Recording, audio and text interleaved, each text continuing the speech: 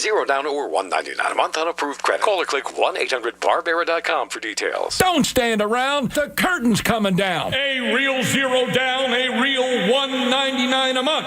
It's Gary Barbera's annual dynamic December discounts. You heard right. 0 money down, $1.99 a month. I am not kidding. When I say 0, I mean 0 down. Not a penny out of pocket. Then $1.99 a month, that's all you pay. The Gary Barbera dynamic December discount way. Gary Barbera's Jeep Cherokees or America's favorite best-built minivan. Your choice. 0 down, $1.99 a month. Hello, 0 down, $1.99 a month. Langhorne, are you listening? South Jersey, I'm talking to you at Gary Barbera's #1 Chrysler Land. At Gary Barbera's #1 Jeep Cheap Land. Real 0 down, real $1.99 a month. Is Barbera the money-saving best?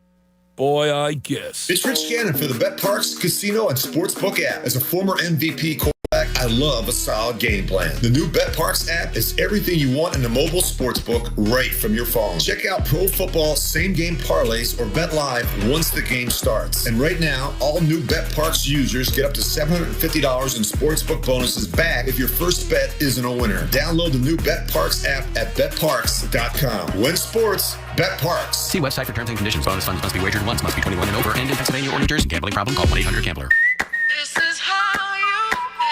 This is Parks. This is how you roll. This is how it goes. This is how you pop. This is how you rock. Take a chance, do a dance, little romance. This is how you. This is how you excite. This is how you all night. 360 hit me. Now we're going all in. I can feel it calling. The crowd, the light, the night, the sights, the vibe is right. Parks, Pennsylvania's #1 casino experience. This is how you win. Must be 21. Gambling problem. 1-800-GAMBLER. Hey, it's Cuz for Golden Nugget Jewelers. You think about getting an engagement ring? Well, if you're ready to pop the question, you got to go see your own at Golden Nugget Jewelers now. Largest selection of certified diamonds and engagement rings. Your perfect ring at Golden Nugget Jewelers. Major financing options, unbeatable prices for name brands like Veragio and Chicori for the settings. Right at the corner of 8th and Chestnut. It's engagement season. Now's the time to get the big ring and get all of your holiday shopping done. Get the present of a lifetime at Golden Nugget Jewelers, where Philly gets engaged.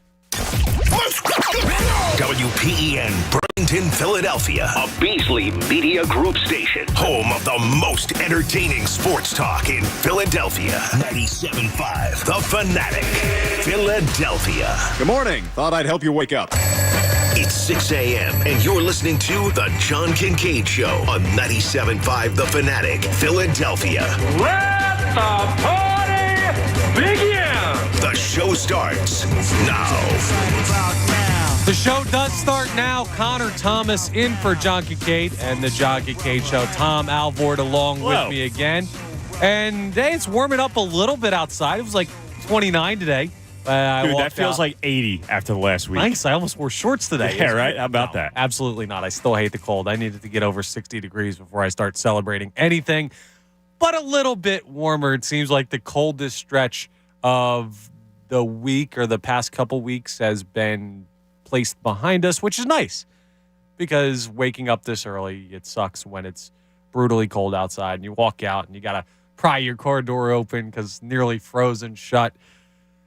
But that is the least of our worries right now in Philadelphia.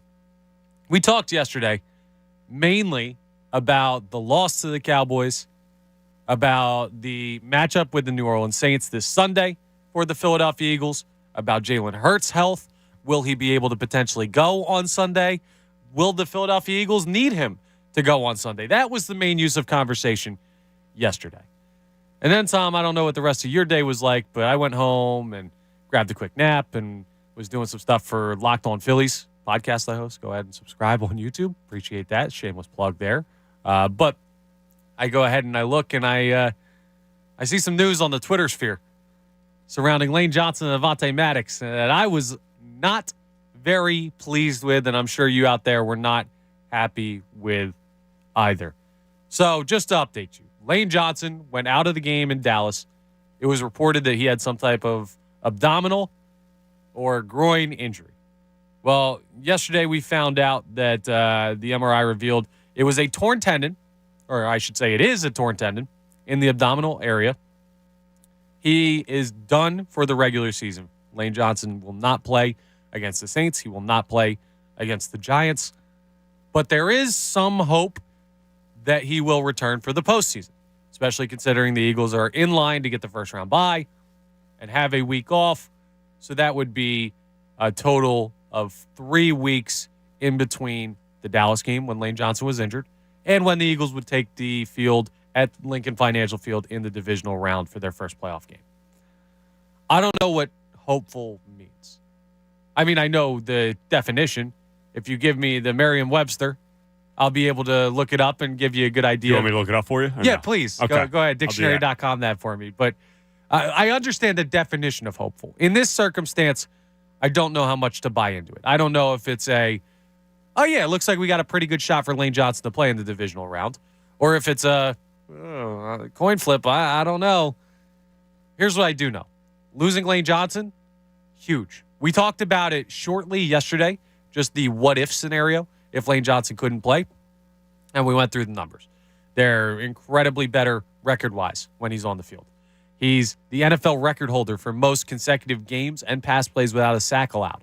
He is one of, and there's the argument to be made, he is the most valuable player to this Philadelphia Eagles offense and maybe even football team, and that's including Jalen Hurts, who still, for my money, is the MVP of the league.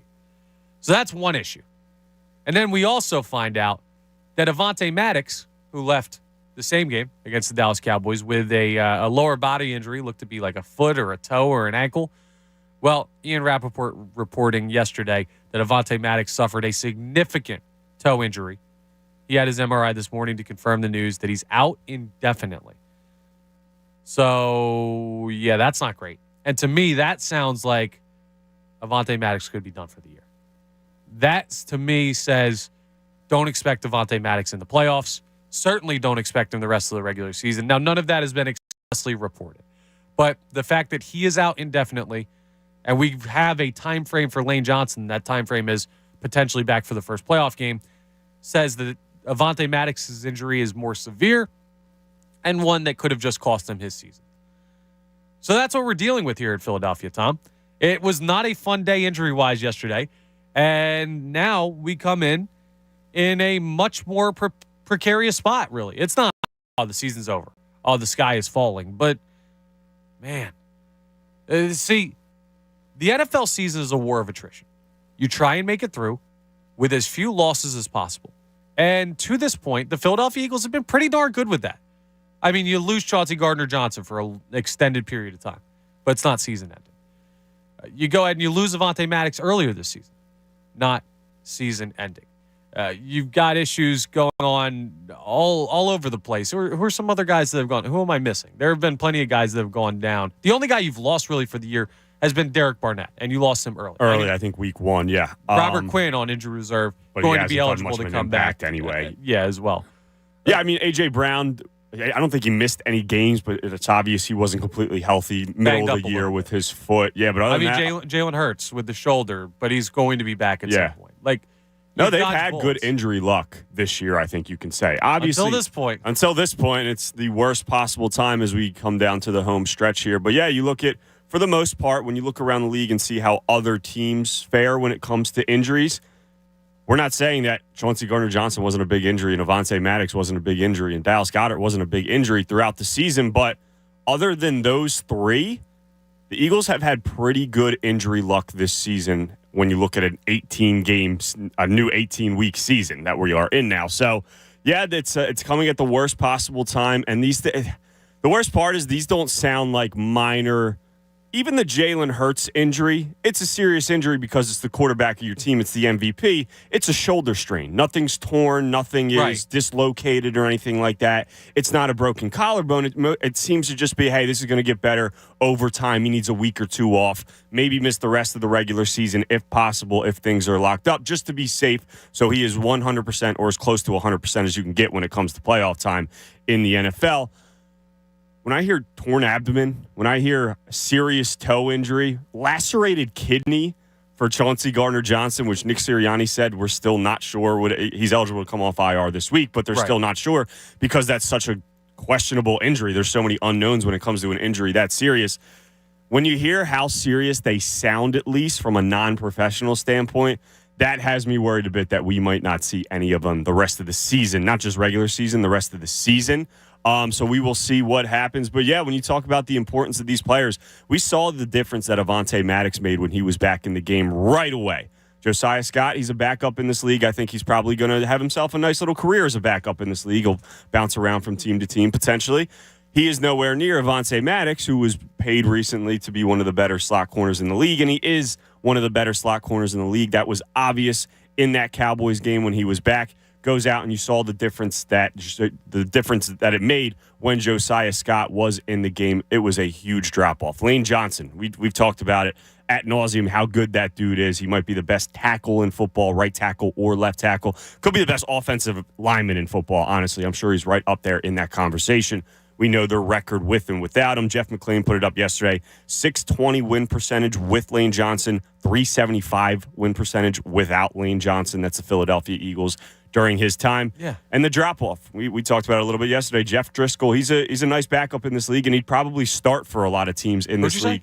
Jeff Driscoll. Jack Driscoll. Jack Driscoll, excuse me. Who's Jeff Driscoll? I mix up Jeff Conklin and Jack Driscoll all the time. I don't know. How is that possible? I don't know why, but I do it all the time. It's terrible. All My right. apologies. Well, no, it's all good. Thank you for pointing Don't apologize to me. Apologize to the 300-pound man that you're saying his name wrong. My apologies. So, yes, we know that Driscoll is a very – now you got me worried about saying it again, man. Just go last name if you're not sure. That's what I was going to do. Now we know Driscoll. I believe he could probably start on a lot of teams in this league, for a lot of teams in this league. When you look at how bad some of the offensive lines are in the National Football League, around the league. But it's a huge drop-off from Lane Johnson, who is a Hall of Fame level player. So, yeah, injuries coming at the worst possible time and injuries in key positions for the Philadelphia Eagles right now. You're absolutely right. Of course, 6 a.m. hour of the John Kincaid Show is brought to you by Bradford White Water Heaters. Bradford White is here for the pro. And hopefully, and we always love Bradford White. I take hot showers year-round. Like, I don't know. Some people are weirdos that do, like, the cold showers. I don't know how people do that. They're nuts. Those people should be jailed. That is what we call pre-crime. That's fair. But, so we're not into – there's never a season where Bradford White isn't important. But we're starting to get a little bit warmer. I'll tell you when it's bad to not have a water heater is when it's this cold outside. So make sure you got everything all squared away with our friends over at Bradford White. The best time to get a new water heater is before you need a new water heater, because you don't want to be like 2 days without. Dude, not to get... Especially when it's 28 degrees outside. Not to get too off track. This is not water heater, but my buddy moved into a new apartment like 3 months ago. So this is his first winter in the place. His heat in his apartment doesn't work. And slowly over the past like 4 days, he's been texting our group chat updates of how cold it is in his place. And is the landlord not fixing it? I don't know if he's talked to somebody. I don't know what's going on. It was negative degrees last week. He started, we were like playing Call of Duty online. We were just talking. He's like, yeah, it's like 66 degrees in here. It's kind of cold, and I don't think my heat is working. And we played for like 2-3 hours. By the time we got off, he's like, yeah, it's down to like 62 degrees. And that was on Friday, I think. Yesterday, he texted us. It's like, yeah, it's down to 51. Dude. Like, bro, what are you doing? Landlord, well, it's not him. The landlord should probably step up and do something. I don't know. Get a heater or something. Or, space heater or He's something. like, yeah, I got to go get a heater. I'm like, I wouldn't have waited that long. Is he just sitting there in, like, winter gloves and a winter hat and a coat in bed? He's been sleeping in, like, a sweatshirt and sweatpants and a hat. Like, bro, get your life together. But yeah, don't let that be you out there. No, certainly not. And don't let it be you with your water going on you, either your hot water. So check out our friends over there at Bradford White. Okay, not to get too sidetracked, but that's minor issues in life. The major issues in life are, of course, these Eagles injuries. And I mean, throughout the show, Tom, we're going to jump in, and you can join us 610-632-0975. Give us your worry level about the Lane Johnson injury, the Avonte Maddox injury, still dealing with the Jalen Hurts injury, Chauncey Gardner-Johnson not back yet. It's starting to pile up for the Eagles. It's not an anomaly. All the teams in the NFL are dealing with things like this, but it's not a good time to start losing guys. And we're also going to get into how this affects everything going forward because, hey, new information changes perspectives. What we talked about yesterday about who's playing when and how you attack the Saints game and how you attack the Giants game and how important this is and how important that is, well, that changes as you get into new information on injuries and some of your top players not being available and seeing just how precarious health is in the NFL, especially this time of year. So we will get into all of that, but it's just not good news. Frankly, it could not come at a worse time, or could it? I don't know. I say that, and I think, well, you don't really need either of these next two games. You could get help and make it through. Yeah, you smile again. Listen, I didn't say anything. I said nothing. You gave me the look. We're on YouTube. You can check us out, 97.5 The Fanatic's YouTube channel. You can see Tom give me the look. I'm not just doing this because I'm crazy. We're just never going to agree on that statement. So. Mathematically, I am correct. Okay. You literally do not have to win one of the next two games. I hope the Eagles have that mindset of just, we don't need to win. We're fine. The Vikings will help us out. Because you need to have the mindset of the Vikings are going to win out. Every other team is going to do what they need to do to make the playoffs. So, yes, they're going to have that mindset. I don't play for the team. Mathematically, yes, they don't have to win these last two games to get into to be the number one seed in the NFC. But there's a chance that they do have to win one of the last two games. So that should be the mindset of the Philadelphia Eagles. They're going to try and win the game. I know that, but the way that you just brush it off. Mathematically, you brought this up, not mathematically, they don't have to. They don't have to. Their scenario is they can get in without winning a single other game. And the reason I bring that up is because that means these injuries aren't coming at the worst possible time. But mathematically, I don't have to hit the dump button today because, there's a chance that people might not curse on air. So mathematically, I might not have to do it. That's not how that works. I've got more shows I've gone not hitting the dump button than hitting the dump button. That's just not a good comparison. That's not how that works. Thank you, Dan. Thank you. I appreciate it. You brought it up. We're moving on. But we are in that zone. The last 2-3 weeks of the season are really the zone of, hey, you can't have major injuries. They start affecting playoffs. It bothers you a little bit less if you have that first round bye, but we are officially into the danger zone where injuries earlier in the season, they kept guys out a month and brought them back. Anything on IR here is potentially season ending from this point forward. Not good. I think it's the worst possible time and it's the best possible time. It's kind of a weird situation they're in. Why don't you explain? It's weird because if these are season-ending injuries, or like full season, not just regular season-ending injuries, it is the worst possible time because you have no time to build a chemistry with your backups, whether it's Josiah Scott to figure out what you want to do at the nickel position, at the safety position, to figure out what you want to do on the offensive line, right tackle, left tackle, if they're just going with Driscoll. So if there's actual season-ending, regular season end playoff, it is the worst possible time because you're going to be sitting guys most likely in Week 18. Then you have a week off. There's going to be a lot of rust. There's going to be potential chemistry issues. So, yeah, but it's also could be a good time for this to happen if they are not season ending because you have legit a full month to get healthy if you're Lane Johnson, if you're Jalen Hurts, even Chauncey Gardner-Johnson. So, yeah, it's kind of somewhere in between. It comes down to how serious these injuries actually are. Yes, and unfortunately yesterday we found out that the two injuries sustained in the Dallas game, Lane Johnson, the torn tendon in his abdominal area, and Avonte Maddox, a significant toe injury. Well, those are both major injuries, and we'll see exactly how that plays out. By the way, Staples stores are a new world of possible with innovative tools for small business and remote workers and learners. Explore more at your local Staples store or staplesconnect.com. Just did some work with some Staples this morning. Not Staples store, but you can get Staples at Staples, obviously. The stapler was out of Staples today, so I did my good holiday season deed, and I refilled Tyrone Johnson's stapler with more Staples. It's the least I could do. You're what a guy you are. Some are calling me a hero. Yeah. No, thank you. That's okay. I don't need the applause. I don't need to bring it up or anything like that. Just know that that's a good deed that I did, and let the record show that I was the one who reloaded the staples. It was a tough task. They're going to write books about you. I mean, if they do, and those books need to be stapled, they will be able to because of the accomplishments of what I did this morning. But no big deal. Shout out our friends over at Staples. Now, let's flip a little bit to the hardwood. Sixers are going to take on the Wizards tonight on the road down there in Washington. Should be a good setup for the team's 9th straight win. I believe they're 4.5-point favorites right now as I look at the lines available when I Google the game. So Sixers favored. The Wizards not that good. I mean, this is a time to continue to stack wins against Eastern Conference opponents. It is 4.5, by the way. It is 4.5? Okay, perfect. Look at that. I mean, I would honestly... See, you're getting into that weird zone, right? There's weird things with me with trends. And I guess someone who's a savvy sports gambler would be able to tell me one way or another. I am not a savvy sports gambler. I look at the lines, I make a general guess, and I go ahead and bet my money, and we see what happens. Close your eyes and hope something good happens. Press some buttons on an app and see where everything goes. But to me, when I see an 8-game win streak, I start thinking, okay, well, eventually they're going to have to run into a loss, even if the line says this should be another Sixers victory. So my mind says, hey, go ahead and take that. Sixers should beat them by 5 or more. But I also have in the back of my mind, hey, they've been on a winning streak, so that always plays with me a little bit when I try and bet. But hey, make your own decisions out there. I would take the Sixers, giving the 4.5, and I wouldn't be overly worried about that because the Wizards, frankly, are not that good of a team, and Joel Embiid is on a tear. I mean, Washington still doesn't have a big man that could compete with Joel Embiid, and I'm not sure that one exists on the face of the planet, but it's a good time for the Philadelphia 76ers to be stacking wins against Eastern Conference opponents. Right now, Celtics are leading the East 24-10. They're on a 2-game winning streak, and they're 3 games up on the Sixers. But the Sixers only 3 games down, and they're down there in 5th place at 20-12. They're trailing the Cavs, the Nets, and the Bucks. The Nets on a 9-game win streak now.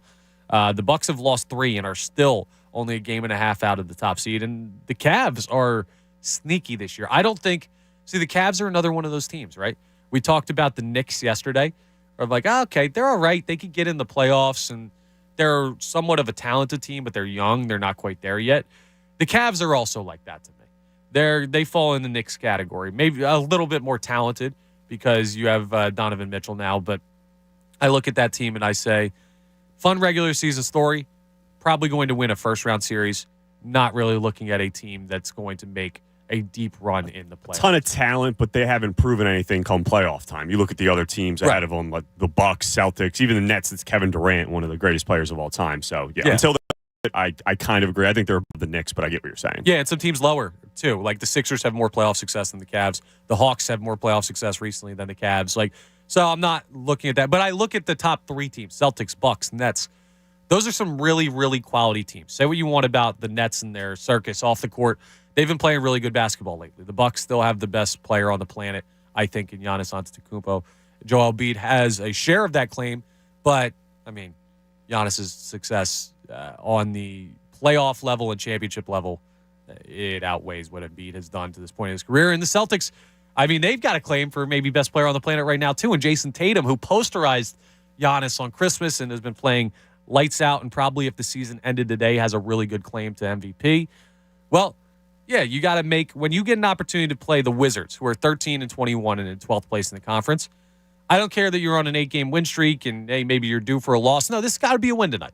And these have to be games where you stack wins against lesser opponents. I get the NBA there, weird one-offs, but this should not be it, especially considering you have a tough team in the New Orleans Pelicans coming up on Friday when you're going to go ahead and play that game as you look forward to a Smoothie King Arena appearance down there in one of the worst named stadiums in the association. Yeah, not great, definitely. But what do you think, Tom? Sixers win tonight over the Wizards? Yeah, I think I always bring this up.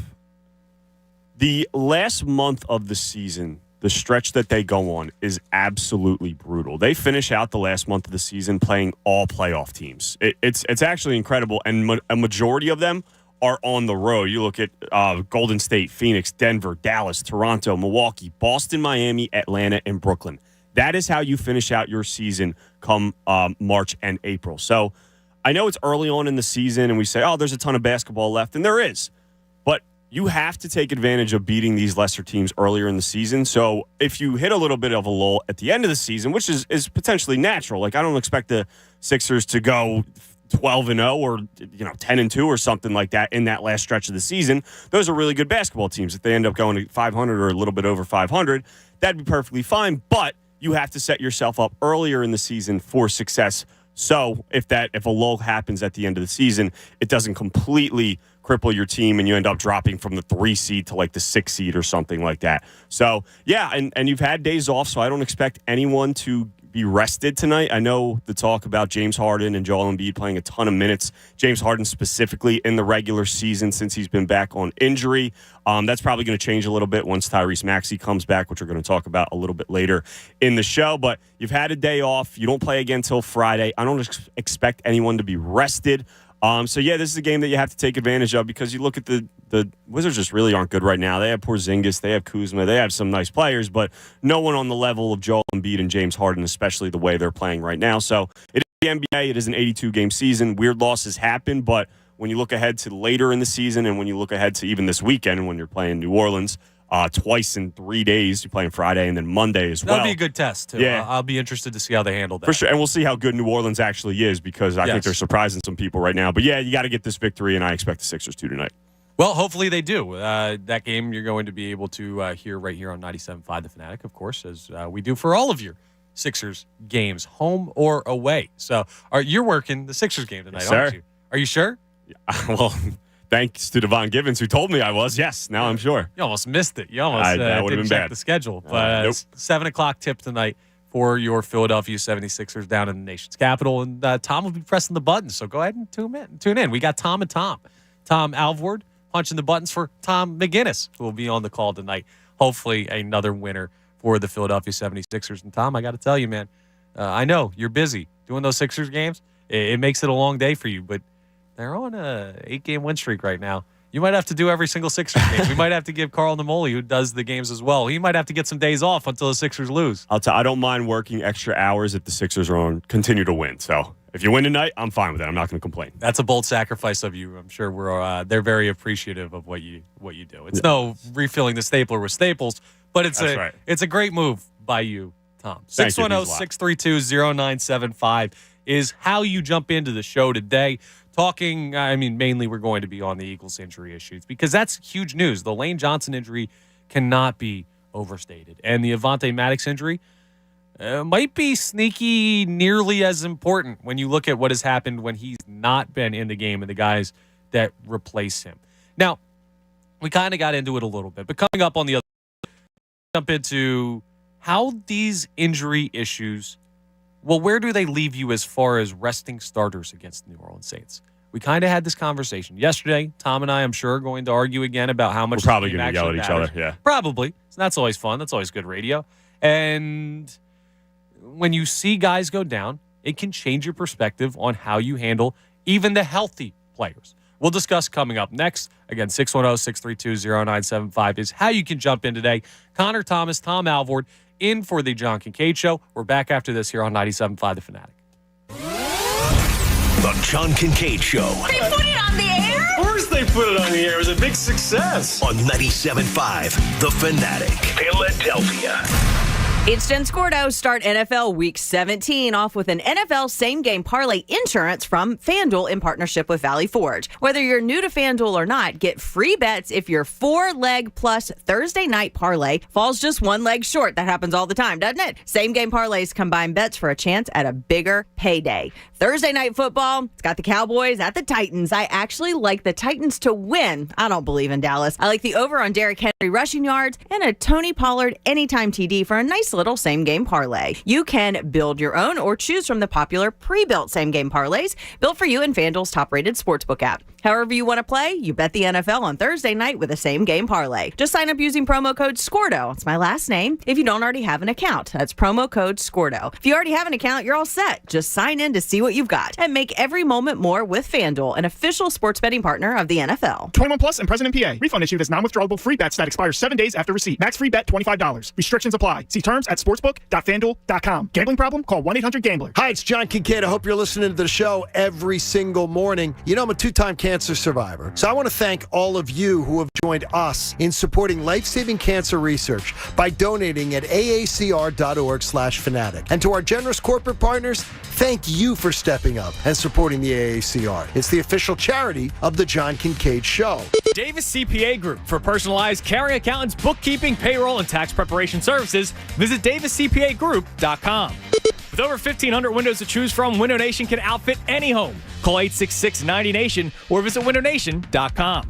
You can always count on H&H Heating and Air Conditioning for total home comfort and fast, friendly, and local HVAC service. Visit delcohvac.com. You know, donations to the American Association for Cancer Research from our listeners and corporate partners add up to big breakthroughs that benefit cancer patients worldwide. Join me. Make a life-saving donation today at aacr.org/fanatic. Cashback is not available on gas in New Jersey and Wisconsin. Susan, I'm sorry I'm late. Traffic is terrible. It sure is. But on top of that, gas prices have been skyrocketing. I can't believe how expensive gas has gotten recently. Prices at the pump are up, but I never pay full price for gas anymore. I just use the free Upside app that pays you cash back for every gallon of gas you buy. Wait a minute. Are you saying you actually get paid cash when you buy gas with the Upside app? Yes, I get real cash back every time I buy gas. And does that actually add up to anything? I've made around $200. Wow, that's serious extra cash. I'm downloading the free Upside app now. Download the free Upside app to earn real cash back every time you buy gas. Use promo code TRAVEL for an extra 25 cents per gallon cash back on your first fill-up. You can cash out anytime right to your bank account, to PayPal, or an e-gift card for Amazon and other brands. Just download the free Upside app and use promo code TRAVEL for a 25 cents per gallon bonus on your first tank. That's code TRAVEL for 25 cents per gallon cash back on your first fill-up. The first Call of Duty League Major is finally upon us. Running from December 15th through the 18th, the top 12 teams in the league will be meeting in Raleigh, North Carolina to decide who's the best team in the beginning of the season. Amateur teams who have climbed through the Challengers Division will have a chance to meet the top teams in the playoffs of the Major. Not only that, but the Call of Duty Mobile Championship is happening live for the first time as well. You won't want to miss the action. The latest esports and gaming news. Find it online at checkpointxp.com. Do you owe the IRS $10,000 or more in back taxes? Are you being audited or investigated? Has the IRS sent you a letter demanding payment? You may not owe what they claim. Make this free call to the tax doctor now. Let them negotiate with the IRS on your behalf. Call 800-631-9123. 800-631-9123. That's 800-631-9123. This is Staples. So rumor has it that Staples has everything I need to ship. Mm-hmm. We have all the shipping supplies and services you need. Boxes? Yep. Mailers? Yeah, and we have UPS here in store. Huh. What will Staples think of next? Right? No, seriously, I'm asking, what will they think of next? Staples is your one-stop shipping destination. Now get 50% off shipping boxes, mailers, or tubes when you buy 5 of the same item in-store or online with 1-hour pickup. Staples, the best-kept secret in shipping. Ends 12/31. Exclusions apply. Visit staplesconnect.com/shipping for details. Is a Nissan on your list? If not, it should be. And you'll love Peruzzi Nissan with an incredible selection of all your favorite models and new vehicles arriving daily. You'll find exactly what you need. Looking for great prices? They got specials available on new and certified pre-owned vehicles during the Nissan Thrill of the Drive event. Don't miss year-end savings going on right now at Peruzzi Nissan. And the Peruzzis want to wish happy holidays from Bob, Fred, and the whole Peruzzi family to your family. As they say, our business is you. Fanatic fan favorites. Is a Nissan on your list? If not, it should be during the Nissan Thrill of the Drive event. Don't miss year-end savings going on right now at Peruzzi Nissan. And the Peruzzis want to wish happy holidays from Bob, Fred, and the whole Peruzzi family to your family. As they say, our business is you. Fanatic fan favorites on 97.5 The Fanatic. Listen to 97.5 The Fanatic everywhere. On Alexa at 975thefanatic.com, the Fanatic app, and now on Odyssey. Now, back to the John Kincaid Show on 97.5 The Fanatic, Philadelphia.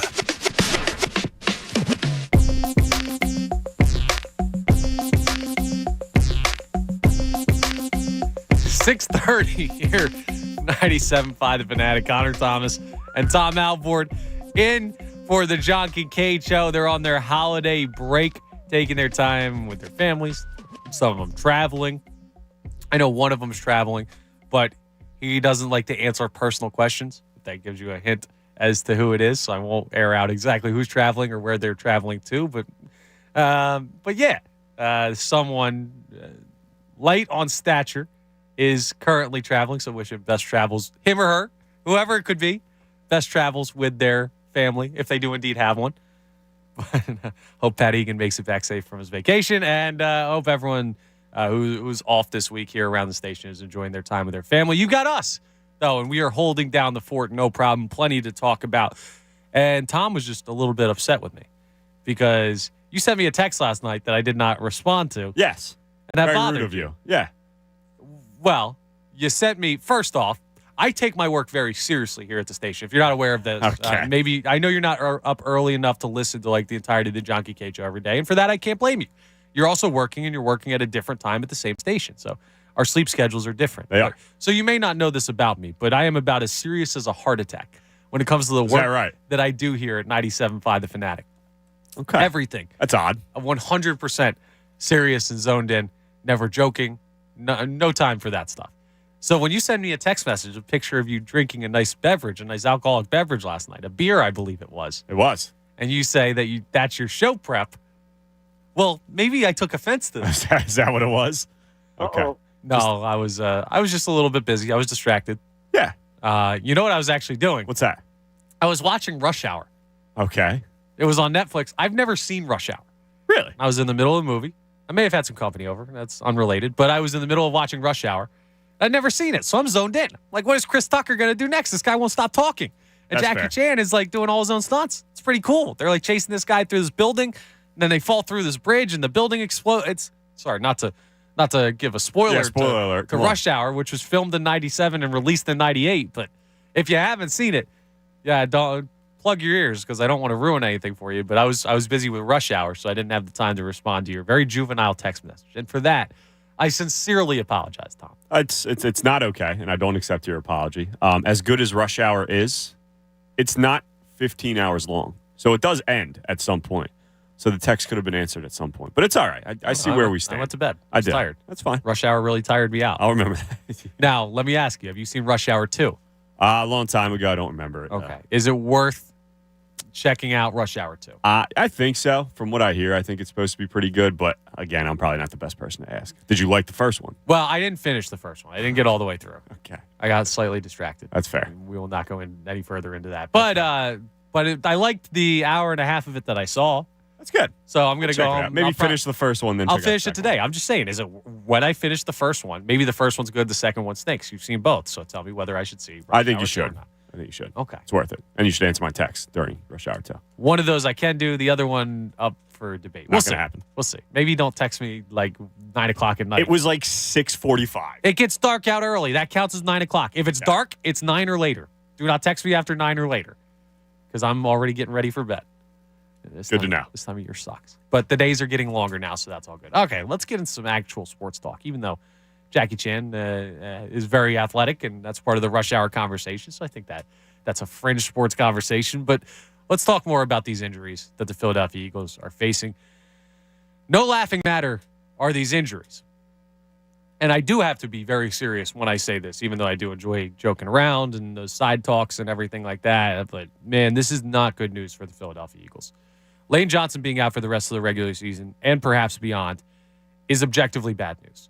That's the biggest injury that the Philadelphia Eagles have had this year, including Jalen Hurts' shoulder sprain, considering the severity of each of those injuries and how they impact the season comparatively. Yeah, this Lane Johnson injury is the worst one they've had. And the Avonte Maddox one is not exactly good news either. They don't have a lot of depth when it comes to the slot corner position. I get he missed time earlier this year, and they were fine, but... Cornerbacks in general, honestly. Yeah. I believe so. You got 3 guys. Yeah. And when one of those guys go down, you're playing a guy that should not be playing as a starter at the NFL level. Now, can you make up for that? Absolutely. Can you win in spite of that? Well, the 2017 team would tell you 100% you can. I mean, the 2017 team had the biggest injury in the history of the franchise, and they won in spite of it. So, hey, that's all right. And I guess some people would debate that the Randall injury in the year where the Eagles were supposed to be dominant was probably a one on that stratosphere as well, but it was earlier on in the season. Regardless, one of the biggest injuries. Exactly. Yeah. And the Eagles haven't hit that yet. So it's not like season over, woe is us, they're dead in the water now. They're still very much going to be competitive with or without Lane Johnson and with or without Avonte Maddox, but the road gets tougher. And this leaves you with an interesting question, an interesting philosophical question when it comes to this Sunday's game, I guess Sunday potentially against the Giants in 2 weeks, and how you handle the healthy players. We know how you've got to handle the injured players. They can't play. Lane Johnson unavailable. Avonte Maddox unavailable. Chauncey Gardner-Johnson eligible to come off of injured reserve. I'd be surprised if you saw him Sunday against the New Orleans Saints, even though it is a bit of a revenge game for him, them letting him out of the building via trade And then him going on to lead the league in interception so far this year, even after missing a month. I'd be surprised if Chauncey Gardner-Johnson is active for this game. And part of the reason is what I'm going to ask you, Tom. Does this affect how you handle the healthy starters for Sunday? Does this make you more cautious about who you're playing and how long you're playing them in a game that even not at full strength you should be able to handle? Because now I'm looking at it like, if I can get through this game without playing some people, I might take that chance.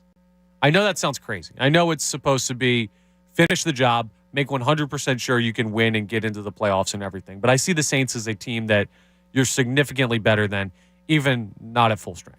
I see the Saints potentially as a team you could beat with your backups in. Maybe that's disrespectful to the Saints, even though they're not that good of a team this year. They have compiled, 6 wins? Are they a 6-win team? No.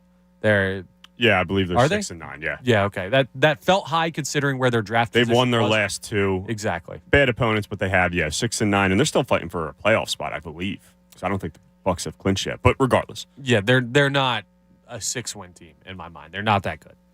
Where I said in the past, like the Chicago Bears, when the Eagles went into that game 2 weeks ago, I said, hey, they're better than their 3-win record says. The Saints are a team that are worse than their 6-win record says. So is there a part of you that thinks about resting guys? I know where you stand about how much the game matters, but you look at it and you say, hey, we can ill afford to lose anybody else. We're not decimated by injuries, but we are trending in that direction with the stuff popping up the last couple weeks. And maybe if we can get away with only playing starters a half, maybe if we could get away with, hey, this guy's a little bit banged up, let's go with the backup and hope we can overcome that. I'm not saying rest everybody and treat it like a game that you don't need, but is there any part of you, Tom, that's ready to sit down some healthy players that you don't think you'll need against the Saints to make sure you're avoiding more major injuries? When you phrase it like that, to sit down healthy players, no, there's no part of me that wants to do that, truly. Now, if a situation comes up where, obviously, if you're a head big, like we saw a couple weeks ago, what was it, Tennessee, and then the Giants, where you're up big in the third quarter or something like that, then, yeah, you obviously get starters out as soon as possible and just hope that your backups can pull it out for you. If an injury happens, and if it's a potentially minor injury, just like someone gets banged up, twists an ankle, bangs a knee, whatever it is, I'm fine with being precautionary to not risk further injury or anything like that if it happens in game. But when it comes to resting healthy starters, I just can't do it. And I know that we have a difference of opinion on how important the game is. Until the 1 seed is locked up, you have to treat every game like it's the last game of the season because there's still work to be done. We especially know how crucial getting the 1 seed is now. Now that we have these injuries, we have all season, obviously, but with there only being teams that get one bye, the 1 seed is the only team that gets a bye. It started last season. With the injuries that we have, to Jalen Hurts, to Levante Maddox, to Lane Johnson, you need that 1 seed right now. When we were healthy and there wasn't many injuries other than Goddard, but he was coming back, and Chauncey Gardner-Johnson, who we thought would be back before the end of the regular season and still has a chance to, maybe the 1 seed doesn't matter that much then because everybody's healthy and you're going and you're playing really good football, the best football in the regular season in the NFL out of every single team. Now that the injuries are starting to compile, and injuries at key positions, and injuries that are going to need more than just like a week to get healthy and a week for a chance for these guys to play, that 1 seed is absolutely critical. So when it comes to resting healthy starters, I just can't do it, man, because you need this 1 seed now more than you have the entire season, more than ever at this point. Okay, so you have the tiebreaker over the Vikings if you finish even with them. They're 1 game behind. They're 1 game back right now, but if you finish even, you have the tiebreaker. With the Dallas Cowboys, I'm not sure whether or not you do, especially considering the head-to-head loss right there. I believe... Yeah, I forget what the tiebreaker is at that point. I believe if you fall to the Giants in the final week, you would not have Would it be division? I think it's divisional record, probably. Right. I'll double-check. In the division, Dallas is 4-1. The Eagles are 3-2. Yeah, and Dallas has, one more divisional game against the Commanders in the final week of the season. So if Dallas wins out, the Eagles lose out, Dallas would win the NFC East, and they would have the tiebreaker over the Eagles. The 49ers, I believe, could also hold the tiebreaker if they win out and the Eagles lose out. But that one gets a little bit more murky. Bottom line is, let's look at these schedules real quick, because this will give you a general idea of how critical this game is. The Philadelphia Eagles currently 13 wins. 49ers have 11. Dallas Cowboys have 11. The Vikings have 12. The Vikings are the only team that could outright finish above you in record if they win out and you lose out. So let's start with Minnesota. Their final 2 games, both on the road. This weekend, 4:25 game in Green Bay. Who has a chance to get to the playoffs now, Green Bay, so they're playing for something. With Aaron Rodgers, 4:25 game. Not a 1 o'clock Kirk Cousins game. They could certainly lose that game. And then they go ahead in a game whose time is to be determined. Sunday, January 8th, they go to Chicago. They finish 2 games on the road in division in bad weather. Welcome to the NFC North when you're not playing in Detroit or Minnesota. And those are 2 sneaky teams. Now, they are 2-0 against those teams this season. I will say that. Earlier in the year, very different teams, obviously. They are 2-0. But you're right, not necessarily the easiest games, but winnable games for the Minnesota Vikings. I don't think they're nearly as good as their certainly winnable. I don't think they're nearly as good as their record shows, and we know that by the point differential. But obviously the Vikings want to get that one as well, so they're going to be going all out. They're going to be playing their starters and not resting anybody like that. So, yeah, tough games, but definitely winnable games for the Minnesota Vikings. They play with fire too much for me. If you're making me put cold hard American cash on it, the Vikings lose one of those 2 games. I'd probably agree, but there's a chance that they don't also. I'm betting. If I'm betting, I'm saying they lose one of those games. So Minnesota out of the equation. Not worried about the Vikings. Okay. I'm making my call now. This is how I view it. They're going to lose one of those 2 games. That is not how Nick Sirianni is viewing it. I'm not Nick Sirianni. I'm a guy on the radio. I'm very aware. And for the sake of this segment, they lose one of those 2 games. Fair. Dallas Cowboys final 2 games. They have to go into Tennessee to play the Titans. Then they go to Washington to play the Commanders. They're not losing to the Titans. They're just not. Now, The Titans Malik are a Willis, the broken quarterback, team. yeah. 5 straight losses, I believe. The Commanders is an interesting one. Still fighting for playoff spots, for a playoff spot, I believe. Yeah, that would be a win and in game for the Washington Commanders in the final week of the season. I don't think they're good enough, especially if they're still trying to figure out if they want to play Carson Wentz or Taylor Heineke or what they want to do down there. Dallas has a much better chance to win out than the Minnesota Vikings. And Dallas will have the tiebreaker over you because of their record if they beat the Washington Commanders. So that says, okay, well, now this game against the Saints or the game against the Giants you need. The 49ers finish on the road in Las Vegas against the Raiders, who are a dumpster fire. And then they finish at home against the Arizona Cardinals, who don't have a quarterback. So they're also in win-out territory. If I had to bet, Minnesota loses 1 of 2. Dallas wins both. The 49ers win both. The Philadelphia Eagles are in trouble with the top seed if they do not win one of these last 2 games. The point of that exercise, as much as I say, the Saints, this game doesn't mathematically matter because it technically doesn't, you need to win. There is no, backing in. I do not see a back-in scenario to the 1 seed and the NFC East title for the Philadelphia Eagles. I mean, they could win the NFC East because Dallas could be the team that falters, but the 49ers could still figure something out. Like the Vikings could still figure something. This is too precarious of a situation. I've said precarious a bunch, but that's really where the Eagles sit right now. It feels like they're balancing. They're teetering, and they don't have a long way to fall. They'll still make the playoffs. They've already clinched, but the road gets tougher.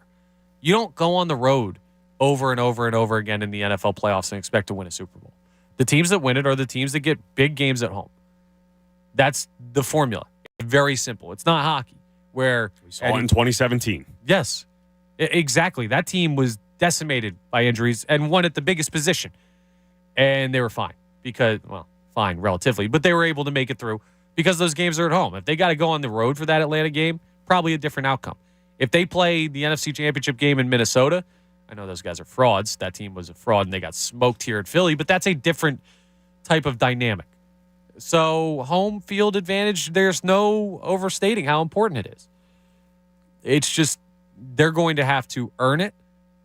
My only argument, Tom, is that the Saints game is not the one that you have to earn it in. You have the opportunity of 2 shots, and really you had 3 because you can count this last game against Dallas, which they squandered an opportunity with some late turnovers, but you have 2 shots to lock up the 1 seed, and you're probably, the chances are saying, looking at the schedule, you're going to have to do it yourself.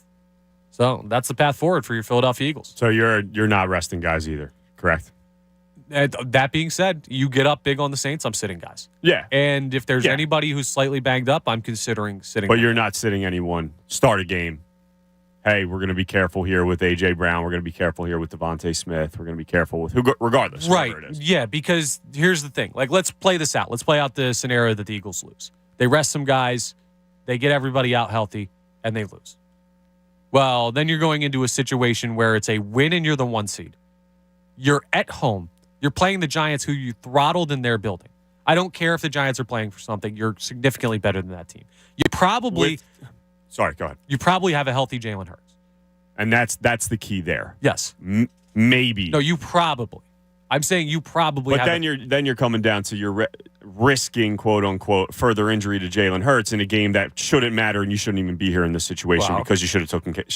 They might play him this week and risk further injury to Jalen Hurts. So I'd rather them be careful and push that, like, pass the buck a little bit, push it further down the road, and say, hey, we'll make that call on Jalen Hurts' health in another week if we even have to.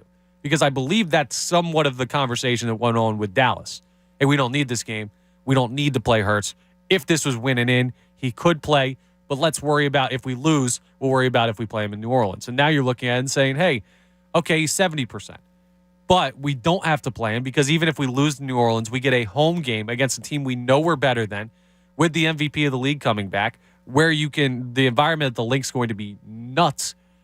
If that is indeed a win for the 1 seed divisional matchup against the Giants, cool, push it further down. And if we beat the Saints, then we don't have to worry about it. If we lose to the Saints, well, then we can take our one shot. We're good enough that we can only leave ourselves one shot and do it. So that's what I'm looking at as far as the scenario.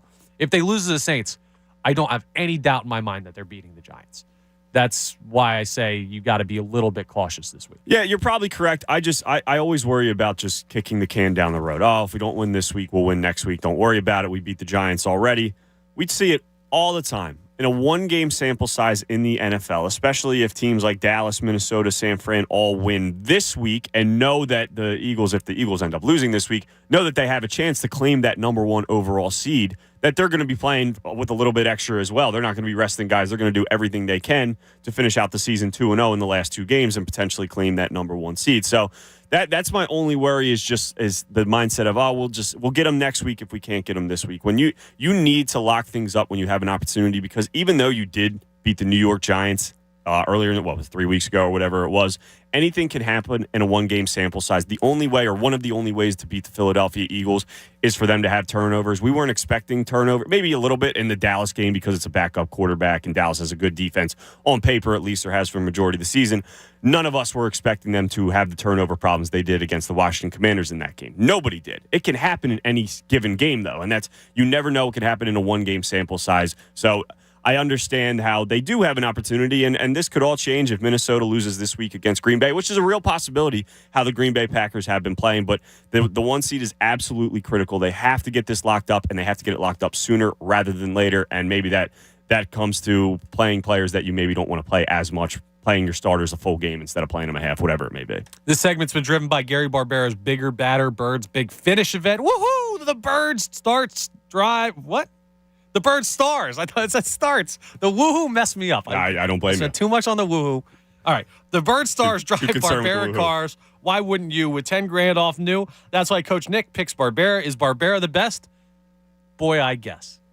Or I put a little more. Not as much emphasis on that. I know, because I messed up the woohoo. I had to make the 3-foot putt. That's the thing. Sometimes you just, you have an opportunity ahead of you, and you got to make sure that you take every opportunity to take advantage of that, which is what we were just talking about with the Philadelphia Eagles.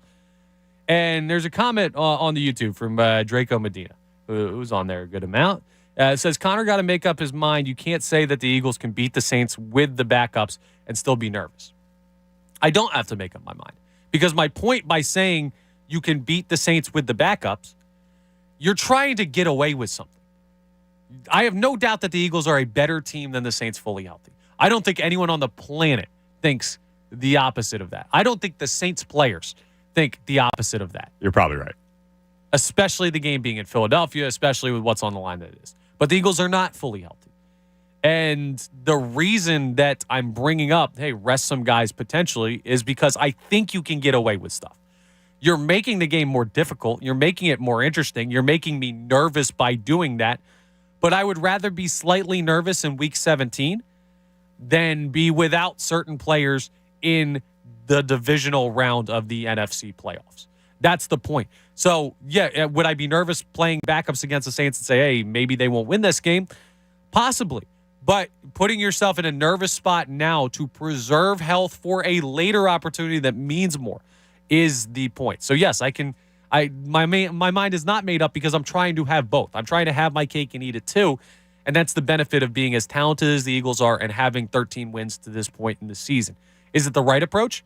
Maybe not. And that's why we're having the conversation. And if you agree or disagree, either way, you can jump in 610-632-0975. Would love to hear your thoughts on that. But that's my point, is we have the opportunity because of how good the team is, how bad their opponent has seemed at points this year in the New Orleans Saints, and how many wins this team already has to say, hey, we might be able to take a chance on this one and rest some guys and try and play it cautiously. But if they do so, that makes it a tougher game, which in turn, I think fairly so, makes me a little bit more nervous for that specific matchup. So that's basically what I'm getting into there when it comes to how to handle the Saints game, and a lot of differing opinions on that.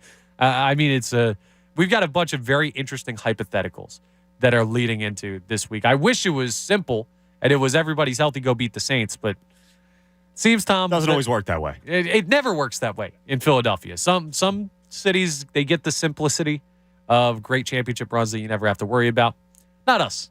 Not here. We got to go the hard way. We got to take the scenic route, but that's okay. When it pays off, it makes it that much sweeter when you do. And maybe this will be another year where it pays off. Now, injuries, they're not just stuck to the NFL. No, they're not restricted to the gridiron. They happen on the hard court. And the Philadelphia 76ers have had their share of injury issues early in the season. They're not to the point where the Eagles are in the percentage of season completed. But we got some news yesterday that it sounds like a huge addition to the Philadelphia 76ers is coming this week. And as early as Friday, well, you could see a big piece of the puzzle that has not played for a while. What is Tyrese Maxey's availability, and how will it affect the team when he does inevitably rejoin them at some point, possibly as early as Friday? We'll discuss coming up next. Connor Thomas, Tom Alvord, in for the John Kincaid Show here on 97.5 The Fanatic. The John Kincaid Show. I know that most people find his calm leadership to be a gentle, soothing beacon at a time of great social chaos. On 97.5 The Fanatic, Philadelphia. Hey, it's Coach, and we are down to the final two games of the regular season for the Birds, and a new year is upon us. So why don't we say let's start making some cash on some of the games, and we can do that by using my favorite app, the Caesars Sportsbook app. If you're a new user to the app, just download the Caesars Sportsbook app right on your phone there. Use the promo code RADIOFULL. Then go ahead and make that first bet. The Birds are still sitting at plus 500 to win the Super Bowl. They're tied with Kansas City now. Plus, there are super odds boosts for all the games. They got parlays, even live casino games, and a ton more on the app. And here's the great thing. If you make that first bet and you don't win, you're going to get your money back as a free bet up to $1,250. Plus, betting with Caesar is going to earn you towards some awesome rewards like dinners and tickets, shows, and a lot more. But you have to remember, use the promo code RADIOFULL. Caesar Sportsbook open to new users in New Jersey who are 21 and over. If qualifying bet loses, bet amount returned as a credit. Must use within 14 days. See Caesars.com/promo for full terms. If you have a gambling problem, please call 1-800-GAMBLER. Hey guys, are you struggling with erectile dysfunction and sick of the pills? There's a major medical advancement that has helped thousands of men and is now available in Philadelphia. Oak Hills Medical Clinic uses WAVE technology, backed by 50 clinical studies, including from Cambridge University. It's been shown to increase blood flow by repairing blood vessels. No pills and no side effects. If you're ready to put a stop to your ED, call now to schedule a completely free and confidential assessment. You will receive a free blood flow ultrasound and get something unique that produces powerful results in the bedroom in just minutes. This unprecedented offer is worth $600, but is free to those that call in the next 2 minutes. 215-302-9999. That's 215-302-9999. Guys, put a stop to your erectile dysfunction and get your love life back. Call Oak Hills Medical Clinic of Philadelphia now to schedule your completely confidential appointment. 215-302-9999. Ad paid for by Anthem Tax Services. $80 billion approved for the IRS to beef up their efforts to pursue those that owe. Are you tired of the IRS letters, levies, liens, or wage garnishments? If you owe over $10,000 in back taxes to the IRS, you need Anthem Tax Services. 30-plus years of experienced, top-rated tax professionals with over $500 million in represented tax liabilities and licensed in all 50 states. We are A-plus rated on the BB and #1 choice on Money.com. Due to the financial hardships in the country, the IRS is making it easier than ever to settle your tax. Anthem Tax Services will find the program that is right for you, like the Fresh Start initiative that can drastically reduce your tax debt. We can help settle delinquent tax problems, end all collections, and may even reduce back taxes by up to 99%. Call Anthem Tax Services at 800-217-5312 for a free no-obligation tax analysis, personal or business. Stop your tax problems from getting worse. Call Anthem Tax today, 800-217-5312, 800-217-5312, or anthemtaxservices.com. Whether you're standing at a counter, parked at a desk, or sitting behind the wheel, not moving isn't good for you. It's John Kincaid from my friends at Stretch Zone. They're the pioneers in practitioner-assisted stretching. Look, my whole body, it tightens up sitting around in the studio for hours at a time, and it was affecting my home life and my golf game. So I started going to Stretch Zone. It increased my range of motion, improved my flexibility and performance, so I can swing the sticks better than ever. And whether you're an athlete, you're living an active lifestyle, or you just want to enjoy life without aches and pains, Stretch Zone can help. They've got certified staff that uses a patented strap system to position, stabilize, and isolate your muscles to help you move better, relieve stiffness and soreness, and improve your circulation. And you can try Stretch Zone when you visit StretchZone.com and book a free 30-minute stretch session. Yes, free, at one of their 10 Delaware Valley locations. They're open 7 days a week to fit your schedule, and you've got nothing to lose and plenty of flexibility to gain. Schedule it today. Your free consultation at StretchZone.com. You're going to thank me, and your body is going to thank you. It's Rich Gannon for the BetParx Casino and Sportsbook app. As a former MVP quarterback, I love a solid game plan. The new BetParx app is everything you want in a mobile sportsbook right from your phone. Check out pro football same-game parlays or bet live once the game starts. And right now, all new BetParx users get up to $750 in sportsbook bonuses back if your first bet isn't a winner. Download the new BetParx app at betparx.com. Win sports, BetParx. See website for terms and conditions. Bonus funds must be wagered once, must be 21 and over, and in Pennsylvania or New Jersey. Gambling problem? Call 1-800-GAMBLER. During the holiday season, the New Jersey Transit Police Department reminds you that we must all work together to keep our transit system safe. Your attention is our most valuable asset. If you ride the train or bus, live or work near a station, be alert and aware of your surroundings. If something doesn't feel right, it probably isn't. Report suspicious activity to 1-888-TIPS-NJT or text your report to NJTPD. New Jersey Transit urges you to help us keep our transit system safe. Report suspicious activity to 1-888-TIPS-NJT or text your report to NJTPD. This is Staples. So rumor has it that Staples has everything I need to ship. Mm-hmm. We have all the shipping supplies and services you need. Boxes? Yep. Mailers? Yeah, and we have UPS here in store. Huh. What will Staples think of next? Right?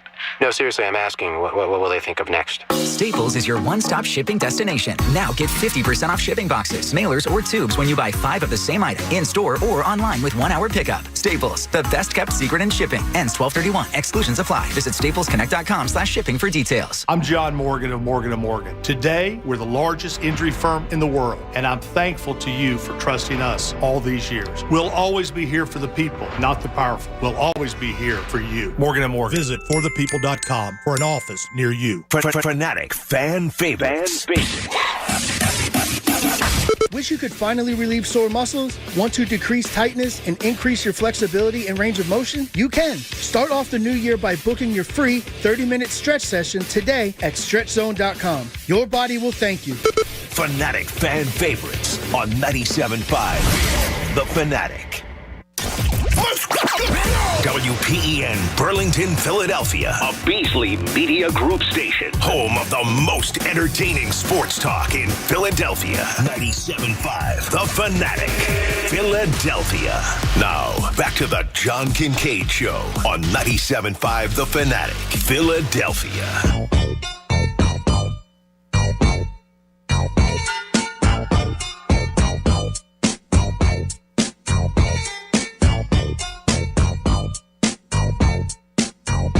A little Shady bumping.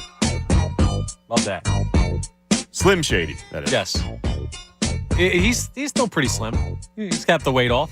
You know, some people, you start him as Slim Shady, and then they turn into slightly out of shape Shady, and then by the time you're the age that Eminem is now, you're not so Slim Shady anymore. But he's always been like a tinier guy, right? He's like 5'6", isn't he? Is he that short? I think he's pretty darn short. He's like 5'6", 5'7", I want to say. Well, you're 5'6", right? No, I'm not. No? I'm 5'11", 6 foot on dating apps. Get it correct. Okay. My bad. But no, I think he's like, he's seen 5'8", it says. 5'8", okay. So if he's listed at 5'8", he's probably 5'7", because you always got to drop an inch. So could you imagine like being intimidated by a guy? Like he comes in and you're like, oh, it's Eminem. And then you just like, where is he? Oh, you got to look down. It's all the way down there. What's up, little buddy? Wouldn't do it for me. Yeah. That's pretty funny to consider that one of the more intimidating rappers like that, or one of the like crazier, outlandish guys that have been in the rap game is like tiny like that. But I guess like there's Lil a lot Wayne's of 5'5". Yeah, I was gonna say I was literally just gonna bring up Lil Wayne's tiny too because he was right at 5'5". Doesn't matter. You got bars, you're all good, man. You're good to go. But yeah, a little Slim Shady to bump back. So we got a donut update. If you didn't catch yesterday's show, so Tom on Sunday was in here on Christmas running the board for the Sixers game, helping out, producing for Tom McGinnis' call of the Sixers win over the New York Knicks, a nice victory. And you were in here, not we, but you had a couple people in here. I believe Haley was in here as well. Haley and Devon, yep. And Devon was in studio. Yes. Oh, okay, cool. Yeah. Because Devon does the pregame show, but sometimes he does it from the center. Not New York, remote. Yeah. Oh, yeah, true. It was a Madison Square Garden. You didn't want to go up to the garden? Nah, he wasn't feeling it. Makes perfect sense. But anyway, you got donuts for the people who were here. I did. Which was nice of you. That's a great move. Thank you. Just going ahead and splurging on some donuts to sit out there. And they were still sitting there yesterday. And I was like, oh, okay, well, day-old donuts will be fine. We had a conversation on air. How long would I wait until I wouldn't eat the donuts anymore? And I said Thursday. I said, you know what? In fact, as long as there's donuts sitting out there from what you purchased on Sunday, I will have one every day at 7 a.m. until Thursday or until the donuts run out. 6:55 a.m., by the way. Well, generally 7 a.m. I can't eat on the air. We talked about this yesterday because Coach Camille hates it. I enjoy this job, so I'd prefer not to have Coach Camille annoyed at me for crushing a donut live on air. That's fair. But we got some bad news. We're officially out of donuts. So this segment will not continue any further past today. But I did eat a glazed donut that tasted more like a bagel than a donut. Okay. Gross.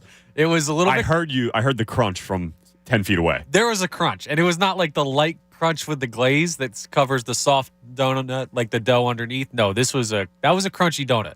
But I'll tell you what, I absolutely had 2 more days. If I had had that same donut after 2 more days of it sitting there, I would have been able to put that donut down. I wouldn't have touched it. I could feel in the crunch. I was like, okay, there's about 48 hours left of this being an edible donut.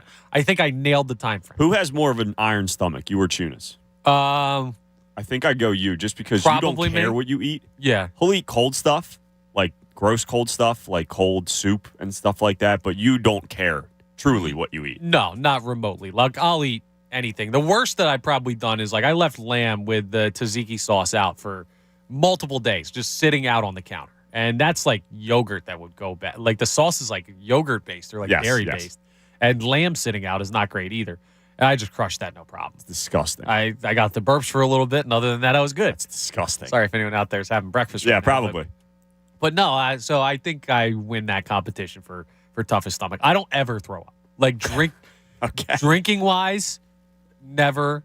Like, everyone has, like, one every once in a while. I just don't. I don't know. Maybe from drinking or just in general? In general. Food, drinking, when I get sick. Like, I never get, like, food poisoning or anything like that. I can't tell you. Yeah, dude, you legit have an iron stomach. I think it's the can't smell thing. That makes absolutely no sense. But no, okay. It does. The smell contributes to nausea. Yeah, okay, I guess you're right. And if you're not aware out there listening, maybe you haven't heard. Yeah, I have no sense of smell. It just started like a couple days ago, and I've got this weird cough. No, it's. I've had it my whole life. I've never been able to smell. I'm going to look into it one day, but not today. It will not be today because I'm busy with this whole radio program that we do. So let's get back into that with the goal, or I guess the lesson from that donut segment being that I can eat anything without any type of consequences. Anyway. Good to know. So it sounds like Friday is going to be a good night for the Philadelphia 76ers, even though they'll be down in New Orleans taking on the Pelicans, a very tough team. That'll be a tough matchup. And when I've looked at, for about 3 games now, I've been looking at the upcoming schedule and saying, where does this winning streak end? And my initial thought was they're going to have trouble with the Clippers at home, which they did. And then they had a huge comeback to pull out the win in that game. And the next game following that Clippers game there, I was like, okay, well, there's another potential loss sitting there. Is this first game on the road in New Orleans? That's a tough team that's been playing really well. Zion has been healthy this year, and because he's been healthy, he's been an impact player. And they've got a good little core down there working for the New Orleans Pelicans. I don't know that they kind of seem to me like the Cavaliers of the West. We talked about how the Cavaliers are a nice team, currently the 4th seed in the Eastern Conference. I know it's too early for seeding watching, but that's where they sit. And when you look at that, you say, okay, they're good in the regular season. They have some opportunity to make some noise in the playoffs, but probably nothing more than winning a first-round series. The Pelicans are currently the 2 seed in the West. I don't think they'll remain that. I don't think they're sustainably better than the Memphis Grizzlies. It's a little bit like maybe the Bulls of last year, because the Bulls were the 1 seed the entire year, or 3/4 of the year. But you look at them and you're like, well, they're only there because DeMar DeRozan is shooting 1,000% from mid-range. He was in MVP conversations halfway through the year. Yeah, and that's not something that's sustainable. So I don't see the Pelicans as sustainably as good as they are, but they're a good team. It would really help the Philadelphia 76ers, Tom, if they could just, I don't know, add an all-star caliber player to their team ahead of that game Friday night. Oh, wait. You're in luck. They might be able to. Well, we might be in luck. We're not 100% sure yet, but some reports started surfacing yesterday that Friday could be the return for Tyrese Maxey. That's what they're targeting. Of course, we know with the Sixers and how they handle injuries, especially during the process, we were scarred by that. I still have the scars of the we'll evaluate again in 2 weeks, because that's the worst statement in the history of Philadelphia 76ers basketball, besides the Philadelphia 76ers select Ben Simmons 1 overall or Markelle Fultz 1 overall. But following that is reevaluated in 2 weeks. I don't know for sure that Tyrese Maxey is going to start Friday night. I can't say anything definitively on that front, but all I'm saying is what I am seeing on social media and hearing is that Friday is the goal for Tyrese Maxey to bounce back. And this was about the time frame that we got when he was originally injured. The talk was right around Christmas is probably going to be the time to return for Tyrese Maxey. That's a huge bump for the Sixers, especially considering the toughness of the opponent and currently on a win streak. It's a great time to add a guy in. Now the question is, and sometimes these are dumb conversations. Sometimes you'll have, like we talked about injuries in the NFL. Sometimes you'll have a quarterback go down, like an Aaron Rodgers or a Tom Brady, back when they were who they were, not who they are this year. And there'd be that fun conversation, like Matt Castle would come in for the Patriots. It'd be like, oh, are the Patriots better with Matt Castle? No, you idiots. They're better with the greatest quarterback of all time. That's a dumb conversation in that instance. Now, I'm not saying the Sixers are better without Tyrese Maxey, but there's more validity to the conversation and the question of how does Tyrese Maxey fit back into this team when he rejoins them, whether it's Friday or shortly thereafter. Because DeAnthony Melton has been really, really good. Should turn on the mic. Helps really with the microphone good. on. Really good this season, DeAnthony Melton has been, both offensively and defensively. I would hate to see his minutes cut, but then you look at Shake Milton and you say, well, if you're not taking the minutes from DeAnthony Melton, well, you got to take him from Shake Milton. And Milton's been really good. He's had moments where he's looked awesome. Yes, this season he's been good. And I don't even want to say not as good as DeAnthony Melton, because they've been good just in different ways, but they've both had their benefits for this team this year. I'd hate to see their minutes cut. And outside of those guys, there's no one else that Tyrese Maxey really slots in to take minutes away from. You have like the fringe Furkan Korkmaz minutes that probably are not there anymore. And he'll take minutes off James Harden a little bit too. Instead of playing 38 minutes, Harden might play 33 or something like that. Which is good considering Harden's age. Yep. He was coming off an injury earlier this season as well. He dealt with the issue last year with his, hamstring, right? Yeah, I think his hammy last year. Yeah, so that would be beneficial. But is there any worry to you, Tom, about where Tyrese Maxey slots in, or is it simple? Put him back in the starting lineup. He's there. It's him, Harden, PJ Tucker, Tobias, Embiid, and you run it out there just like you did on opening night. And, hey, that's what we're rolling with regardless of what we saw when Maxey was out. Yeah, so the official report from Shams Charania, Philadelphia 76ers guard Tyrese Maxey is set to return to the lineup as soon as Friday in New Orleans. He's been sidelined since November 8th with a foot injury. Will likely be on a minutes restriction upon return. Tom McGinnis was talking to Doc Rivers about it a couple games ago, and he mentioned that he's going to come off the bench to start at least because he's going to be on a minutes restriction. It'll probably be 10 minutes at first, up on the 12, 15, and then eventually he's playing 20, 30. You know how it goes. especially with a player with Maxey where his quickness is extremely important to his game. I saw a stat that he runs the most on an NBA court per game. Like I think he runs like 3 miles a game every single night, Tyrese he's Maxey. sprinting up and down the court constantly. So you want to be careful with that when it comes to a foot injury. He's also been out 6 weeks. Sixers 13-5, by the way, since he's been out, which is the 8-game win streak absolutely helps. But 13-5, talking about keeping your head above water when one of your stars is out. He's been out since November 18th, so that'll be about 6 weeks. So you want to be as cautious as possible. So I do think they bring him off the bench to start the first week or two. The real conversation is what their plan is when he is as close to fully healthy as he's going to be, as close to back to game shape as he is going to be. Because DeAnthony Milton has been playing so well, and because of the slower type pace, that you play with Joel Embiid and with James Harden, it's not really push, push, push, fast break, fast break, fast break. It's more slow, isolation, bring the ball up, half-court offense kind of thing. There's an actual somewhat of a conversation about potentially bringing Maxey off the bench. I am giving him every opportunity and I'm giving this team every opportunity to see what the starting five looks like with Maxey back in there, see if the chemistry's built. Because, listen, Tyrese Maxey still has to build a chemistry with P.J. Tucker on the court. They probably played, 10 games together or something like that this season since November 18th. It's about 15 games or so, 12 games or so, something like that. There's still a chemistry to be built with him and for obviously the starting five of a James Harden, Tyrese Maxey, Tobias Harris, P.J. Tucker, and Joel Embiid. So I'm giving them every single opportunity because I think that offense has lethal potential there. However, I think it's nice to know that if things aren't going as smoothly, if maybe the pieces aren't fitting correctly and you're not going to trade a big piece like P.J. Tucker, you're not going to trade. I really don't believe they're going to trade a guy like Tobias Harris. I know there's rumors. Tobias has been playing really well for them, shooting really well for them. So I don't think a starter's getting moved. There is a potential for you being able to bring in a guy like Melton, who maybe plays a little bit of a slower pace, fits in with the starting five better, and then you're still giving Maxey 35 minutes a game. He's just coming off the bench. So I'm giving him every single opportunity once fully healthy for Maxey to be in the starting five, but it's nice to know, and I'd be maybe even a little bit quick to go to maybe a DeAnthony Melton if things aren't working and if the chemistry doesn't look right. Yeah, see, here's what this does for me. And I don't think DeAnthony Melton plays that much slower of a game. Like, he plays a fast game. He's not nearly as quick as... Well, nobody is. Sure. Maxey's next level fast. But DeAnthony Melton doesn't play like a slow game. No.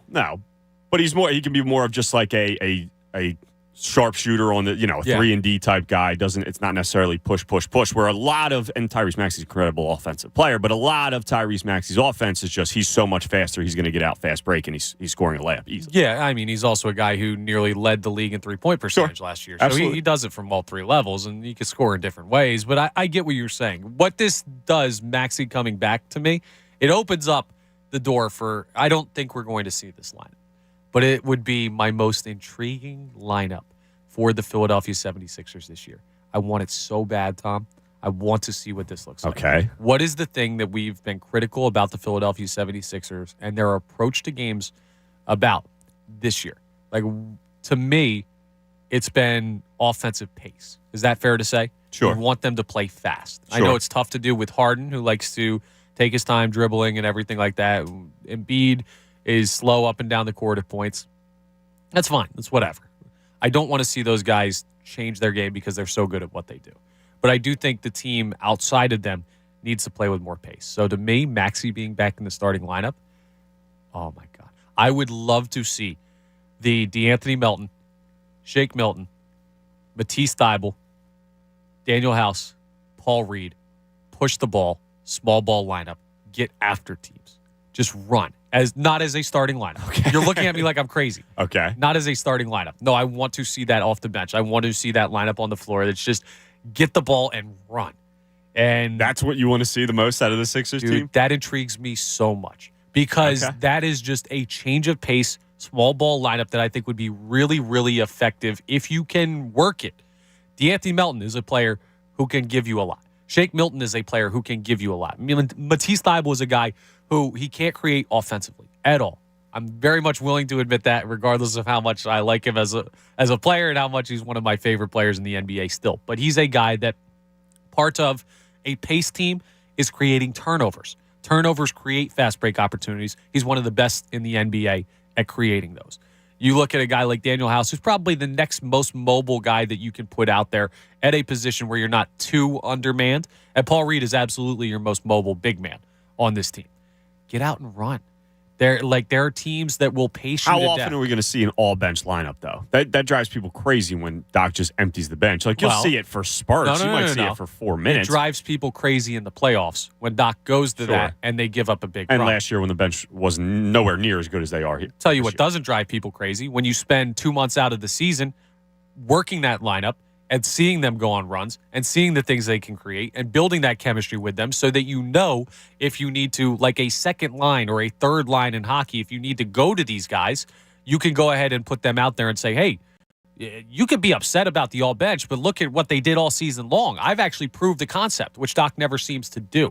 That's my issue with Doc Rivers come playoff time, is he gets put in situations that they didn't put themselves in all season because they refused to view it as a possibility. We saw it last year with Paul Reed when he had to come in and play significant minutes for Joel Embiid. He didn't get those opportunities in the regular season because the Sixers failed to aptly prepare for a potential Joel Embiid injury. That is why this is one of the more intriguing lineups to me. And with Maxey back in the starting lineup, it gives the opportunity for Doc Rivers to do that. Now, will he do it?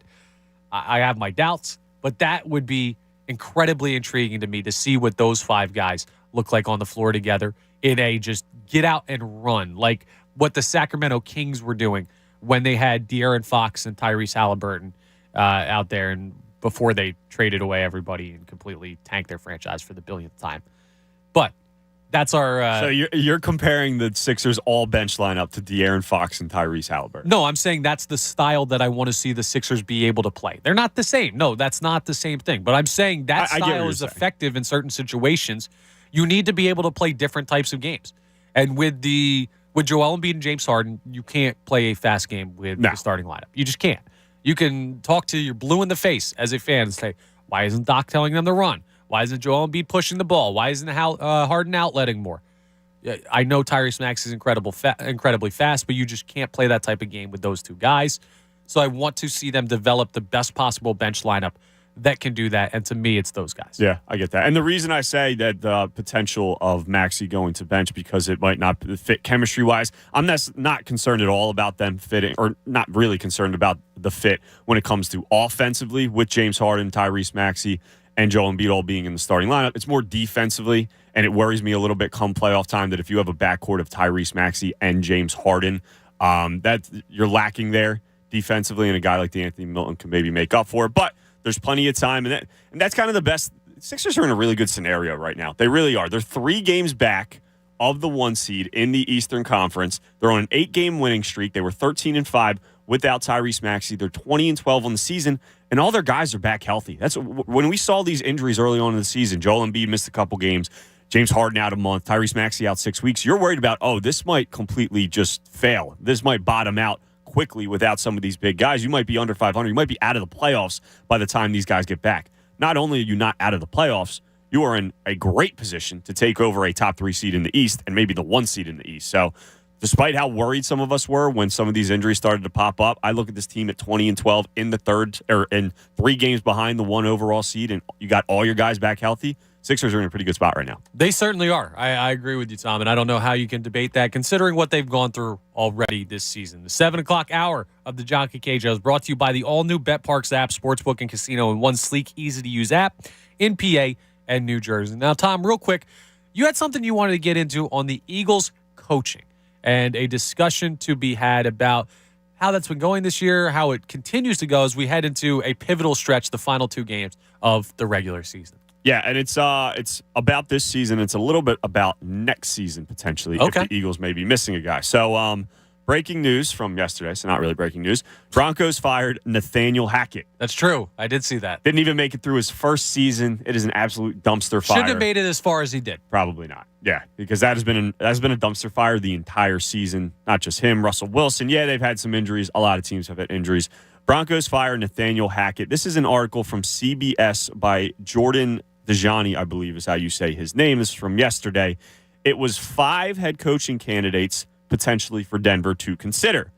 And number 4 on that list, they obviously rank them 5 to 1. Number 1 is Sean Payton. I think a lot of people want to see that there. Yes. Number 4 is one Shane Steichen, offensive coordinator of the Philadelphia Eagles. I've heard of him. Yes. Now we also have Jonathan Gannon, whose name's popped up in potential head coaching jobs as well. So I ask you, And I ask you out there, 610-632-0975. Nick Sirianni is an inexperienced head coach. He's done very well in his short time as a head coach. But there's more to just head coaching than obviously the players on the field and controlling the locker room. It's replacing guys when guys leave. Andy Reid was really, really good at it and continues to be really, really good at it. He loses a coordinator. It seemed like he loses a coordinator every other year, and then he brings one in. He has one groomed that he's ready and waiting. Doug Peterson, maybe not so much, and that's part of the reason why he was out of here, where he was Press Taylor was his guy, and he wasn't really going to make any changes to the coaching staff. Wasn't really, I guess, outside the box kind of thinking from Doug Peterson, and it ended up costing him his job potentially. Do you have any worry about Nick Sirianni when it comes to being able to groom these guys in the building? And if you don't have any worry or do have some worry, why is that? Because like I said, Nick Sirianni is a very inexperienced head coach. He's done a very good job, but there's more to head coaching than obviously what happens on the field. You have to be ready and make sure there's not a huge you don't take a huge step back when it comes to losing an offensive coordinator or losing a defensive coordinator. So obviously we haven't seen anything happen. There's been no big coaching changes.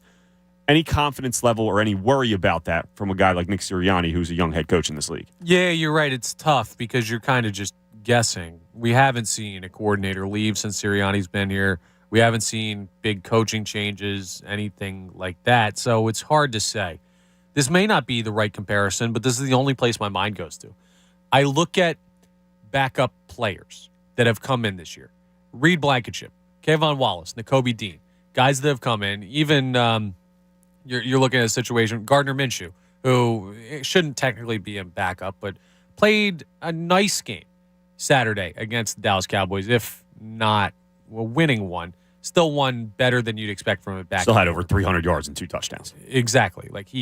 It was not entirely on Gardner Minshew why they lost that game. He did enough, I think, to put them in that game to give them a chance to win it. But my point is, when the Eagles have lost somebody at points this year, the backups have not only come in and played evenly to what you'd expect from a backup, they played well comparatively to what you'd expect from backups around the NFL.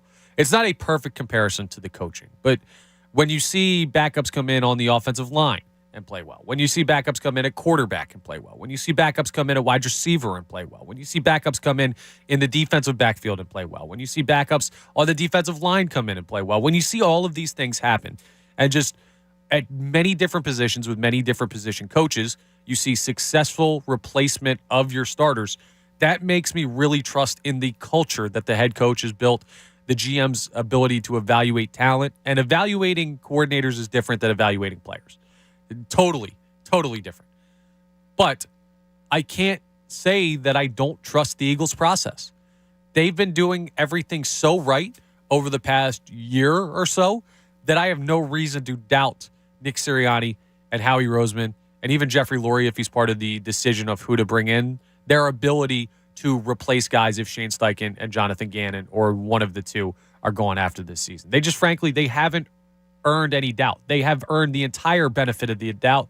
And for that reason, I'm not overly worried about it. Yeah, and obviously Howie Roseman's going to have some input in that decision as well. Jeffrey Lurie, right. They're going to be in those conversations. But you look at the guys that he's brought in and some of the guys here already. Brian Johnson, quarterback coach who they brought in when Nick Sirianni was brought in here. Kevin Patullo, offensive passing game coordinator. And even on the defensive side, there's been talks with Vic Fangio and stuff like that. So I think it's just good to have everything, have backup plans. It's always good to have a backup plan in life in general, but especially in the NFL when you are a head coach. So, yeah, just interesting because I think there's a very good chance that one or maybe even both of Jonathan Gannon and Shane Steichen are not back here next year for the Philadelphia Eagles, and they're going to have to replace them and replace them well. NJ Transit, the New Jersey Transit Police Department reminds you that we all need to work together to keep our transit system safe. Report suspicious activity to 1-888-TIPS-NJT or text your report to NJTPD. Tom, I'm giving you an opportunity coming up next. You could swap. You could switch. You could take the prize showcase or you could take the mystery door. Okay, it's not so much a mystery. But we've got an opportunity to switch what you currently are holding in your hand for another opportunity when it comes to the Eagles, the NFL, and their conference. And you can jump in as well, 610-632-0975. Connor Thomas, Tom Alvord. We'll be back right after this in place of the John K. Show here on 97.5 The Fanatic.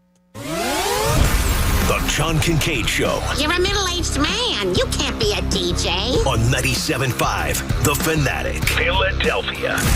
Hey guys, are you struggling with erectile dysfunction and sick of the pills? There's a major medical advancement that has helped thousands of men and is now available in Philadelphia. Oak Hills Medical Clinic uses wave technology, backed by 50 clinical studies, including from Cambridge University. It's been shown to increase blood flow by repairing blood vessels. No pills and no side effects. If you're ready to put a stop to your ED, call now to schedule a completely free and confidential assessment. You will receive a free blood flow ultrasound and get something unique that produces powerful results in the bedroom in just minutes. This unprecedented offer is worth $600, but is free to those that call in the next 2 minutes. 215-302-9999. That's 215-302-9999. Guys, put a stop to your erectile dysfunction and get your love life back. Call Oak Hills Medical Clinic of Philadelphia now to schedule your completely confidential appointment. 215-302-9999. Hey guys, Bob Cooney here. Start NFL Week 17 off with the NFL Same Game Parlay Insurance from FanDuel in partnership with Valley Forge. Whether you're new to FanDuel or not, get free bets if your 4-leg plus Thursday night parlay falls 1 leg short. Same game parlays combine bets for a chance at an even bigger payday. Is Derrick Henry going to have you a huge game? Maybe. Maybe Dak Prescott gets you some touchdowns. Whatever you like. Go for it. Build yours or choose from the popular pre-built same-game parlays built for you in FanDuel's top-rated sportsbook app. However you play, bet the NFL on Thursday night with a same-game parlay. Just sign up with promo code BOB if you don't already have an account. That's promo code BOB. If you have an account, you're all set. Just sign up to see what you got. Make every moment more with FanDuel, official sports betting partner of the NFL. 21 plus and present in PA. Refund issued as non-withdrawable free bets that expire 7 days after receipt. Max free bet $25. Restrictions apply. See terms at sportsbook.fanduel.com. Gambling problem? Call 1-800-GAMBLER. Paid for by Christian Care Ministry. So right now may be the perfect time for you to rethink how you pay for healthcare. And here's why. Not only is it open enrollment for a lot of people, it's also a time you can join MediShare and save even more than usual. And it's true, the typical family switching to MediShare saves $500 or more a month, which is obviously huge for a lot of people, but what's more, they like it. MediShare has double the customer satisfaction rate compared to health insurance. There are 400,000 members. They've shared over $4 billion in medical bills, and it really is a great community, too. People encourage and pray for each other. And here's the thing. If you join MediShare Complete right now, they'll waive your new member fees, and you'll save an additional 10% off all of 2023. That's right. No fee to join, 10% off every month of next year, but it's a very limited time offer. You have to sign up before December 31st. Great savings, great health care. Find out more. Call now. 855-51-BIBLE. That's 855-51-BIBLE. 855-51-BIBLE. My friend and I are taking a trip to Mexico this year, but neither of us speak Spanish. So we downloaded Babbel and started learning Spanish fast. Want to start getting conversational in another language? In as little as 3 weeks? Babbel's quick 10-minute lessons were designed by language experts to be the most efficient and effective way to learn a new language. ¿Cómo te llamas? ¿Cómo te llamas? Babbel, language for life. Celebrating 10 million subscriptions sold. Now try Babbel for free at Babbel.com. That's BABBEL.com. Are you ready? At Lowe's, it pays to be a pro. Now through January 6th, Lowe's MVP's Pro Rewards members earn 1 bonus point for every $1 spent on qualifying purchases with the Lowe's Business Credit Account. Redeem bonus points for cool rewards for your business. Join Lowe's MVP's Pro Rewards today to start earning. Subject to credit approval, Lowe's terms and exclusions. See Lowe's.com/MVP's bonus points and Lowe's.com/L/Pro loyalty terms for details. U.S. only. So I switched to Boost Mobile and got this free Samsung Galaxy A23 5G phone. Why do you think they call it the Galaxy? Maybe because the Samsung Galaxy A23 has a huge screen, and galaxies are huge gravitationally bound systems of stars rotating around a supermassive black hole. And the phone is free? When you switch to Boost Mobile. Cool. You lost me at gravitationally bound. Switch to Boost and get a free Samsung Galaxy A23 5G phone. Boost Mobile. Unleash your power. Limited time offer while supplies last. New customers only. Excludes tax. 1 device offer per line. Only available on certain networks. 5G not available everywhere. Additional restrictions apply. See your local Boost Mobile store for details. This is Staples. So rumor has it that Staples has everything I need to ship. Mm-hmm. We have all the shipping supplies and services you need. Boxes? Yep. Mailers? Yeah, and we have UPS here in store. Huh. What will Staples think of next? right?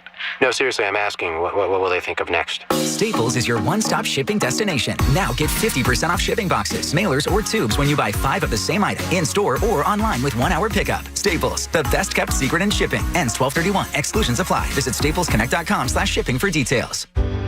Go passionately. Go fearlessly. Go confidently. Go Birds! Go confidently towards your goals with First Trust, Philly's hometown bank for nearly 90 years and the official bank of the Philadelphia Eagles. We're focused on getting you over the goal line. So go with conviction, go with trust, Go Birds! and go forward with us by your side. First Trust Bank, the official bank of Philadelphia dreams. Oh, and go Birds. Now, back to the John Kincaid Show on 97.5 The Fanatic, Philadelphia.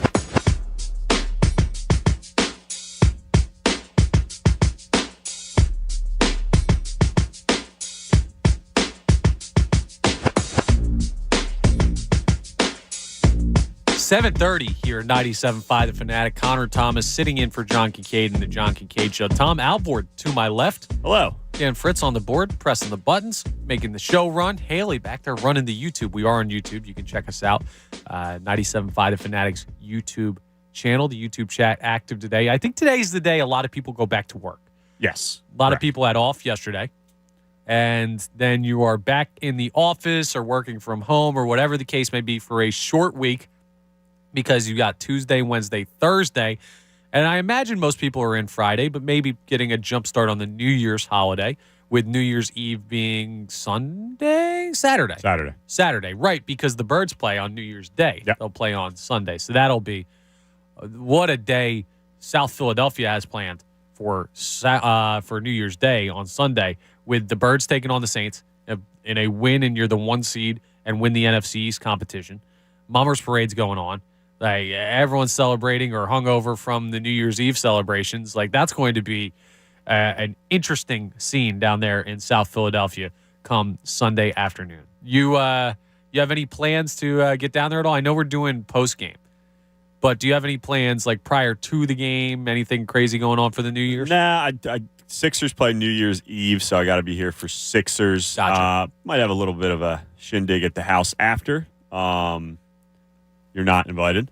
And then we will. I appreciate you. No problem. What was the need to throw that? Well, because you didn't answer my text last night. But so if I had answered the text, then you would have been invited. Yeah, all that's right, fine.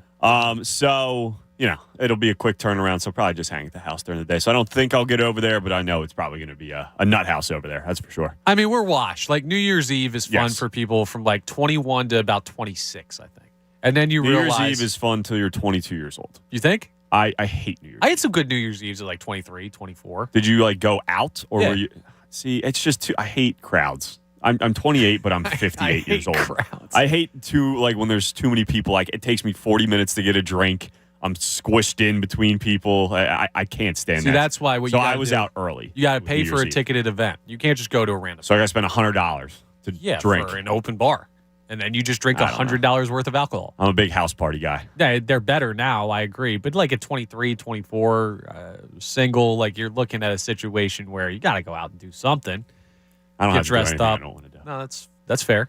That never did it for me New Year's Eve. But you're right. No, that's whether my it's point. 22 or 26, eventually it loses its luster. Yeah, eventually you realize New Year's Eve is not a fun holiday whatsoever. But hey, you get to create resolutions and everything. Maybe later in the week we'll have to get into a couple New Year's resolutions. That might be Friday when Ray's in. Might do it Thursday. We'll see. Maybe we'll get yours a little bit ahead of time. But it's something to keep an eye on there as we draw closer to the start of 2023. Crazy. Man, time flies. Now, Tom, I'm going to give you the option. And, of course, you're listening out there. If you want to join in on this, 610-632-0975. I'm very interested to see mentally where you go with this. And I'll tell you mine as well. So I'll set this up by saying this. The AFC now has 5 teams playoff bound. The NFC has 4 that have currently clinched. The next closest AFC team to being in is the 8-win Dolphins, while the next closest NFC team is the 8-win Giants. Now, both of those teams in playoff position right now, I'm saying closest to being clinched. So the teams that are not currently locked into the playoffs, those are the next best teams. The Eagles, I believe, correct me if I'm wrong, Tom, are in the NFC. That is correct. Okay, cool. Good job by you. That very much helps with this segment because I'm giving you an opportunity for Nothing gets by you. You have in front of you the brand new car. The NFC, the conference where your top contenders outside of the Eagles are the Cowboys and the Vikings and the 49ers. And after that, not really worried about anybody else too much. Or you could take the Mystery Showcase Prize. If you could, would you swap the NFC contenders and put the Eagles in the AFC? Do you think that's a more difficult path? Maybe you want the more difficult path considering where the Eagles' record is. Because the Eagles, in this situation, if you do swap them, well, they're keeping their same record. And at 13-2, looking at the AFC, oh, yeah, they'd still be the 1 seed over there. Would you rather be in a situation where perhaps your toughest opponent, if you think the Bills are the toughest opponent that the Eagles could play, that would be in the Super Bowl, of course. The Chiefs, the potential toughest opponent the Eagles could play, again, in the Super Bowl because we're talking AFC teams. Would you rather them have to come to Philadelphia and play? If you were given the opportunity to swap conferences, Tom, are you moving the Eagles from the NFC to the AFC, or are you standing pat and facing either the Cowboys or the 49ers or the Vikings or some combination of Lions, Giants, Washington, whoever ends up? I am absolutely standing pat. I understand how you would have a better chance to beat these teams if they are coming to Philly. I get that point of it rather than having to meet them on a neutral site in the Super Bowl. But I just look at the quarterbacks that these teams have. I mean, it's not even close. AFC, NFC, Buffalo Bills, Josh Allen, Patrick Mahomes, Joe Burrow, Lamar Jackson when he's eventually back, Justin Herbert, now that he has his offensive weapons and skill position players actually healthy and around him, looks like an MVP candidate. Didn't look great last night, but it wasn't even close with the Indianapolis Colts. You look at those guys, Tua Tagovailoa is struggling, but I think he's better than a lot of the quarterbacks in the NFC at the moment, especially from the playoff teams. Trevor Lawrence playing very good football as well. And then I go over to the NFC where I look at Kirk Cousins, who puts up nice stats. They've had a nice season record-wise, but Kirk Cousins has yet to do anything when it comes to the playoffs, and especially being on the big stage. We saw that here. What was it, Sunday Night Football Week 2, I believe it was? Yeah, Monday Night Football. Was it Monday night? Yes. Yeah, because there were 2 games on that day. Yep. That's right. Hasn't proved anything in the playoffs. San Francisco 49ers, they look like a scary team. That offense, when they're clicking, looks really good. They have great skill position players. You could argue the best skill positions group in the league with Christian McCaffrey. George Kittle's playing great. Deebo Samuel's hurt, but he should be back by playoffs. But they still have Brock Purdy, who is Mr. Irrelevant. He's been playing well, but it's been 3 games, and it's a 7th-round quarterback. And when I compare him to guys like Josh Allen and Joe Burrow.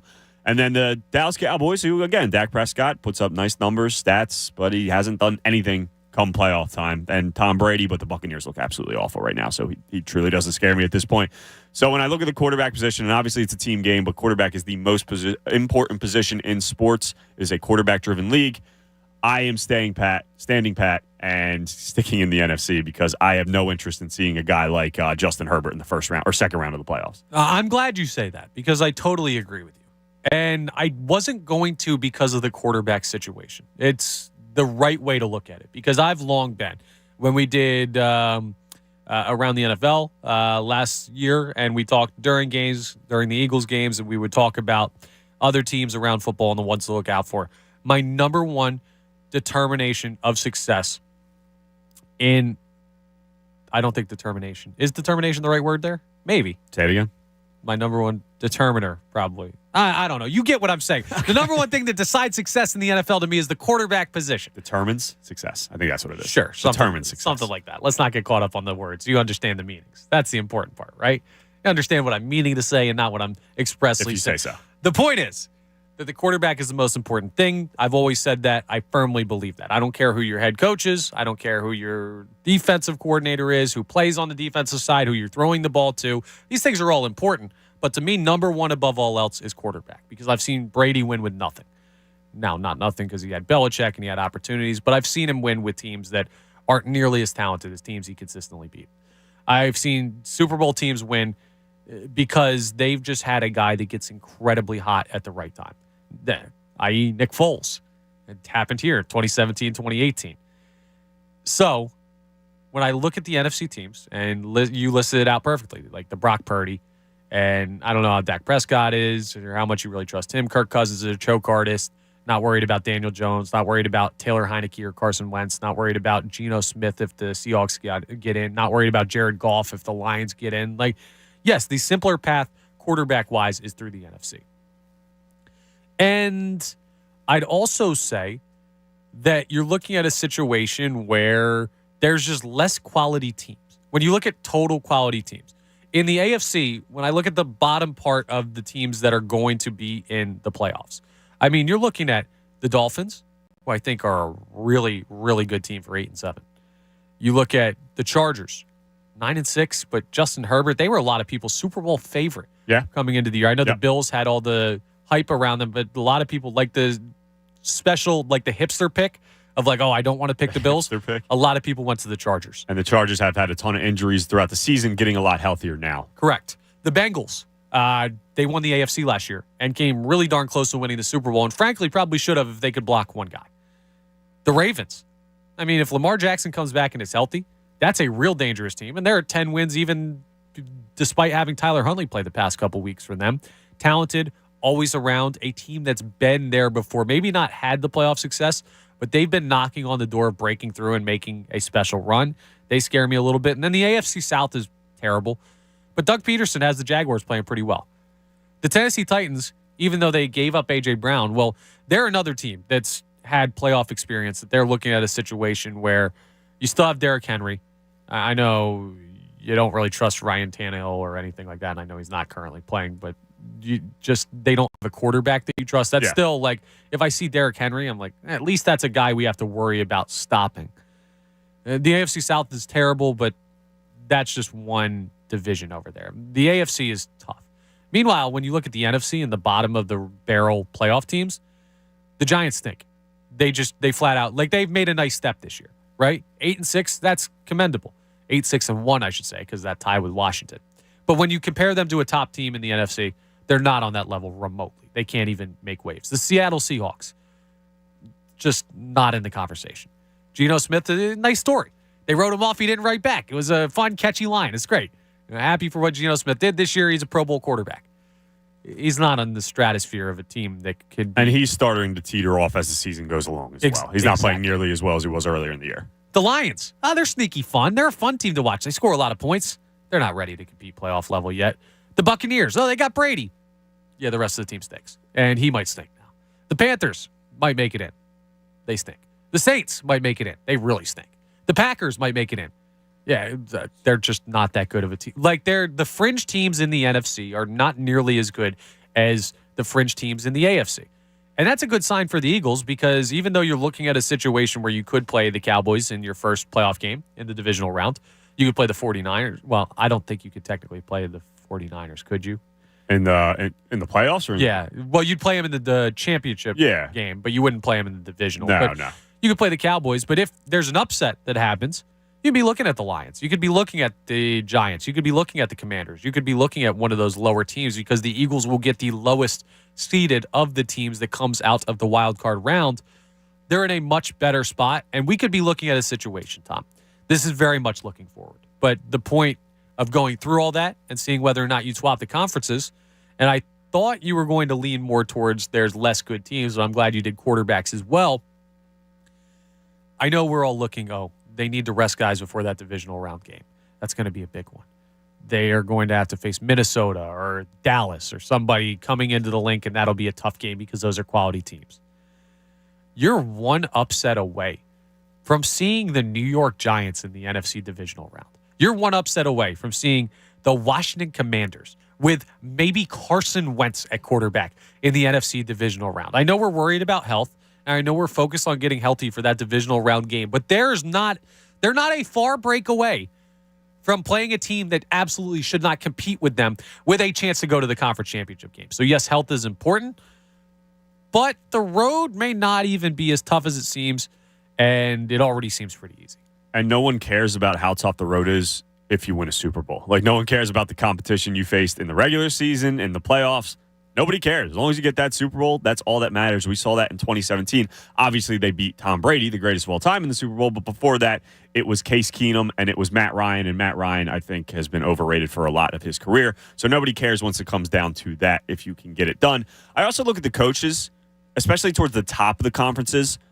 AFC just looks like the Buffalo Bills. Sean McDermott's a really good coach. Andy Reid, obviously one of the greatest of all time. Zach Taylor just seems to know what he's doing over there in Cincinnati. Helps when you have a great quarterback, but a lot of teams have good quarterbacks. Cincinnati's been good for the last 2 years, for a majority of the last 2 years.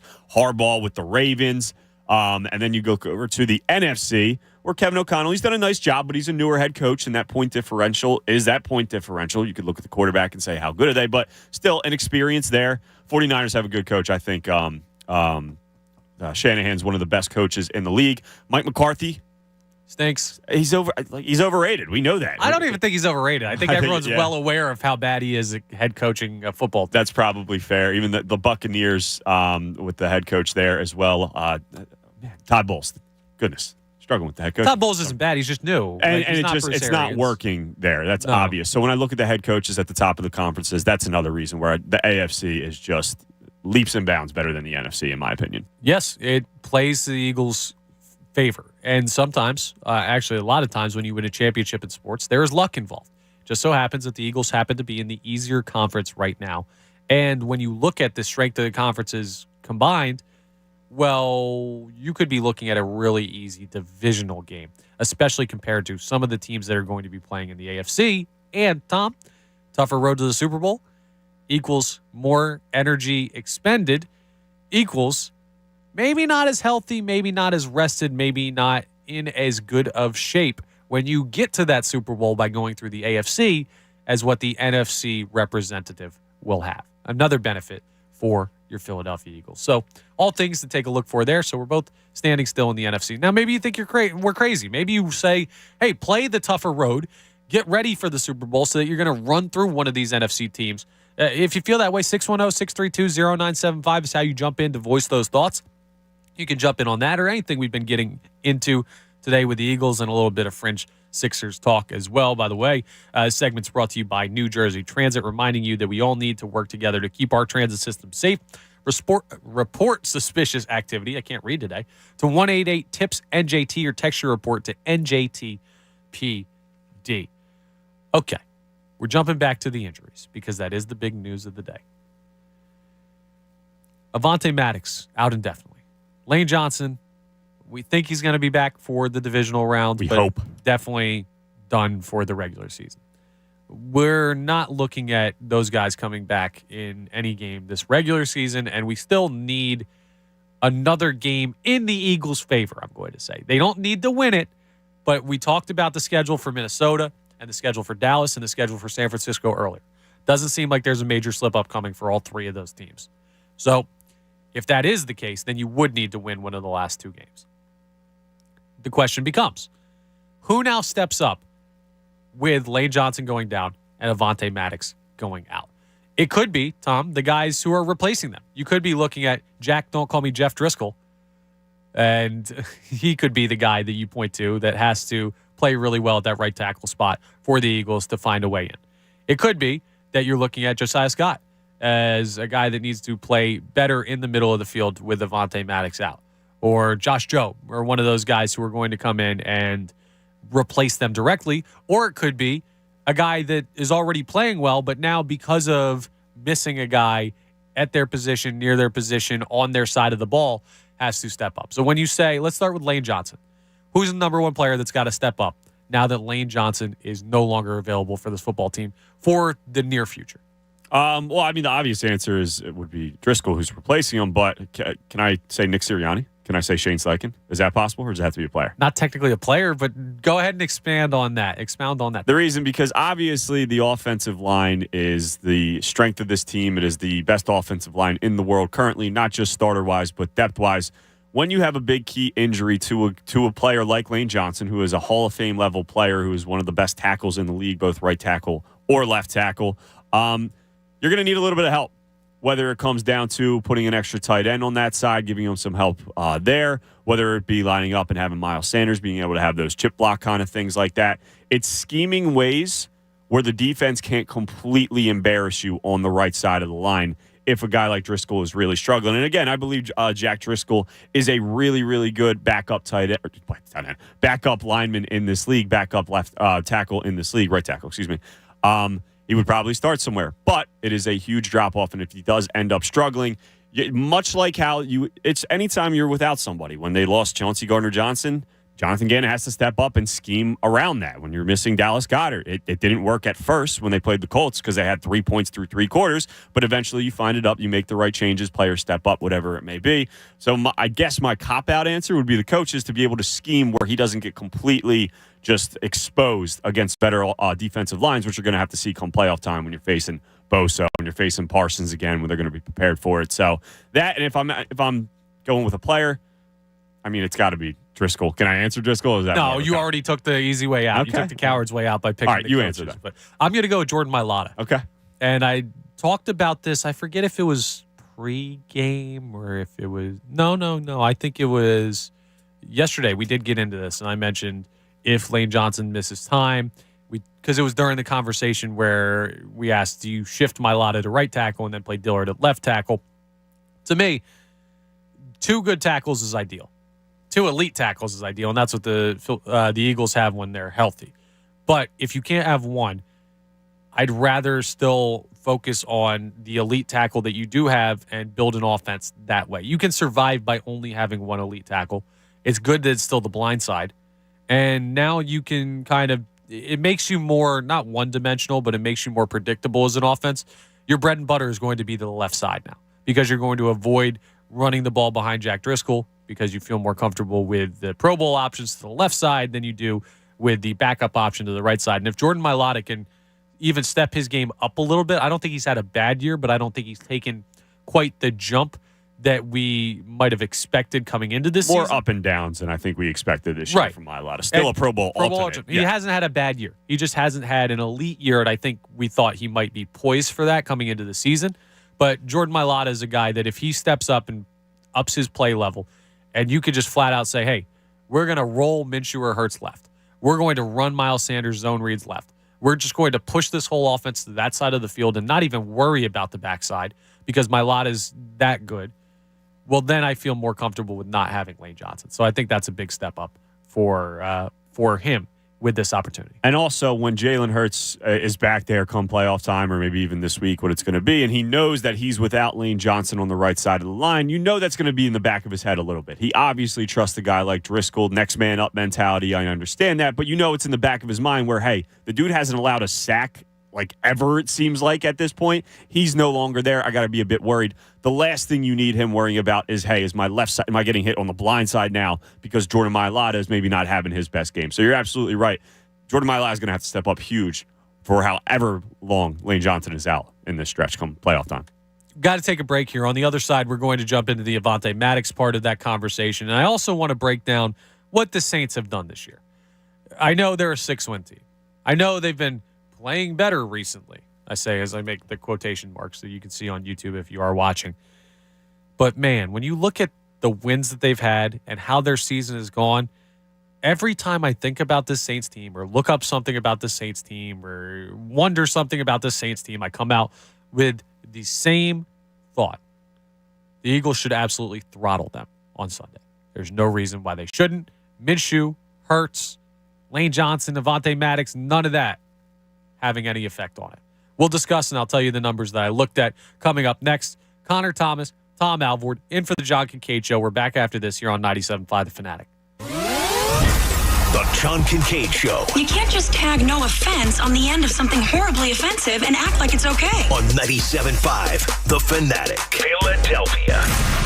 Ad paid for by Anthem Tax Services. $80 billion approved for the IRS to beef up their efforts to pursue those that owe. Are you tired of the IRS letters, levies, liens, or wage garnishments? If you owe over $10,000 in back taxes to the IRS, you need Anthem Tax Services. 30-plus years of experienced, top-rated tax professionals with over $500 million in represented tax liabilities and licensed in all 50 states. We are A-plus rated on the BBB and #1 choice on Money.com. Due to the financial hardships in the country, the IRS is making it easier than ever to settle your tax. Anthem Tax Services will find the program that is right for you, like the Fresh Start Initiative that can drastically reduce your tax debt. We can help settle delinquent tax problems, end all collections, and may even reduce back taxes by up to 99%. Call Anthem Tax Services at 800-217-5312 for a free no-obligation tax analysis, personal or business. Stop your tax problems from getting worse. Call Anthem Tax today, 800-217-5312, 800-217-5312, or anthemtaxservices.com. My brother-in-law died suddenly, and now my sister and her kids have to sell their home. That's why I told my husband we could not put off getting life insurance any longer. An agent offered us a 10-year, $500,000 policy for nearly $50 a month. Then we called SelectQuote. SelectQuote found us identical coverage for only $19 a month, a savings of $369 a year. Whether you need a $500,000 policy or a $5 million policy, SelectQuote could save you more than 50% on term life insurance. For your free quote, call SelectQuote at 1-800-743-8080. That's 1-800-743-8080. Or go to SelectQuote.com. 1-800-743-8080. That's 1-800-743-8080. SelectQuote. We shop. You save. Full details on example policies at selectquote.com/commercials. You've been putting back a few, and a few becomes a few too many. For a moment, you think of calling for a ride, but nah, you live nearby. What's the worst that could happen? You get pulled over, your insurance goes up, you lose your license, you total your car, you kill someone. The results of driving drunk are tragic. That's why law enforcement is out there looking for impaired drivers to save lives. So if you think you're okay to drive after a few drinks, think again. Drive sober or get pulled over. Paid for by NHTSA. Fanatic fan favorites. The football season is soaring. Don't sit on the sidelines and snooze. Fly like an eagle and schedule your free consultation with the team at Iron Mountain Men's Health. They'll help create a custom program to treat your ED and low T that's safe, affordable, and effective. Visit them at ironmountainmenshealth.com. Fanatic fan favorites on 97.5 The Fanatic. Gain presents a tale of longing and long-lasting scent. Dear love of my life, we were on the 12B bus when I caught a whiff. A scent so fresh, so life-changing, I had to find its source. I didn't know if you were the woman in the pink freshly washed cardigan or the retired mailman next to me, but I knew one of you was my soulmate. Ah, the scent of Gain Flings. Add Gain scent beads for an even longer lasting scent. Get in zone, AutoZone. Welcome to AutoZone. Thinking about gas mileage? If your check engine light is on, it may be affecting your MPGs, but the free AutoZone Fix Finder service can help. With the most complete free warning light report backed by technician-verified fixes, you'll know what's affecting your gas mileage and more. And you don't have to drive too far to find the fix. The free AutoZone Fix Finder service is available at all 6,200 stores. Get in the zone, AutoZone. See details at AutoZone.com. Every driver needs a car, and this is the month to get yours. Gateway Kia connects you with the hottest new Kia models. The best selection, all ready for immediate delivery. Gateway Kia has new Kia Souls below MSRP. Or choose a Telluride, Sorento, or Forte. And find the best price on a huge selection of quality pre-owned vehicles. At Gateway Kia in Warrington, Quakertown, or online at shopgatewaykia.com. Hope to see you at Gateway Kia. Stars and Stripes Harleys offering no payments till spring 2023 on all new Harleys this week only. Stars and Stripes Harley has the largest Harley inventory in Pennsylvania with hundreds of bikes. Stars and Stripes Harley has secured financing terms that can save you thousands on interest. Finance specialists on site to help get you approved today. No payments till spring 2023. APR such as 1.99% and no payments till spring 2023 on any new Harley at Stars and Stripes Harley now through Sunday. No payment for 120 days with approved credit. Finding new patients for your dental practice can be like pulling teeth. If you are a dental professional in the Philadelphia area, we dare you to Google, who's the best dentist near me? If your practice does not show up on the first page of the search results, then you may be committing marketing malpractice. For as little as $499 per month, BuildMeABetterSite.com will create and manage a website to ensure your practice shows up for new patients who are ready to rinse and spit. Visit BuildMeABetterSite.com for your free demo. BuildMeABetterSite.com is a small business resource of 97.5 The Fanatic. WPEN Burlington, Philadelphia, a Beasley Media Group station, home of the most entertaining sports talk in Philadelphia. 97.5 The Fanatic, Philadelphia. Now, back to the John Kincaid Show on 97.5 The Fanatic, Philadelphia.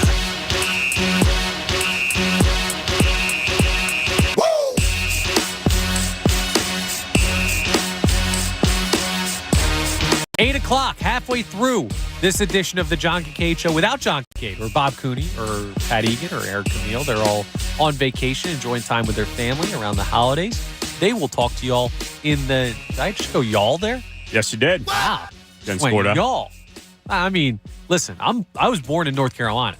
So when I learned how to talk, I don't know that I've told this story on air ever. I know I've told some people around here, but I was born in North Carolina. My dad was in the Air Force, and he got... stationed up here when I was like 3 years old. So moved to South Jersey and grew up in Hainesport, which I consider my hometown. I've been there since I was like 3, and obviously in Philly now. But before we moved up here, you learn how to talk before you're 3 years old. Most people. I was a normal kid, relatively. It's good. At Glad least to hear in it. that.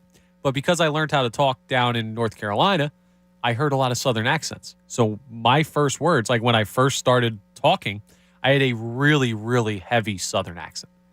And I guess my parents don't have it, but I guess it was just hearing people around and picking up like the way other people around me talked. I just developed a heavy Southern accent. So I eventually got rid of it, of course, as a kid. I don't remember any of this because I was so young, but they have videos of me talking with as a baby with like a deep South heavy Southern accent.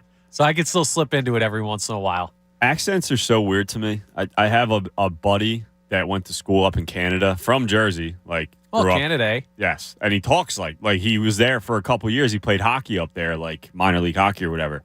And he came back. I didn't see him in like 2 years, and he's talking like he's been born in Canada his whole life. I have a cousin that lives in Denmark. Same thing. He comes back and he talks with like a Denmark twang, I guess you could say. Yeah. And even though not growing up there, I guess when you hear something that often, it kind of just clicks. But right, it sticks with you. It's weird to me. It's crazy. You can incept people into sounding a certain way or whatever. But yeah, so if I ever slip in a y'all or whatever, I do enjoy country music and I listen to it a lot, but it's because I learned how to talk. Like that was the first thing ingrained in me was talking with a Southern accent. Interesting. Do you have boots on or no? No, I got sneakers. I'll lift them up for the just YouTube making here. sure. Don't hurt yourself. Yeah, those sneakers. Yeah, I got some nice Pumas on here. I do need some new running shoes. I should ask for some for Christmas, but whatever. There's always next year. Yeah, I can wait till my birthday in October. That'll be fine. Well, by the way, of course, got to let you know, 8 o'clock hour of the John Kincaid Show, brought to you by Martin Law, the law firm for injured workers. Visit paworkinjury.com. And as I was saying, yeah, they're all out there on vacation, enjoying time. They will talk to you all, or y'all, if you're from down south, in the new year. But until the new year, it's yours truly. And you've just heard Tom Alvord, who's along with me until Thursday. And then I'll have Ray Dunn on Friday with me. Got plenty of good stuff to get into as we run through a little bit of, what do we call it? Not replacement shift, but just and I don't want to call it fill-in. It's just it's a little fun holiday switcheroo. I think that's the proper term. That's the scientific term for this time of year and what we're doing here. Yeah, that's fair. Are they emptying the bench kind of thing? Is that fair to say? Yeah, I guess so. We're on one of Doc Rivers' famous emptying the bench kind of runs there. You got mad at me when I talked about the whole bench rotation earlier, but now... you were excited about it. Yeah, exactly. This is why I love it. These type of opportunities. You never know. Maybe you could play with a little bit more pace when you go with the all-bench lineup. Know. But anyway, let's jump back into the Eagles conversation we were having, and you can jump in 610-632-0975 is how you join the program today. We are on YouTube as well. Got a lot of people over there popping off in the YouTube, talking. We had a bit of an incident earlier. There was a Chiefs fan in the YouTube that was jumping in there just to talk trash on the Eagles, which makes no sense whatsoever. Cowboys fan makes sense a little bit, especially after a win. Chiefs fan makes no sense. Like, what? Do we ever talk about the Chiefs here besides Andy Reid and we love Patrick Mahomes? Never. And we don't ever say anything bad about them. That's weird. The quarterback's really good and the head coach is really good. We might not even play you this year. Yeah, you got to make it to the Super Bowl to even see the Eagles, so we'll go through that. Well, thanks for listening. Get there. Yeah, appreciate it. Thanks for watching. Maybe it's the super fan, the Chiefs guy that always wears the wolf mask that got arrested, and maybe he's in prison right now getting his computer time. You never know. Maybe. You heard about that? You know about that story? I saw the article. I didn't read into it, though. So this dude, I got to figure out what his exact name is or what he calls himself. He's a Chiefs super fan. Is it Wolfie? Yeah, but it's not Wolfie. That's not what he's called. He's called Chiefaholic is what he goes by. But he dresses in like it's a full wolf costume, and then he's got like Kansas City Chiefs like short shorts on. And he puts a hat on the wolf costume, and he wears like a Kansas City Chiefs T-shirt. And in this picture I'm looking at here, he's got like a Kansas City Chiefs fanny pack. He goes to all the games dressed as a wolf. Well, he's in prison now. Wow, maybe I didn't read the article. My goodness. Yeah, he's in jail, in prison, because he was linked to a bunch of armed robberies that happened to coincide with the Chiefs games that he attended. And there were some suspicions of like, how does this guy, because no one knew what he did for work or whatever, how's this guy affording to go to all these huge Chief games on the road, at home? He's at like every game. Some people, I don't know, they work in business and they just have a passion for the team that they follow. This guy apparently was committing armed robbery at banks to fund his Chiefaholic trips to both home and away Chiefs game. I understand he's wearing a mask, but wouldn't you want to lay low if you're robbing banks continuously and then just go into the game? It's and like, then just go into the game. You don't think anyone's going to notice? Like he has a big presence. Like you're not a hard guy to find. No, wow. Okay. I didn't know. I just saw he was arrested. I thought it was something stupid. Armed robbery. This man was going Point Break out there in Kansas City, trying to make the money he needs to not live on the beach forever and surf. But no, he was looking for the money to go to football games. He's buying bars. Yeah, he probably deserves them. Yeah, he deserves to be. It's armed robbery. That is not what I was expecting to read. That's crazy. Yeah. Okay. Good to know. So, shout out to Chiefsaholic for watching the show. Appreciate it, man. If you're the one on the YouTube talking trash, maybe you should worry about the sentencing rather than what the Eagles are doing. Wild story out of Kansas City from 36,000 Twitter followers and 11,000 on Instagram. People know who you are. Yes. Okay. Probably not the guy to be robbing a bank. Probably not. That's a preposterous story. In 2022, that's like a 1980s where there's just like one security camera and a security guard that's like asleep with like one of the nightsticks or whatever. Yes.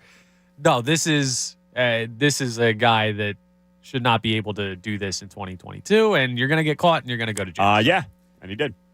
That's your legal proceedings portion of the show today. Let's get back into Philadelphia Eagles land, though. We spent enough time on the Kansas City Chiefs and their armed robbery committing fans. If that was an Eagles fan, we'd never hear the end of it. But nope. That's neither here nor there. So we talked about Lane Johnson's injury last segment and who the biggest step-up candidate is for the Eagles in Lane Johnson's absence. And there's one other big injury from that game against the Dallas Cowboys. It's on the other side of the ball, Avonte Maddox. And I was looking at the YouTube. Speaking of the YouTube, I don't believe any of the people saying this have committed armed robbery, but so that's good. Yeah, I guess you don't know until you know. But a couple people, Unsealed in here and Lunchbox, two great names in there. We're talking about a specific player starting in place of Avonte Maddox if he's healthy. Do you think Chauncey Gardner-Johnson is potentially an option to play at slot corner rather than safety if he is indeed healthy for this game against the Saints? Yes, and that was going to be my answer. Chauncey Gardner-Johnson. That seems to be where a lot of people are going. Josiah Scott did not look good last game against the Cowboys. He didn't. He got torched continuously by CeeDee Lamb. CeeDee Lamb's a top 10 receiver in football, but still, like it wasn't even close, and he hurt them in that game. Again, he's a backup player. You're not expecting him to play significant playing time, especially going against a guy like CeeDee Lamb, but he did not look good, and teams are going to have that on film and realize that, hey, we can utilize the slot here. We can take advantage of the slot with the slot receiver here because they are not good at the nickel cornerback. So, because Chauncey Gardner-Johnson played at the nickel cornerback position before coming here, that was a big conversation I remember having in the offseason. Hey, you signed or you traded for this guy to be a safety. He hasn't played a ton of safety in the NFL, and he obviously adapted very well, and he's had a really nice season, Pro Bowl type season, even though he's not going to make the Pro Bowl because he's on IR, which is stupid, even though he still leads the league in interceptions. But regardless, so I kind of think that's where they're going to go.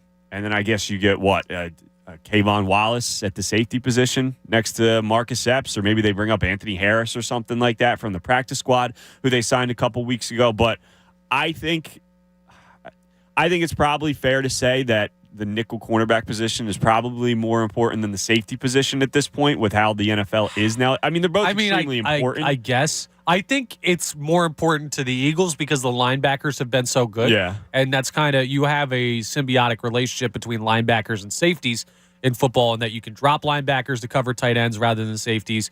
You can blitz safeties to cover forward linebackers. So those guys, even though different position, they employ a lot of the same responsibilities. And the linebackers have been so good for the Eagles this year, mainly TJ Edwards, that you're looking at a situation where on this team, I agree with you. I think the slot corner is more important than safety. Yeah, so I'm completely content with Chauncey Gardner-Johnson being the slot cornerback when he does, and if he does come back in the regular season. Again, we shall see. A lacerated kidney is nothing to mess around with. But yeah, he was my most important player when it came to this Avonte Maddox injury, which might not be fair because we don't even know if he's playing.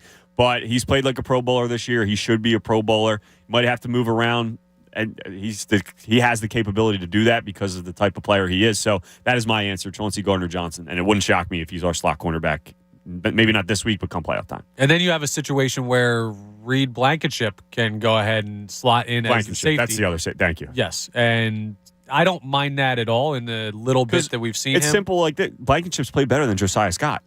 Yes, absolutely. It's simple, right? And Marcus Epps has had a nice year. And this team has been very good outside of the game plan against Chicago at doing the simple things well.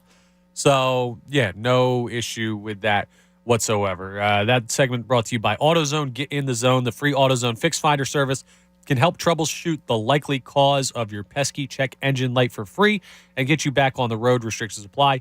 Get in the zone. AutoZone. Car's been running pretty well, actually, considering the weather. So far, so good for me. But you start the car before you go outside? And now you live in Philly, so it's probably a little bit tougher. How would I do that? Like remote start? Or you just go out and start it and then go back inside with Buddy, I go to work at 4 a.m. in the morning. There is no go out and go back in. I start my car. I did it this morning.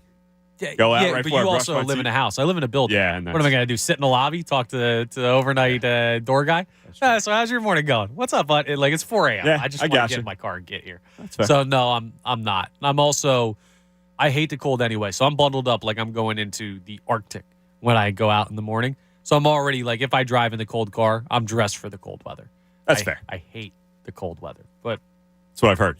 So another thing I wanted to get into, and the YouTube chat actually kind of brought this up a little bit about the Saints and who their wins are against, and this is kind of the next place I wanted to go.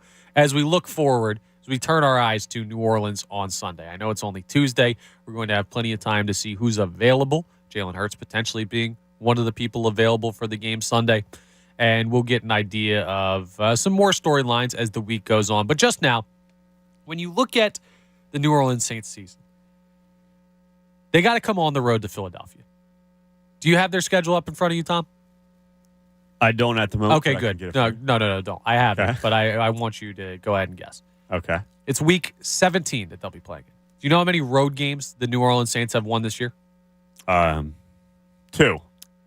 On the money. Look at you. You want to know how I guessed that?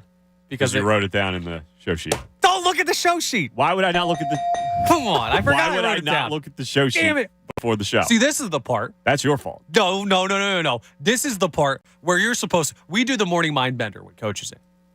And sometimes I'll accidentally flip to the last page of the show sheet, which has the answer for the morning mind bender in it. And you know what I do for the sake of the program? Sometimes I'll go, I don't know. Or I'll go, I've already seen it, so I'm not going to guess. Or I'll go and I'll guess the wrong thing intentionally just so that other people get a chance to guess. Because sometimes in a little bit of the entertainment industry, you got to fudge some stuff a little bit. I'll change my answer. Do the Saints have 4 road wins this Actually, season? It's 2, Tom. Really? That's Can you believe it's that low? No, I can't. That's crazy. Look at that. That's how radio's done, ladies and gentlemen. Yes, it is. It's only 2 wins on the road. It's not a lot. And their 2 wins on the road are this past week against a Cleveland team that looks terrible and looks pretty dumb for giving Deshaun Watson the paycheck that they've given him, the contract, rather, that they've given him, because the contract includes multiple paychecks. And the Falcons... Fully guaranteed, by the way. Yes. The Falcons way back in week 1 is the other road win. Neither of those are exactly quality teams. In fact, the New Orleans Saints have not beaten a single team this year that currently stands over 500. Not one. I'm not a big math guy, but I believe 13-2 is significantly above 500. It is. That's correct. By about 11 games, if I do say so. This is a situation where you should handle these guys. Do they have 6 wins? Yes. Objectively, they do. That is what their record says. And I know the old saying, you are what your record says you are. I don't totally buy that. I don't buy that. I think when you're looking at your team introspectively, when a head coach looks at their team and says, well, have I been good this year or have I been bad this year? That's when that saying comes in. You are what your record says you are. But when you're looking at an opposing team, when you're looking at a team you are not a fan of, when you're looking at a team that you have watched from a distance this year or observed as an outside observer, there are times where you are not what your record says you are. The Philadelphia Eagles are absolutely a 13-win football team.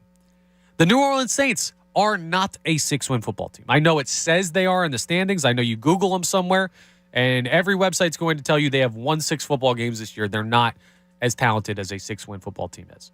I don't care that they've been hot recently. The quality of wins just isn't there. They haven't beaten anybody good. They haven't gone on the road and beaten anybody good. And in a lot of the games that they have lost, they haven't been competitive. It's not like the Detroit Lions, who are putting up a bunch of points and coming very close to beating teams, and then they broke through. It's not like the Chicago Bears even, who have a guy who's just an elite level talent at the most important position in Justin Fields. It's still figuring stuff out, but they're pesky. They do certain things well. No, the Saints they're a team that has a little bit of talent left over from the Drew Brees, Sean Payton era that is still slowly phasing out because that organization is falling apart and they're making bad decisions. And that's the only thing keeping them afloat. And they will not be afloat this week. Their ship is sinking, and it will happen in Philadelphia because the Philadelphia Eagles are significantly better in every metric and any way you slice it when you face them off against the New Orleans Saints. Yeah, I'm always someone that says, I say it constantly, it's a very week-to-week in the NFL, any given Sunday, all the cliches you want to hear.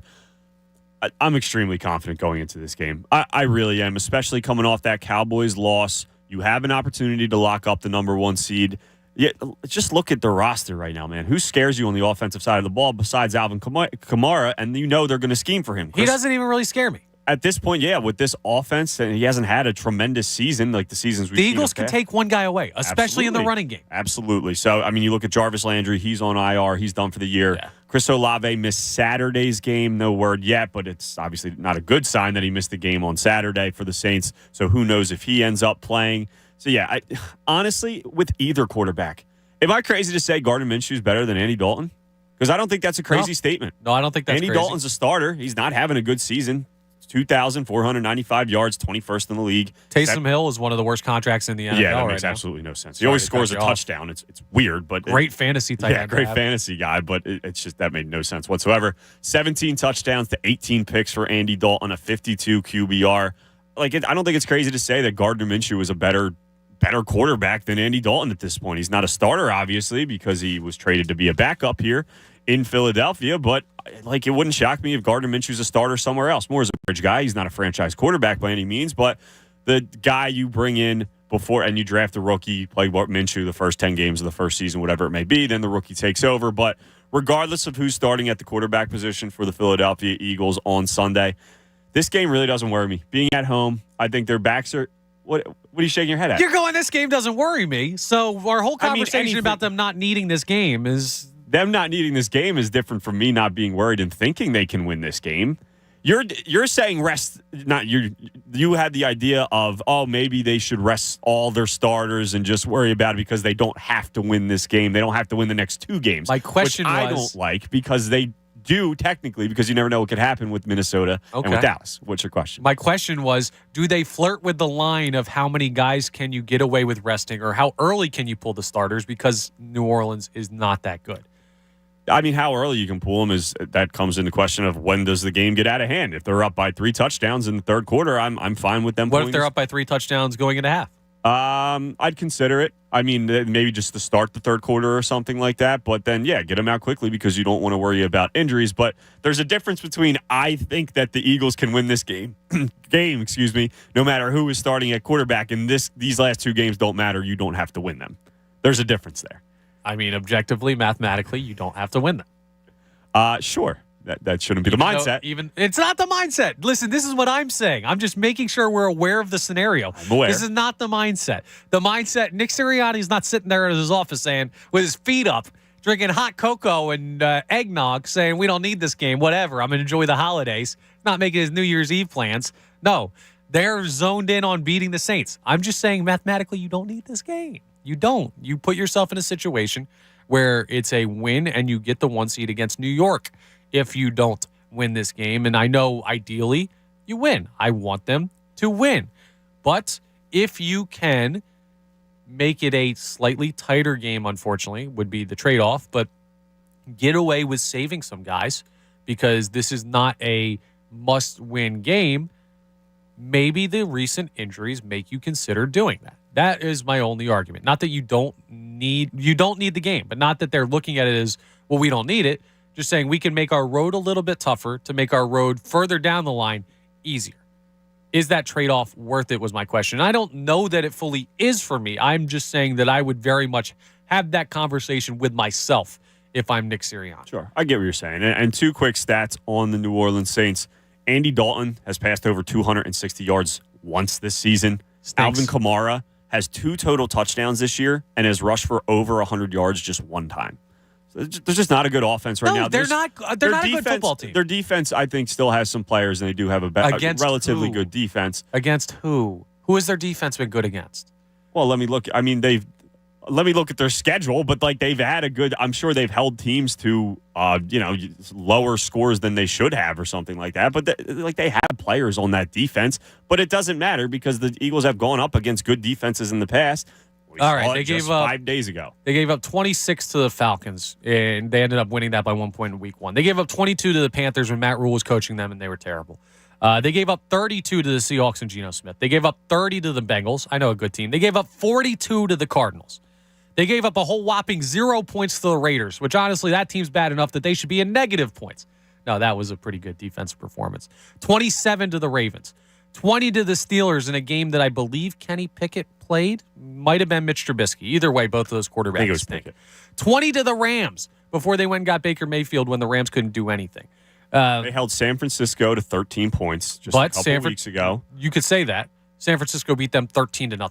Was it they held San Francisco to 13, or was it we're playing the Saints, they stink, let's do what the Eagles should have done against Chicago and not really try all that hard to do all that much because we could just beat them 13-0 because they're that's terrible. them holding them to 13 points. That's what that is. I don't totally buy that. Okay. But they're just I understand their defense is their calling card of this team. They're just not that I'm not saying I'm worried about the Saints defense. I'm saying that Why are you so scared of the Saints defense? That's what it is. I'm saying when I compare the Saints defense is okay, the Saints offense is not okay. This game should be in hand easily, regardless who's starting at quarterback for the Eagles. We're taking different paths. We're getting to the same result. The Eagles should absolutely throttle this team, and we'll get deeper into it as the week continues. And we look more forward to the New Orleans Saints with a clearer view of what's going on and maybe the most important, probably the most important aspect of it is who's going to be under center or in the shotgun if it's Jalen Hurts for the Philadelphia Eagles. So we will go ahead and continue to update you on all that information as we get it throughout the week. But right now, still not sure, just looking at the overarching game plan for Sunday, and it basically looks like show up, try, and you should be able to handle it. But, hey, we'll see. The NFL, like you said, week-to-week league, weird things happen. You got a better chance with Hurts playing, so if he can go, that's another conversation for us to be had. Now, Tom, coming up, we're doing a little bit of a crossover. You know, I gave you a decision earlier in the show with the divisions, right? Or the conferences, rather. Yes. You could flip the Eagles conferences. Well, I'm giving you another choice. We're going to do another hypothetical, and we're going to do a little sport-to-sport crossover. Ooh, that sounds a little interesting. It's a fun topic considering something going on in another league right now and how it applies, or would potentially apply in a hypothetical situation to the Philadelphia Eagles. But I think we're going to be able to look at the most important part of this team to focus on going forward when we do this exercise. And also, there's a weird story going on in Major League Baseball right now that we haven't talked about yet that we're going to need to get into. 610-632-0975 is how you jump in. Connor Thomas, Tom Alvord, in for the John Kincaid Show here on 97.5 The Fanatic. The John Kincaid Show. Wow, getting drunk in the morning on 97.5 The Fanatic. Philadelphia.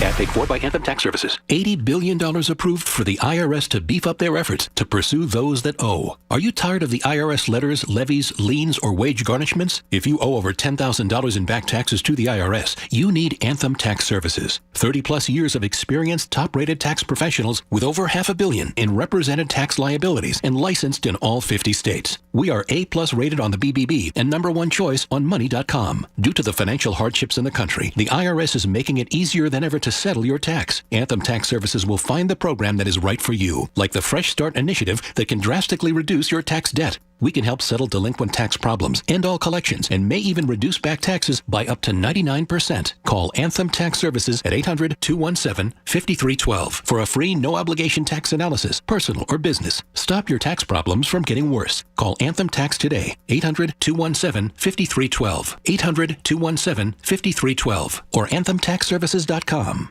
If you run a small business, you need the most from every investment. That's why Comcast Business gives you more. Like more innovation with our new gig speed Wi-Fi, plus unlimited data. More speed from the largest, fastest, reliable network for small businesses. And more savings, up to 60% a year with Comcast Business Mobile. All from the company that powers more businesses than any other provider. When you need more, you need Comcast Business, powering possibilities. Get started with fast, reliable internet for just $49 a month for 12 months with no annual contract. Or ask how to get up to an $800 prepaid card with a qualifying bundle. Call or go online today.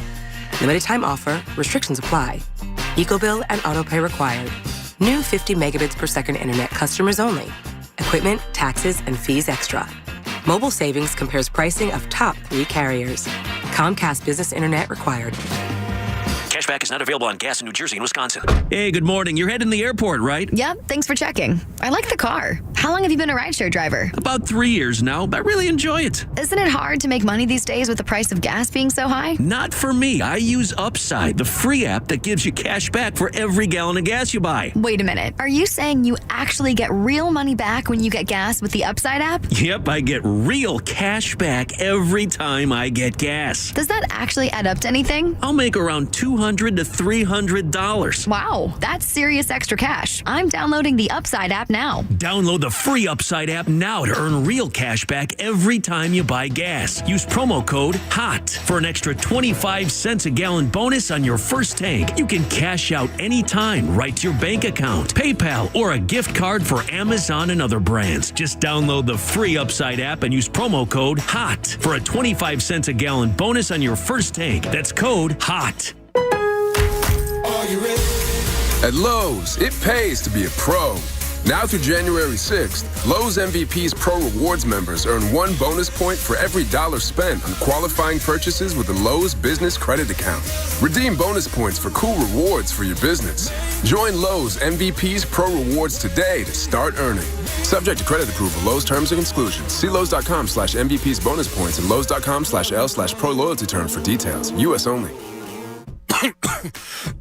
When a cold comes on strong, knock it out with Vicks DayQuil Severe for max strength daytime relief.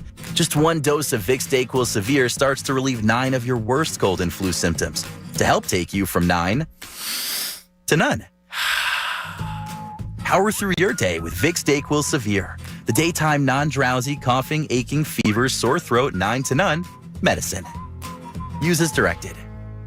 Hey, Hey, Sixer fans, it's Matt Cord for the BetParx app, the official winning partner of your Philadelphia 76ers. The BetParx app is fun to use. Build around on what you want right from your phone. It's easy to sign up, great customer service, and faster to win than ever before. Download the BetParx app today. The BetParx app, the official winning partner of your Philadelphia 76ers. See website for terms and conditions. Must be 21 and in Pennsylvania or New Jersey. Gambling problem. 1-800-GAMBLER. Penalty is charged. If you are a personal injury attorney in the Philadelphia area, we dare you to Google, who's the best lawyer near me? If your firm does not show up on the first page of the search results, then you are guilty of marketing malpractice. For as little as $499 per month, BuildMeABetterSite.com will create and manage your website to ensure your law firm shows up for new clients who are ready to sign. Visit BuildMeABetterSite.com for your free demo. BuildMeABetterSite.com is a small business resource of 97.5 The Fanatic. So I switched to Boost Mobile and got this free Samsung Galaxy A23 5G phone. Why do you think they call it the Galaxy? Maybe because the Samsung Galaxy A23 has a huge screen, and galaxies are huge gravitationally bound systems of stars rotating around a supermassive black hole. And the phone is free? When you switch to Boost Mobile. Cool. You lost me at gravitationally bound. Switch to Boost and get a free Samsung Galaxy A23 5G phone. Boost Mobile. Unleash your power. Limited time offer while supplies last. New customers only. Excludes tax. One device offer per line. Only available on certain networks. 5G not available everywhere. Additional restrictions apply. See your local Boost Mobile store for details. Now, back to the John Kincaid Show on 97.5 The Fanatic, Philadelphia.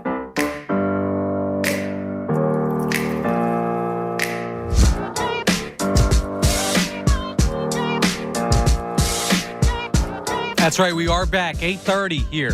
97.5 The Fanatic. This is the John Kincaid Show. Sans John Kincaid, Bob Cooney, Eric Camille, Pat Egan, all off for the week in between Christmas and New Year's. As we normally do here at 97.5 The Fanatic, your regular day parts get their vacation. Because, sports never stops here in Philly. It's hard to get that vacation time. So the really agreed upon, hey, take this week, take this time is right around the holidays. So you have myself, Connor Thomas. I'll be with you hosting in place of John Kincaid for the John Kincaid Show all week, 6 a.m. to 10 a.m. And for the next couple days through Thursday, so until Friday, I guess it would be, Tom Alvord is with me, who you've been hearing. So this is basically Eagles postgame in the morning, as we normally do that, and you will still hear us Eagles postgame on New Year's Day as the Philadelphia Eagles take on the New Orleans Saints in what should be a fun, celebratory day here in Philadelphia, especially considering that segment that we just had Tom saying how the Saints are kind of garbaggio. So we should be looking at at what we said? I don't remember saying that. That's what I said just now. Gotcha. Yes, they kind of stink. And their track record this year is not that good. And even though their defense is better than their offense, neither unit should really scare you. The Eagles should be better at pretty much every position than the New Orleans Saints. I mean, really, at every position. The Eagles should be better. Even though Alvin Kamara has that weight with his name, he hasn't been nearly as good as Miles Sanders has been this year. Just frankly, it's a mismatch. And it's your first home game in 3 weeks. So it'll be a total of a month by the time that the Eagles play on Sunday from when they last played at Lincoln Financial Field. A lot of stuff pointing the Eagles' way in this one, including early reports that we discussed yesterday. If you missed it, Ian Rappaport jumped on Good Morning Football yesterday morning while we were on the air and said that there's a possibility that Jalen Hurts is available Sunday for the Eagles against the Saints. We haven't really gotten much of an update on that, but something to keep an eye on as we draw closer to Eagles-Saints on Sunday. 610-632-0975 is how you jump in. Now, we have a fun exercise I want to do dealing with something going on in another sports league. But before we do that, Kenny in South Philly is on the phone, and he wants to talk about an interesting family situation he's got going on. Kenny, you're on 97.5 The Fanatic. Hey, guys. Good morning. How are you? Doing good, man. How about yourself? Good, man. I just want to tell you guys are great together. I'm a big fan of you guys. I talk to Tom a lot on Twitter. But first of all, Connor, y'all is a violation. Why is y'all a violation? People say y'all around here, Kenny. Come on, man. I'm teasing, but I know. You're with the Italians now. So anyway. Appreciate it. Now, anyway, here's the deal. My daughter, after high school, we used to live in Brigantine. She graduated high school. She went to New Orleans for music and fine arts. And no better place to do music than New Orleans, right? Yeah, no other place. I mean, come on, really. I'm a musician. I was a musician too for 50 years. But anyway, so she goes down there. She has some friends down there. Winds up staying 10 years. Okay. So now she's a Saints fan. She's been a Saints fan. Dresses up, the whole thing. So Christmas Eve, we had the family gathering. Of course, she come in dressed up in her Saints gear. But the last thing she wanted was for this Sunday to happen where, we could clinch and for them to be in town, So we went back and forth on jokingly, but she knows the deal. I mean, she'll root for the Saints, and they're out of it, right? Or they still have a shot? They still have an outside shot, but they need a lot of help. Slim chance, but yeah. Okay. Yeah. Now, Kenny, let me ask you: is she watching the game? Is she going to be up here to watch the game, or is she back down in New Orleans? No. She lives up here now. Okay. Yeah, she lives up here now, and she's not going to go to the game. She knows better to go there. But she roots for all the other teams. The Phillies and the Sixers, So she's just flipped on the Eagles. That's the one that nobody ever flips on. Wow, that's a rarity. So let's put you through this scenario real quick, Kenny, because I need you to mentally be prepared for this so you make the right decision. Okay. Sunday happens for whatever reason. God forbid the Saints. It's funny saying God forbid the Saints do well because their team name would say otherwise. But God forbid the Saints end up beating the Eagles, and she watches with you. Is she a rub it in type of Saints fan? Will she be talking trash? Oh, yeah. She's a trash talk. Oh, yeah. We grew up South Philly. She'll trash for days. See, I respect it, but also you got to be prepared to have the clapback ready. I'll be ready, my friend. Oh, yes. But that's not going to happen. No, absolutely not. The Birds are winning this game. You got nothing to worry about. And then you get to say, I'm glad you guys had a fun little season, but we're heading to the 1 seed in the NFC. So you have your whole offseason to pretend to be an Eagles fan. Right, Kenny? Yeah, the one thing the Mummers praise, it's a shame. I wanted to go down here, but I can't. I gotta watch the game. Well, you got the game till 4, and appreciate the call, Kenny. Man, Thanks, Kenny. Sounds like it's going to be a fun Sunday for Kenny and his family on New Year's Day. You could still go. Like the Mummers Parade goes for a while if you do plan on going down there and attending. What time does it start, Mummers, usually? I don't know. I've never been. I think it's early morning. It is, usually. But people will be out. Like the actual parade is earlier, but people will be out doing stuff, drinking, partying, like block parties down in South Philly makes sense. Until late. The game will be over. It's a 1 o'clock game for the Birds.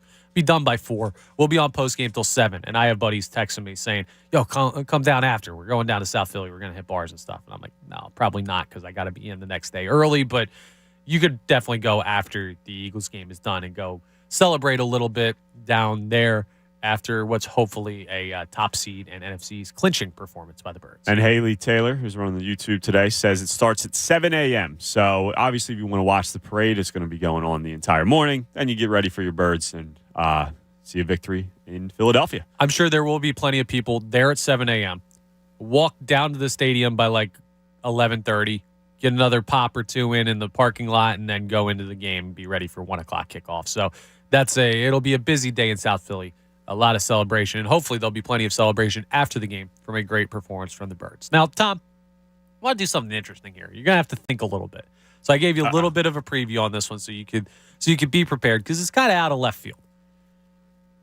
I was looking around Twitter yesterday, and I saw some news coming out of England, across the pond. And you're like, what does England have to do with anything going on in Philly? Well, really nothing. Who knows? But a lot of people are starting to jump into following the Premier League, following soccer. The World Cup was very popular this year. This is not a soccer segment. This is an Eagles segment. Don't worry. All the people are like, are they talking soccer right now? No. But they have this thing in soccer leagues, in the Premier League as well, called the transfer window. And it's right around this time of year. It's like right around late December, January is where transfers are interesting. Because what you do in soccer is you don't have to send another player to a team that you're trading with. You can people put these players up, and you can go ahead and pay their money and pay their salary or pay a little on top to the club that currently holds their rights. And, hey, they play for you now. And you either get them for the rest of the year, or you can there's a whole bunch of stuff. It's not important. But basically, you can just pay to take another player off of a team. But that's usually from a lower league or a different league in a different country. So here's the situation that I want to put you in, Tom. The NFL, well, they've got a transfer window now. You can add one player via transfer to the Philadelphia Eagles. But here's the caveat, because it comes from a lower league when they do it in soccer. It has to be from a team that is currently under 500. Now, the nice thing is, when you look around the NFL, there's some solid teams that are under 500 right now. Definitely. Just because of the middle of the pack being so vast in this year's NFL standings to this point as we head into Week 17. So one player, and what we're going to do is we're going to list a couple, then we're going to have to come up with a consensus option for the best player to add. So I know you've gotten some written down. Share some players that if you could, if there was a transfer window, you're going out and you're getting on loan for the Philadelphia Eagles for the rest of the year. So quick question, does it happen today? Happens today. Okay. Immediately. Gotcha. Right now. They're an Eagle. You want a couple or you just want one? Yeah, go through a couple. All right. So I'm thinking this team has a legit chance to win a Super Bowl this year. That is obvious. It is obvious also that we have had key injuries to key positions and key players on this football team, as we've been talking about for the last 2 hours and 40 minutes. Avonte Maddox, obviously, and Lane Johnson. So my mindset is we need an upgrade there. We need an upgrade over a guy like Driscoll or over a guy like Josiah Scott, whatever they decide to do there. And to me, a couple names stuck out. Ryan Ramczyk of the New Orleans Saints, who we're going to see this week, not only plays tackle in the NFL, but he plays right tackle. A lot of the best tackles in the NFL, obviously, are left tackles. To protect blindside. Exactly. Yeah. Guys like Ramczyk, guys like Lane Johnson are on the right side. So a guy like Ryan Ramczyk would be absolutely perfect. 28 years old, still in his prime. Bring him over here, Saints under 500. He slips in. He plays right tackle for your team. There's a chance Lane Johnson comes back this season. I don't know why. I kind of doubt he does. This injury just seems so serious, a torn abdomen or whatever exactly it is. But when you get to abdomen, groin area, and stuff isn't completely intact, that's not ideal. So, yeah, when Lane Johnson comes back, there's a potential issue there. But I got to do everything I can to win a Super Bowl this season, and that's making sure this line is as good as possible. Ryan Ramczyk was one. Also, a guy like Sauce Gardner for the New York Jets. Now, obviously, you have to buy these players, so I don't know how the contracts would work out. But if you get a guy like Sauce Gardner, who's on his rookie deal, obviously a rookie this season, probably going to win Defensive Rookie of the Year. Not only do you have him for this season, he probably can play some slot corner for you while Avonte Maddox is out, or maybe Bradbury plays slot. I don't know. You figure that out. You have three really good cornerbacks. Bradbury's going after this season more than likely. I don't think the Sixers. I don't think the Eagles re-sign him. So you have a Sauce Gardner on one side on his rookie deal. He'll be in his second year that year. And Darius Slay, who's still a top 15 corner in the league. Those are my two favorites that I was looking at personally. Okay. Interesting looks. Now, I went largely defensive with the guys that I was looking at. There was one, I do think you're right, about the situation of replacing Lane Johnson. The name that I liked as far as a tackle, he's down with the Houston Texans right now. You may remember him from his draft night many years ago. I had this written down as well, actually. Yeah, Laramie Tunsil would be a guy that I would love to have right now to replace Lane Johnson. I think that's the most important position on offense that you could address right now. But I think it says a lot about where the strengths and the weaknesses of this team currently lies with the Philadelphia Eagles, if you can call them weaknesses, but weaker points comparatively. The offense is pretty set. I'm not adding any wide receivers. If Hurts is healthy, you can't add a quarterback. He's been the best one. The line are all Pro Bowlers. Lane Johnson's hurt. That's the only reason that a tackle is even in the conversation. Miles Sanders has been incredible. By the way, someone on the YouTube mentioned Jonathan Taylor. We're only doing currently healthy players. Taylor done for the year right now. So the players have to be healthy. They don't miraculously just get better if they're currently hurt. Otherwise, I would buy a clone of Lane Johnson and I would just start him at tackle. But defensively, the guys I was looking at, Jalen Ramsey, currently on the under 500 Great Rams. one. Go ahead and put him out there, and you have a situation where you could shift one of the corners to slot, play him on the outside, and I don't know how Bradbury or Slay would do in the slot, but you'd have an embarrassment of riches when it comes to the secondary. It's a good problem to have. Yes, for sure. Myles Garrett, I know the pass rush has been incredible. He's another guy who's just a disruptor. If you add to that rotation by adding Myles Garrett, he's a guy that he might be the best defensive player in football. He's up there with Bosa, Parsons, all that. Yes, and if he's not, another guy in the conversation is TJ Watt from the under 500 Steelers currently. And, those are the guys that I was looking at to add in. To me, and part of the reason I like to do this is it forces you to pick the spots of most need for the Philadelphia Eagles. And we both went largely defensive. I know you looked at tackles because of one specific player's injury, but there was no other offensive position that we even considered to add a player. No, because running back would be the only one that you're worried about maybe long term, but I mean, running backs in the NFL, we know it's a dime a dozen. So for you to have an opportunity like this, to have a transfer kind of situation, I don't think you use that on a running back, much like you don't pick a running back top 5 in the draft or something like that.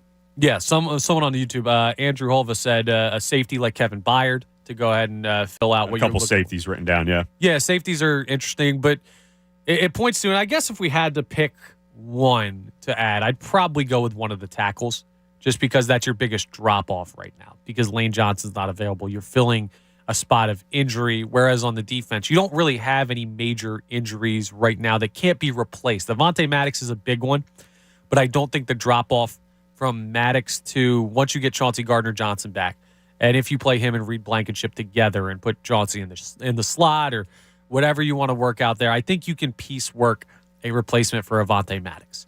There is no piecework, patchwork, whatever you want to call it, replacement for Lane Johnson. You kind of just have to hope that he's ready to go and is going to be at his best. But this points towards, hey, if the Eagles are going to lose in the playoffs, if the Eagles are going to have trouble down the stretch, if there's a reason this team is going home other than them just playing a bad game and beating themselves and being rusty or having major injuries or anything like that, no, actual football scheme-wise, if there's something to look at, it is on the defensive side of the ball. I think that's the fair agreement absolutely. Coming out of this segment. Not just short term, but I think long term as well, because we all love the defense this season. Not some of us don't love the defensive coordinator in the scheme at times, but we all love the players on this defense. The issue is a lot of these guys are free agents after the season. When you look at Bradbury, Chauncey Gardner-Johnson, both linebackers and T.J. Edwards and Kaiser White. So you're going to have to fill some holes, and I believe both Javon Hargrave and Fletcher Cox, both free agents after this season. So long term, the offense looks much more set up than the defense at this point, so it makes sense to bring in a defensive guy. Also, it's interesting that I'm sure, obviously it's just me and you talking, but I'm sure. Yeah, nobody's listening. No, not at all. I'm sure if we did a poll or like took answers, whether it's YouTube or whatever, isn't it refreshing that we're not answering Patrick Mahomes, Justin Herbert, Josh Allen? Like, listen, Hurts still has stuff to prove. He hasn't done it in the playoffs, and he's only done it for one season. And he's hurt right now. I could understand somebody wanting that because of the injury. Sure. But skill-wise, there's no argument to say that they're significantly better than what he's been this year. And that's just so refreshing, because anytime we would do a segment like this or an exercise like this, the answer would always be, oh, yeah, you need a top 5 quarterback. That's how you win in the NFL. Again, there's still stuff to be proven with Jalen Hurts. He has to do it in the playoffs, and he has to do it consistently. It can't just be a one-and-done type year, and I don't think it is. I'm not trying to say that. But the fact that we have a feeling that we have a franchise guy, which is so hard to come by in the NFL. It truly is. People try and do it every year. The Broncos, Colts. Look at some of the teams around the league trying to figure it out. The Browns. Jets. Yeah, man. Like, it's tough to know that you at least have a guy is so refreshing, and it's a thing that a lot of teams, that a majority of teams out there can't say. Yeah, it's nice. That's for sure. It certainly is. This segment's brought to you by the Bet Parks Casino and Sportsbook app, where odds, slots, bets, and games all come together in perfect harmony right in your pocket. Download now at betparks.com. Should be an interesting line on the BetParks app for the Philadelphia Eagles New Orleans Saints game. I think it was 4.5 yesterday, right? I thought it was 6.5. Or 6.5, excuse me, 6.5. Today, it's still 6.5 as I see it, so I guess no movement there. I'm going to tell you, if I could give advice and take my advice for what it's worth, I think in totality, because I've looked at like my overarching like stats on my account, I think in totality I'm like plus $37 over the course of like 3 years of sports gambling. Yeah. So I'm a winning gambler, but not by much. Not by much. Not by much at all.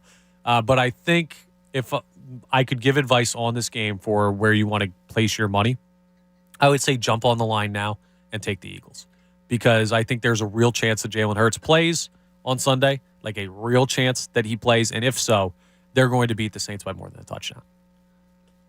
That wouldn't shock me at all. I'll say that, even if it's not Hurts. Yeah. I think this team with Gardner Minshew, we saw how good the offense looked last week. Obviously, throws were missed. They just put 34 up on the Cowboys defense, which is better than 27. The pick six. Well, but still.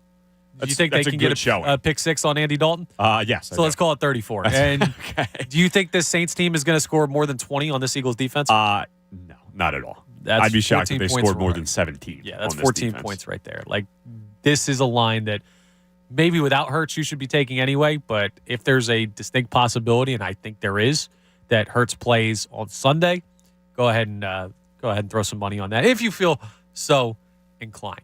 You can go ahead and use our friends over at the Bet Parks Casino and Sportsbook app to go ahead and do so. Now, there's something weird going on in baseball, Tom. Something very weird going on in baseball. This whole situation, we haven't really talked about it because it's not Phillies affecting, but it's Phillies adjacent. You seen this Carlos Correa thing and everything that's going on? Crazy. I can't stop looking up his name on Twitter to try and figure out. And every single day, guys like John Heyman are posting the same exact story. Like every morning at like 9 a.m. Well, that's just John Heyman. Well, that's just what he does. That is just John Heyman saying that Arson Judge is going to the Giants, totally getting everything wrong. But is posting the same story. Coke Hamels. So a quick to catch you up if you're not familiar with what's going on with Carlos Correa. Of course, Carlos Correa, standout shortstop available in free agency this year, goes to the San Francisco Giants on a huge $300 million multi-year deal. And then all of a sudden the physical gets done to confirm the contract and everything falls apart.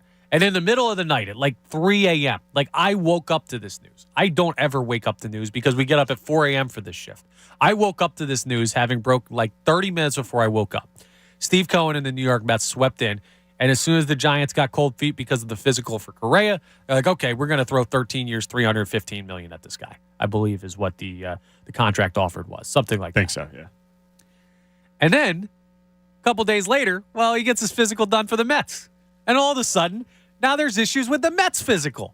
And this guy has a wooden leg or a wooden ankle or something's wrong with his lower body, and teams are getting spooked by it. And all of a sudden, now the contract is still technically agreed upon in principle, but it's altering, and they haven't signed it because the Mets refuse to put anything down, and they're trying to work through it. But this Carlos Correa situation is crazy. And I know it's not the Philadelphia Phillies trying to sign him, but this is important. I said when the Mets signed Carlos Correa, that's terrifying.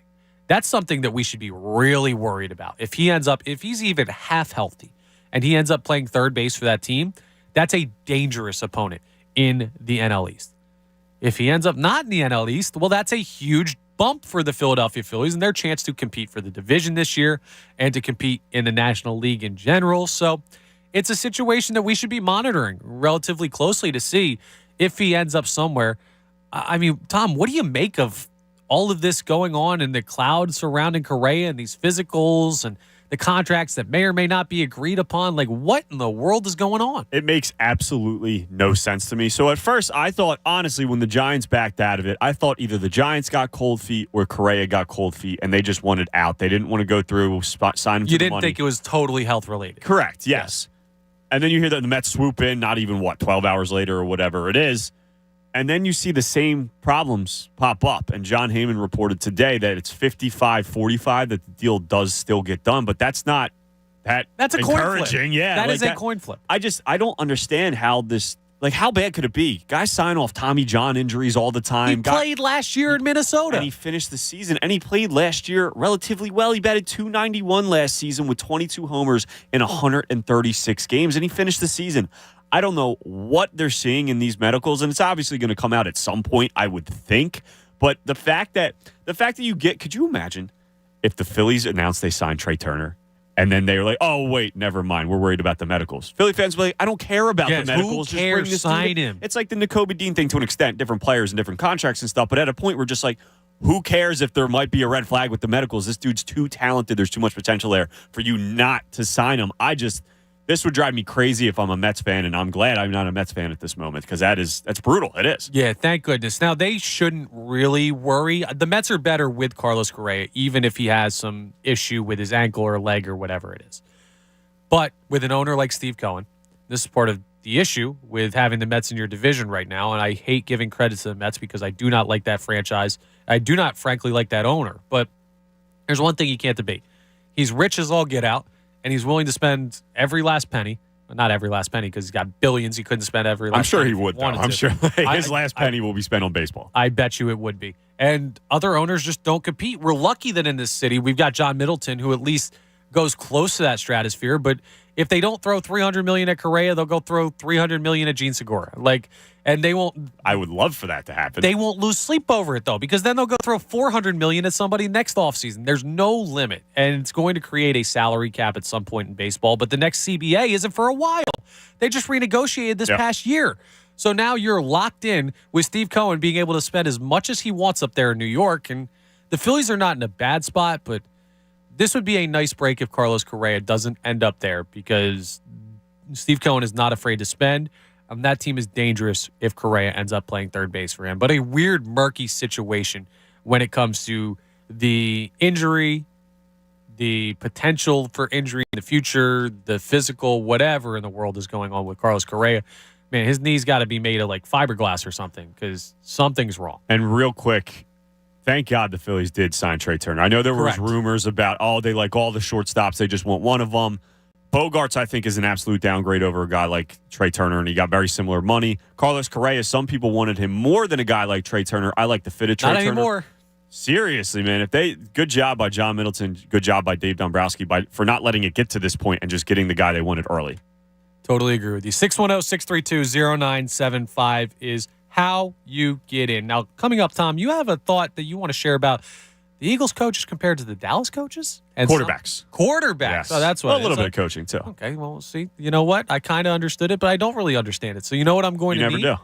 I'm going to need you to explain to me and the people coming up next what exactly you're talking about there. Because I look at that and I say, no doubt the Eagles have the better quarterback, but maybe you're going in a different direction than this. We'll see you on the other side, and we're also going to jump back into the Lane Johnson and Avonte Maddox injury concerns with both of those guys out indefinitely when it comes to Lane Johnson abdominal tendon tear and Avonte Maddox a significant toe injury. So a lot of stuff, murky water, smoke surrounding the Philadelphia Eagles' health, and how does it affect them going forward. Plenty of stuff to still get into as we head into the 9 o'clock hour. Connor Thomas, Tom Alvord, in for the John Kincaid Show here on 97.5 The Fanatic. The John Kincaid Show. Sir, one more outburst, I will strangle you with my microphone wire. You understand me? On 97.5 The Fanatic. Philadelphia.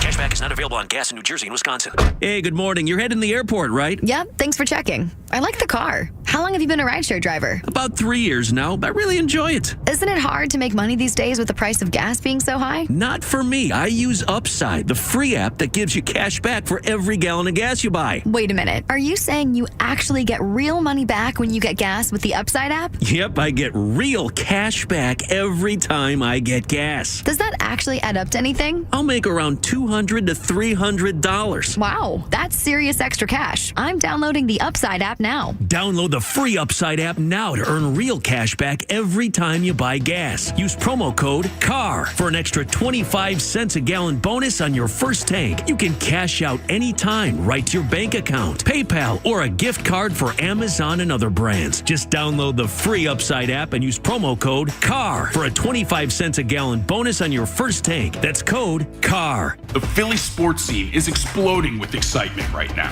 and the Busch Auto Group is using a winning formula of their own to crush the competition. Not only does the Busch Auto Group's market-based pricing ensure you'll never pay too much for your next pre-owned vehicle, but right now, every pre-owned vehicle purchased at the Busch Auto Group comes with a 1-year maintenance plan. How about that for a Philly special? For full details, visit bushautogroup.com. That's BUSH autogroup.com today. During the holiday season, the New Jersey Transit Police Department reminds you that we must all work together to keep our transit system safe. Your attention is our most valuable asset. If you ride the train or bus, live or work near a station, be alert and aware of your surroundings. If something doesn't feel right, it probably isn't. Report suspicious activity to 1-888-TIPS-NJT or text your report to NJTPD. New Jersey Transit urges you to help us keep our transit system safe. Report suspicious activity to 1-888-TIPS-NJT or text your report to NJTPD. For everything your business needs to make this year your year, Staples has you covered. I need to organize all my papers and files from last year and the year before that. Staples has you covered. I need a new desk calendar so that I don't miss a meeting with my boss or a soccer game with my daughter. Staples has you covered with everything you need to get organized this year. Right now, a 2023 lined desk calendar is $3.99 and an unlined calendar is just $4.99. Make this year your year at Staples. Offer ends 12/31. In-store only. My ride smells just right, just right, just right, just right. Y'all gotta try that Febreze car. Just right, just right, just right. La la la la la. With up to 40 days of consistency on low Febreze car clips right on your vent. You know my car's my happy place. Keep that smile on my face when it smells just right, just right, just right. Yeah, breathe happy Febreze. La la la la. few becomes a few too many. For a moment, you think of calling for a ride, but nah, you live nearby. What's the worst that could happen? You get pulled over, your insurance goes up, you lose your license, you total your car, you kill someone. The results of driving drunk are tragic. That's why law enforcement is out there looking for impaired drivers to save lives. So if you're okay to drive after a few drinks, think drive sober or get pulled over. Paid for by NHTSA. If you like burritos, which you do because everyone does, you should try Taco Bell's Chipotle Ranch and Salsa Verde grilled chicken burritos. These masterpieces start with a warm flour tortilla that we stuff with grilled chicken. But the real stars here are the bold sauces, Chipotle Ranch or Salsa Verde. In fact, the chicken is the stage upon which these sauces shine. Like this mic is a stage for me to spotlight my theatrical range. 2 chicken burritos, 2 bold flavors, $2 each. Order on the Taco Bell app. At participating U.S. Taco Bell locations for a limited time only. Contact local store for prices, hours, and participation, which vary. Tax extra while supplies last. Every drive starts somewhere. For First Trust Bank, our drive started in Philadelphia and continues to this day. As Philly's hometown bank for more than 85 years, we know this city's people. We understand their passions, and we work our tails off to help them reach their goals every day. Because Philadelphia dreams deserve a Philadelphia bank. First Trust Bank, the official bank of the Philadelphia Eagles. Member FDIC. Stars and Stripes Harley's pre-owned year-end clearance event this week. Hundreds of Harleys red tagged with blowout pricing. No wholesalers, no auction fees. Only customer trades to get the best pricing possible at Stars and Stripes Harley's year-end clearance event. Good credit or bad credit, Stars and Stripes Harley is considering 100% of all credit applications. We must sell 75 pre-owned bikes by the end of the year. Don't need perfect credit. Don't need a cash down payment. Stars and Stripes Harley has the largest Harley inventory in Pennsylvania with hundreds of Harleys on site. The pre-owned year-end sale ends New Year's Eve. Fanatic fan favorite. Is a Nissan on your list? If not, it should be during the Nissan Thrill of the Drive event. Don't miss year-end savings going on right now at Peruzzi Nissan. And the Peruzzis want to wish happy holidays from Bob, Fred, and the whole Peruzzi family to your family. As they say, our business is you. Fanatic fan favorites on 97.5 The Fanatic. WPEN Burlington, Philadelphia, a Beasley Media Group station, home of the most entertaining sports talk in Philadelphia. 97.5 The Fanatic, Philadelphia. Now, back to the John Kincaid Show on 97.5 The Fanatic, Philadelphia.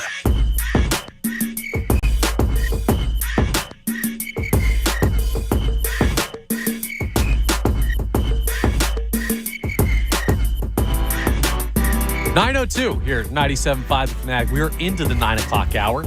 Connor Thomas in for John Kincaid and the John Kincaid Show. Tom Alvord to my left. Am I in for Bob Cooney then, technically? Yes, technically you are. Okay. Yeah. If we were checking in, if this was a basketball game and we went to the scorer's table at the start of this week and you said, yeah, I'm checking in for whoever. I don't know if you tell them at the scorer's table, but you say you're checking in. You run out on the court. Yo, Cooney. Yo, Kincaid. Yeah, I would be getting John Kincaid, you'd be getting Bob Cooney. So, yes. Good to know. You are in for Bob Cooney currently. Dan Fritz is on the board. Yes, he has checked in for Pat Egan. We're getting a little bit more height in the lineup there at the producer position. It's a very, very good point. That was a good one. That wasn't unwarranted. No, that was just a subtle shot. Listen, I enjoyed that. Normally we play small ball. We're going a little bit more height in the lineup today. So we'll see how that works out. And then we've got Haley running the YouTube, but Haley's given up at least I don't know, half a foot to Heavy Chevy, maybe more so than that. So that's an issue. We're going to have to swap some positions around a little bit. Maybe Haley can shoot it a little bit. Maybe she's a sharpshooter, but we're going to have to space the floor with this lineup. But it is like I said, we want to try a fun lineup with D'Anthony Melton and Jake Milton and Thibault and Paul Reed and Daniel House off the bench for the Sixers. Well, this is a fun switch-up lineup to go ahead and try some fun stuff around the holidays when everyone else gets time with their families and vacation and everything like that. So these are the voices that you'll be hearing throughout the week. This week, 97.5 The Fanatic and all your regular shows will be back on Monday, January 2nd, as we bounce back, except I believe The Best Show Ever still has another day off, and I believe I'm on TV that day. But we'll update you. Next week is when everything gets back to normal after the holiday break. Of course, the 9 o'clock hour of the John Kincaid Show. We're still doing all the normal sponsors and everything, though, guys. Come on. You know we got to. 9 a.m. hour is brought to you by The Bagster, dumpster in a bag. Get yours today at Home Depot and Lowe's. For details, you can go to Bagster.com. Now, Tom, you had a question about, well, it's comparison, rather, between the Eagles quarterbacks and Dallas's quarterbacks. And I'm not sure where you're going with this. So why don't you go ahead and tell me exactly what you want to get at here, facing off against a team, well, that you just faced off against. So maybe not so much a question, but it was more of something I saw in Saturday's game that had me feeling pretty good. And obviously the Eagles lose Saturday's game. It was a tough loss, a missed opportunity, some could say, because you still have one more game to play. But regardless, I think we're all relatively positive after that Eagles-Cowboys game because they were able to drop 34 points and still have a chance to win the game towards the end with Gardner Minshew in at quarterback. But there was a sequence I saw late in that game that just made me smile. And it was maybe one of the biggest positive outcomes or outlooks I had when I look back on that game. There was a situation. It's late in the fourth quarter. Dallas is driving. They're up, I believe, 3 at the time. Yeah, they were up 3 points. They're driving. There's about 2 minutes left. It's right before the 2-minute warning. And I saw something that Dak Prescott did that just made me smile and made me laugh. And it's something that we don't see here in Philadelphia. Before the 2-minute warning, Dak runs out of bounds to stop the clock. 2-minute warning doesn't hit, so the Eagles have an extra play there. Great call. Stupid mental mistake by Prescott. Exactly. Shortly after that, I believe, it's first and goal. 2-minute warning hits. Dak is sacked. Or it's before the 2-minute warning, excuse me. Dak is sacked for a -9 yards on the play when he should have just thrown it away because the 2-minute warning was going to hit anyway. You throw it away, the clock stops regardless, so you'd rather take an incompletion than a 9-yard sack, and you're back even further. Those two, and then you end up getting a stop there. You hold them, and they end up kicking a field goal on 4th down at the 3-yard line of the Eagles 3 with a 1:45 to play. And I just love that because no matter how good the Dallas Cowboys may look during the regular season, no matter how much hype they get from Skip Bayless and whatever talking head out there on ESPN or whatever platform it is, they're still going to Dallas Cowboys at the biggest moments. And that confirmed it for me. They always do. That confirmed it for me. Sure, you can learn, you can watch on film. We saw it last year with Dak Prescott. I believe it was last year, in the 49ers game, where they have no timeouts left. It's towards the end of the game. They want to get a field goal range. Dak Prescott slides. They don't get the ball to the referee in time. They end up losing that game because the clock runs out. It always happens with the Dallas Cowboys. It always happens with Dak Prescott. And for a majority of the time, it always happens with Mike McCarthy because he had maybe the greatest quarterback talent ever to walk this earth, and he only came away with one Super Bowl and didn't reach another one after that with prime Aaron Rodgers. So the Eagles still, they're an inexperienced team, especially when it comes to playoff time. Nick Sirianni has a ton to prove in the playoffs. So does Jalen Hurts, and we're just going to have to wait and see. But knowing that our number one competition, or number 3, or I guess number 2, one of the top 3 options. Exactly, thank you, has a guy like Dak Prescott who can make mental mistakes like that in the biggest moments of the game and has continuously, and has a head coach in Mike McCarthy, who a lot of people, I believe, think is overrated in this league and not nearly as good. Jerry Jones was talking about maybe replacing him before the season started. They had guys in the locker room that they liked, Dan Quinn, the defensive coordinator, whatever it may be. It's just a mess over there. And knowing I have a guy like Jalen Hurts, and I look at Dak Prescott, by the way, 12 interceptions all year, despite missing, I believe, 4 games this season. Jalen Hurts, let me scroll. Let me find where Jalen Hurts is on interceptions. Just 5 interceptions from Jalen Hurts this season, tied with Jameis Winston and Mitch Trubisky, who did not even start a majority of the games for this team. So that was like one of my biggest takeaways from the game. Despite the loss, despite how they had 4 turnovers in the 3rd and 30, if we're in a scenario where we match up with Dallas again, I have confidence going into that game, one, because I believe the Eagles are a better team, but knowing my head coach and my quarterback are less likely to make a dumb mental error in a big part of the game rather than and over the guys like Mike McCarthy and Dak Prescott has me feeling really good about the Philadelphia Eagles going into the playoffs, especially if they're matched up with a team like Dallas. I can't agree with you more, and in fact, I'm going to take it a step further. When you look at the competition around the NFC, the teams that you could play, I look at, and we did the conversation earlier about the conferences. Would you flip the Eagles to the AFC if you could? Would there be any reason to do that? Would it make their path any easier? And I think we both came up with the answer, no. Stay in the NFC. Well, Compare Jalen Hurts to the other quarterbacks that are right now in the playoff picture for the NFC. Right now, the playoff picture includes all 4 NFC East teams, including the Eagles, obviously, the Minnesota Vikings, and the San Francisco 49ers. Those are your teams that you're looking at right now, the 6 teams for the NFC playoff bracket. Man, I don't see a quarterback that's even remotely close to Jalen Hurts. Kirk Cousins has had a solid season. He has a guy putting up arguably the best wide receiver season of all time to help him out for that. And even that, their point differential is +5. He's not hanging 40 on these people. He's just not doing it. And if he is, the defense is not good enough to hold the other team down. They don't have a good point differential, which is normally a determining factor. I'm going to get this right. I'm going to, guys. I promise. Determining factor. A determining factor. It's normally a determining factor of how good a team really is. When you see a team that's an 11 or a 12-win team, and they have a point differential of +5, you know what that says to me? Fugazi. Fraud. You're going to be a first-round exit. Or if you play the first round at home, you're going to lose when you go on the road. Or when you play a good team like the Philadelphia Eagles. Not worried about Kirk Cousins. Not worried about the Vikings. But even just looking at the quarterback, give me Hurts over Cousins every day. When I look at the 49ers, not even a conversation. Brock Purdy, nice story. Jalen Hurts, MVP of the league, talent-wise. The team potentially worries you, but the quarterback's just not even in quarterback question. Doesn't.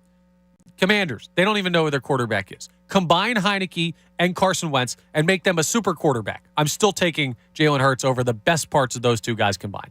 Daniel Jones, don't care. He's had an all right season compared to what Daniel Jones has been, not remotely Jalen Hurts. Take your pick of anybody in the NFC. Jalen Hurts is the best quarterback, and I don't think it's close. And probably the closest option of contenders is, I'm not counting the Packers as contenders right now, they're going to have a tough way to make it in. When I look at it, I say Tom Brady washed, by the way, not in the conversation. Yeah, no, he's this year. Absolutely washed. Greatest of all time, not the greatest right now. Dak Prescott is probably your next closest threat quarterback-wise on a true NFC contender. If you were able to section off parts of a poll and poll everyone not a Dallas Cowboys fan and not a Philadelphia Eagles fan, which quarterback would you rather have for this season? Not going forward, because I know age is different. I know Prescott's been in the league a little bit longer, so you'd probably take the younger quarterback. Do you want Jalen Hurts this year, or you want Dak Prescott this year?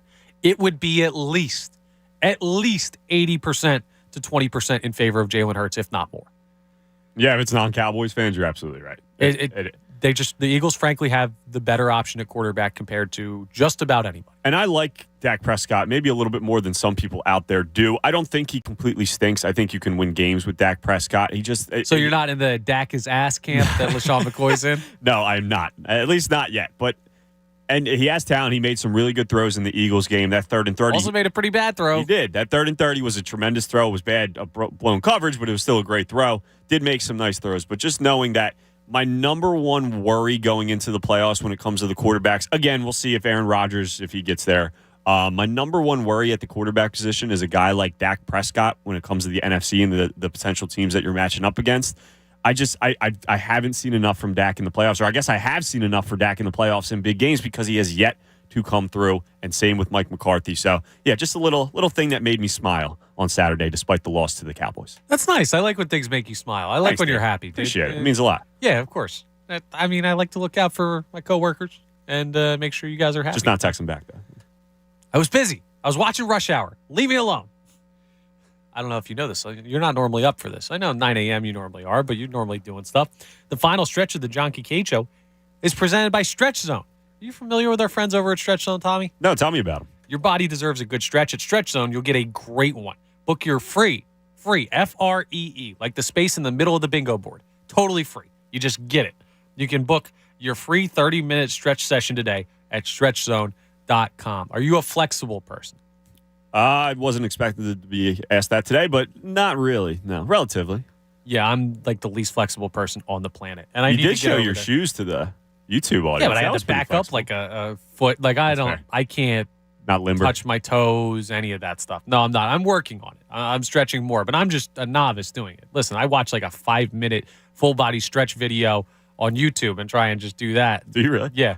Yeah, of course. Okay. Well, I'm glad you're working on it. That's good. Yeah, I'm working on it. But it's not the same as what you'll get at Stretch Zone. Like you can do the dumb little exercises at home. No, you want to go to the professionals when you need a real good stretch, and Stretch Zone takes care of that for you. So go ahead and check them out, Tom, if you want to be a little bit more flexible, if you want to be able to show your shoes to the camera on YouTube, like I was able to do, go ahead and give our friends over at Stretch Zone a call. Now, let's jump back into this conversation surrounding the injuries. Lane Johnson's regular season is over for the Philadelphia Eagles. Avonte Maddox, they haven't expressly said, his regular season's done. His regular season's done. I'll tell you right now. He's not playing in the Saints game. They won't need the Giants game because they're going to beat the Saints. Avonte Maddox's regular season is done. We know the Eagles will have to play without them for the time being. But here's my next question. Can you win a playoff game? I'm not going to tell you the opponent or how it breaks down or anything. So you can't be like, well, yeah, if they play Washington, if they play the Commanders, if they play the New York Giants at the Link in January. No, just your gut feeling. Can they win a playoff game if Lane Johnson and Avonte Maddox are both still injured? Yes, absolutely. Why? Because I trust the coaching staff that the Philadelphia Eagles have assembled here. I trust Nick Sirianni. I trust Shane Steichen. I especially trust Jeff Stoutland, maybe the best O-line coach to ever walk the planet. And I do trust Jonathan Gannon. I know he's not a fan favorite here, but this defense has been mainly good this entire season. It really has. And I also trust the depth. Relatively. I think guys can step in if it's a 1-2 game sample size. A guy like Driscoll can step in and be able to hold down the fort. He's not going to be Lane Johnson because nobody is, but he's not going to be a complete net negative like a guy like, unfortunately, Josiah Scott was, but I believe that they're going to work around. And maybe that's Josiah Scott's worst game he's going to play as a pro. Maybe he bounces back from that. Maybe when Chauncey Gardner-Johnson comes back, they bump into the nickel slot position, and then they have Reed Blankenship play the safety position. But because of the trust I have in the coaching staff and the depth relatively, also because this roster's really damn good around it. A lot of teams, every team has holes in the NFL. It's a salary cap league.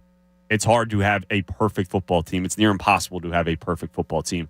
The Eagles have close to one right now. Because of how talented they are around, even if you're without a guy like Lane Johnson, I trust the line, and I trust Jalen Hurts being able to make plays, A.J. Brown to be able to make plays, Devontae Smith to be able to make plays. Same goes for the defense. I could see the D-line stepping up, knowing they're got to get a little bit of pressure. Maybe they throw some little extra blitzing, more so than we're used to seeing from a guy like Jonathan Gannon. So just all of those factors between the coaches, the depth, and especially the talent of the starting players on this team, I do have confidence they can win at least a playoff game without those two guys. You know what's funny? I don't have as much confidence as you have. Is that right? I lean towards where you're saying. I still feel like they can win a playoff game without Lane Johnson and Avonte Maddox. My issue is I look at some of the teams that they could run up against. And if they play the San Francisco 49ers in a playoff game and Lane Johnson is not available and Avonte Maddox is not available, I look at Bosa and what he's going to do to that offensive line. Man, Bosa versus Driscoll does not feel good.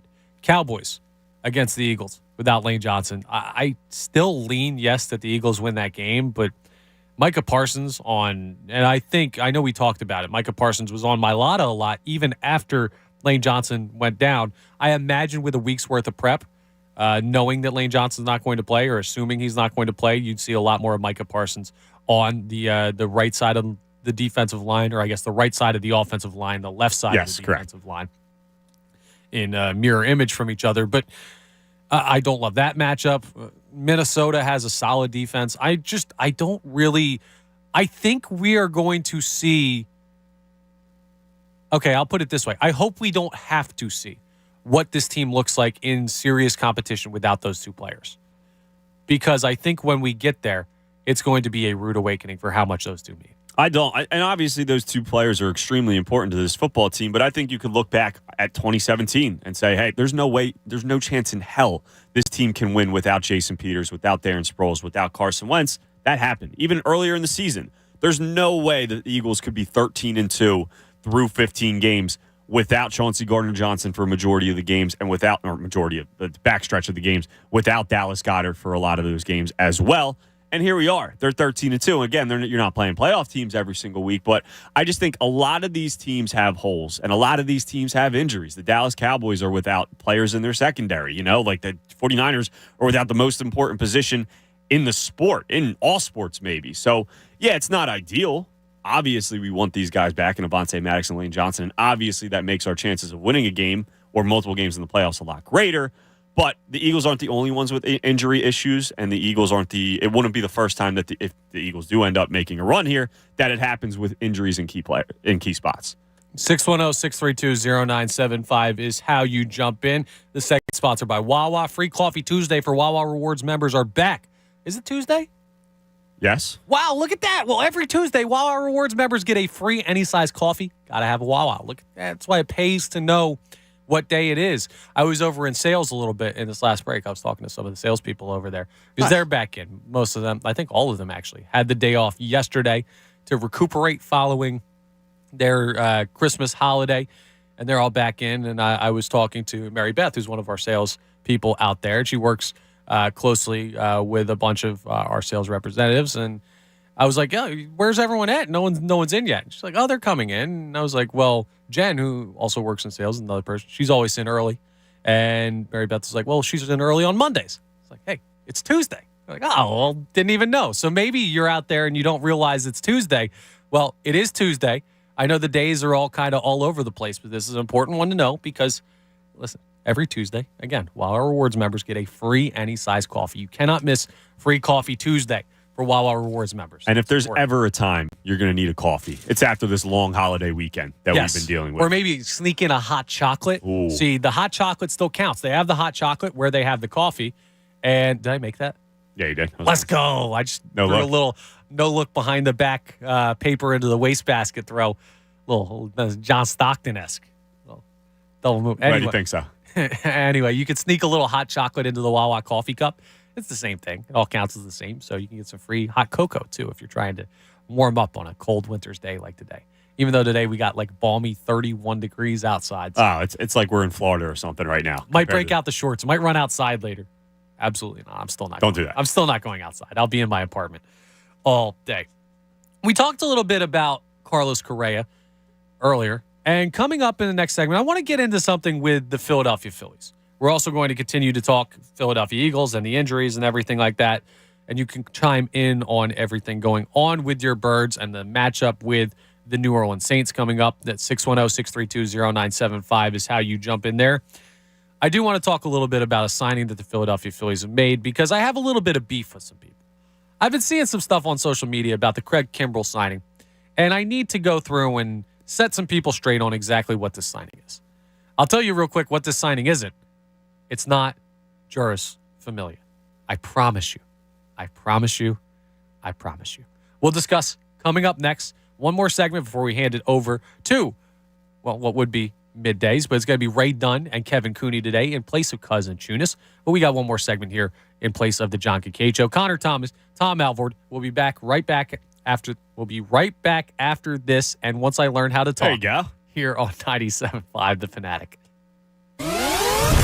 The John Kincaid Show. They're like the family from hell on acid that's on steroids. On 97.5 The Fanatic. Philadelphia. Ad paid for by Anthem Tax Services. $80 billion approved for the IRS to beef up their efforts to pursue those that owe. Are you tired of the IRS letters, levies, liens, or wage garnishments? If you owe over $10,000 in back taxes to the IRS, you need Anthem Tax Services. 30-plus years of experienced, top-rated tax professionals with over $500 million in represented tax liabilities and licensed in all 50 states. We are A-plus rated on the BBB and #1 choice on Money.com. Due to the financial hardships in the country, the IRS is making it easier than ever to settle your tax. Anthem Tax Services will find the program that is right for you, like the Fresh Start initiative that can drastically reduce your tax debt. We can help settle delinquent tax problems, end all collections, and may even reduce back taxes by up to 99%. Call Anthem Tax Services at 800-217-5312 for a free no-obligation tax analysis, personal or business. Stop your tax problems from getting worse. Call Anthem Tax today, 800-217-5312, 800-217-5312, or anthemtaxservices.com. Hey guys, Bob Cooney here. Now is the perfect time to download FanDuel in partnership with Valley Forge. America's #1 sportsbook. New customers get a no-sweat first bet up to $1,000. That's free bets back if your first bet doesn't win. All you have to do is sign up with promo code Bob. You know what you love about FanDuel. You have money lines, point spreads, and what we all love, player props. And you can combine your bets for a chance at a bigger payout with a same-game parlay. And now with live betting, you get updated odds on games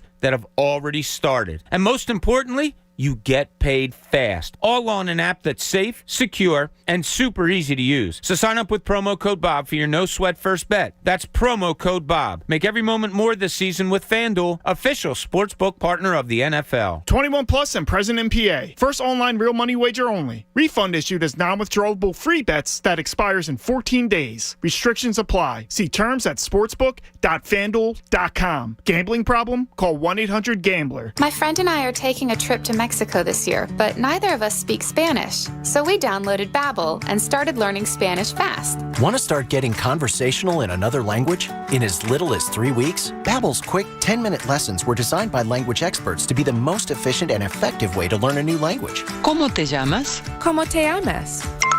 Babbel, language for life. Celebrating 10 million subscriptions sold. Now try Babbel for free at Babbel.com. That's BABBEL.com. Fanatic fan favorites. Wish you could finally relieve sore muscles? Want to decrease tightness and increase your flexibility and range of motion? You can. Start off the new year by booking your free 30-minute stretch session today at StretchZone.com. Your body will thank you. Fanatic fan favorites on 97.5 The Fanatic. Hey, it's Cuz for Golden Nugget Jewelers. You think about getting an engagement ring? Well, if you're ready to pop the question, you got to go see your own at Golden Nugget Jewelers now. Largest selection of certified diamonds and engagement rings. Your perfect ring at Golden Nugget Jewelers. Major financing options, unbeatable prices for name brands like Viraggio and Tacori for the settings. Right at the corner of 8th and Chestnut. It's engagement season. Now's the time to get the big ring and get all of your holiday shopping done. Get the present of a lifetime at Golden Nugget Jewelers, where Philly gets engaged. You've been putting back a few, and a few becomes a few too many. For a moment, you think of calling for a ride, but nah, you live nearby. What's the worst that could happen? You get pulled over, your insurance goes up, you lose your license, you total your car, you kill someone. The results of driving drunk are tragic. That's why law enforcement is out there looking for impaired drivers to save lives. So if you think you're okay to drive after a few drinks, think again. Drive sober or get pulled over. Paid for by NHTSA. My milkshake brings all the boys to the yard, and they're like, it's better than yours. Spilled your milkshake? Quick, the quicker picker upper. Bounty picks up spills quicker. And each sheet is 2 times more absorbent, so you can use less than the leading Ordinary brand. So you can get back to your milkshake. My milkshake brings all the boys to the yard, and they're like, it's better than yours. Bounty, the quicker picker upper. Go passionately. Go fearlessly.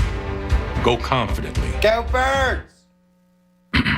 Go confidently towards your goals with First Trust, Philly's hometown bank for nearly 90 years, and the official bank of the Philadelphia Eagles. We're focused on getting you over the goal line. So go with conviction. Go with trust. Go Birds! And go forward with us by your side.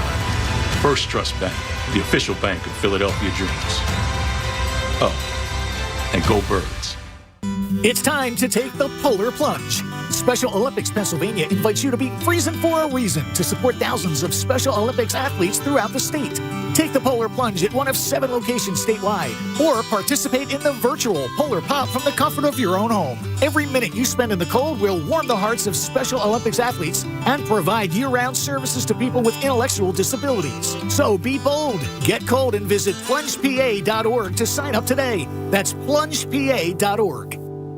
Hello? Whether you're at home or on the go, listen to 97.5 The Fanatic on Odyssey on your smartphone, Roku, LG Smart TV, Waze, and more. That's Odyssey, AUDACY. Check it out now. Now, back to the John Kincaid Show on 97.5 The Fanatic, Philadelphia.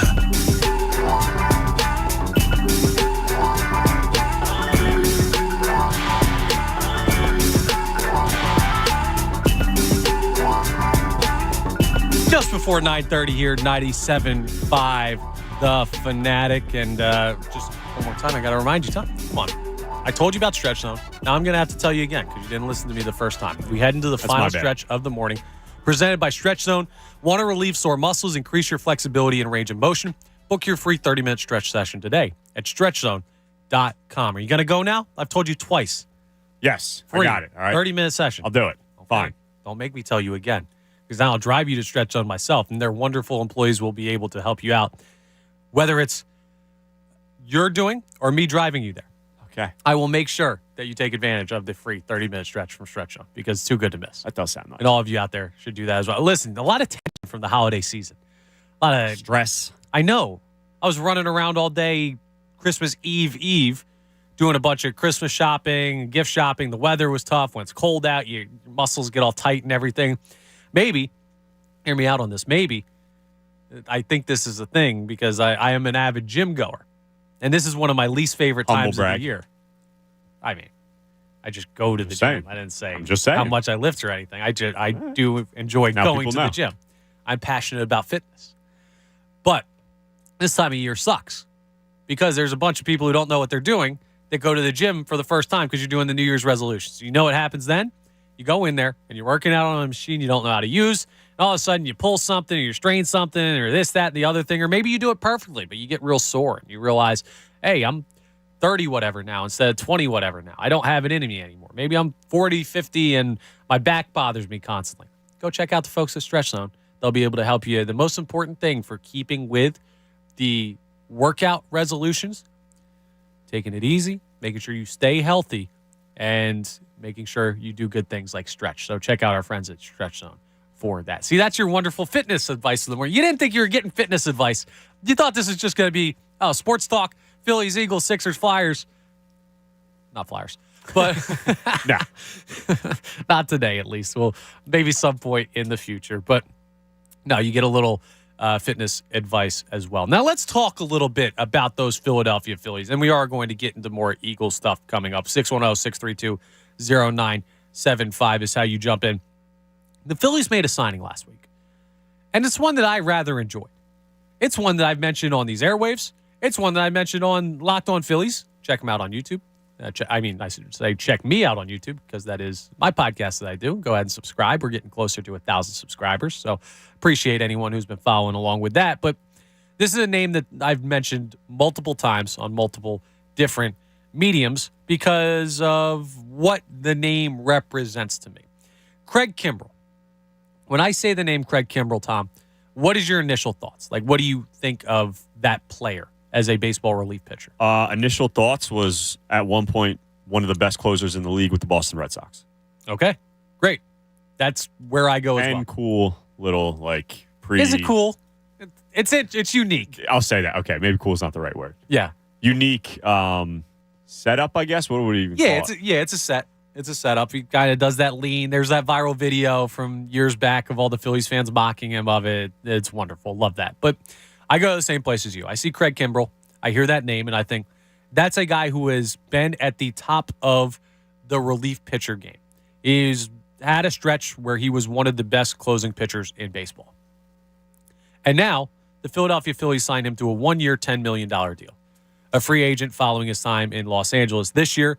The year before, spent time on the north side and the south side of Chicago, starting with the Cubs being moved at the trade deadline to the Chicago White Sox because the Cubs were out of it. The White Sox were in it.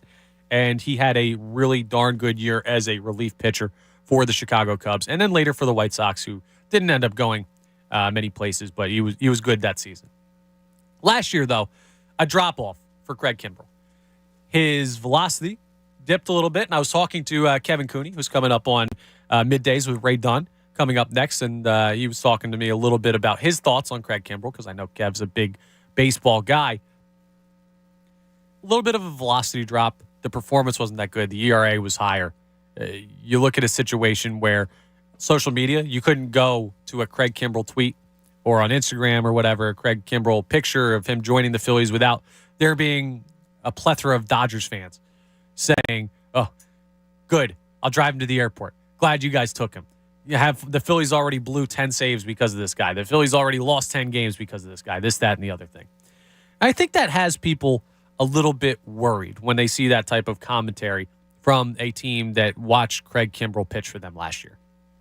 Here is what I will say in response to those people who I think are just flat out incorrect when they evaluate what Craig Kimbrell could be and will be for this team. I look at Craig Kimbrell and I see a mid-30s reliever in a game where you've got a guy at 40 years old, basically, David Robertson, who got the exact same contract, 1 year, $10 million with the New York Mets. David Robertson got hurt celebrating a home run last year, and the Mets are paying him what you're paying Craig Kimbrell, who, while he had a down season, is still mid-30s. He's a guy that, at his peak, was the best closing pitcher in baseball for a stretch there in the early 2010s.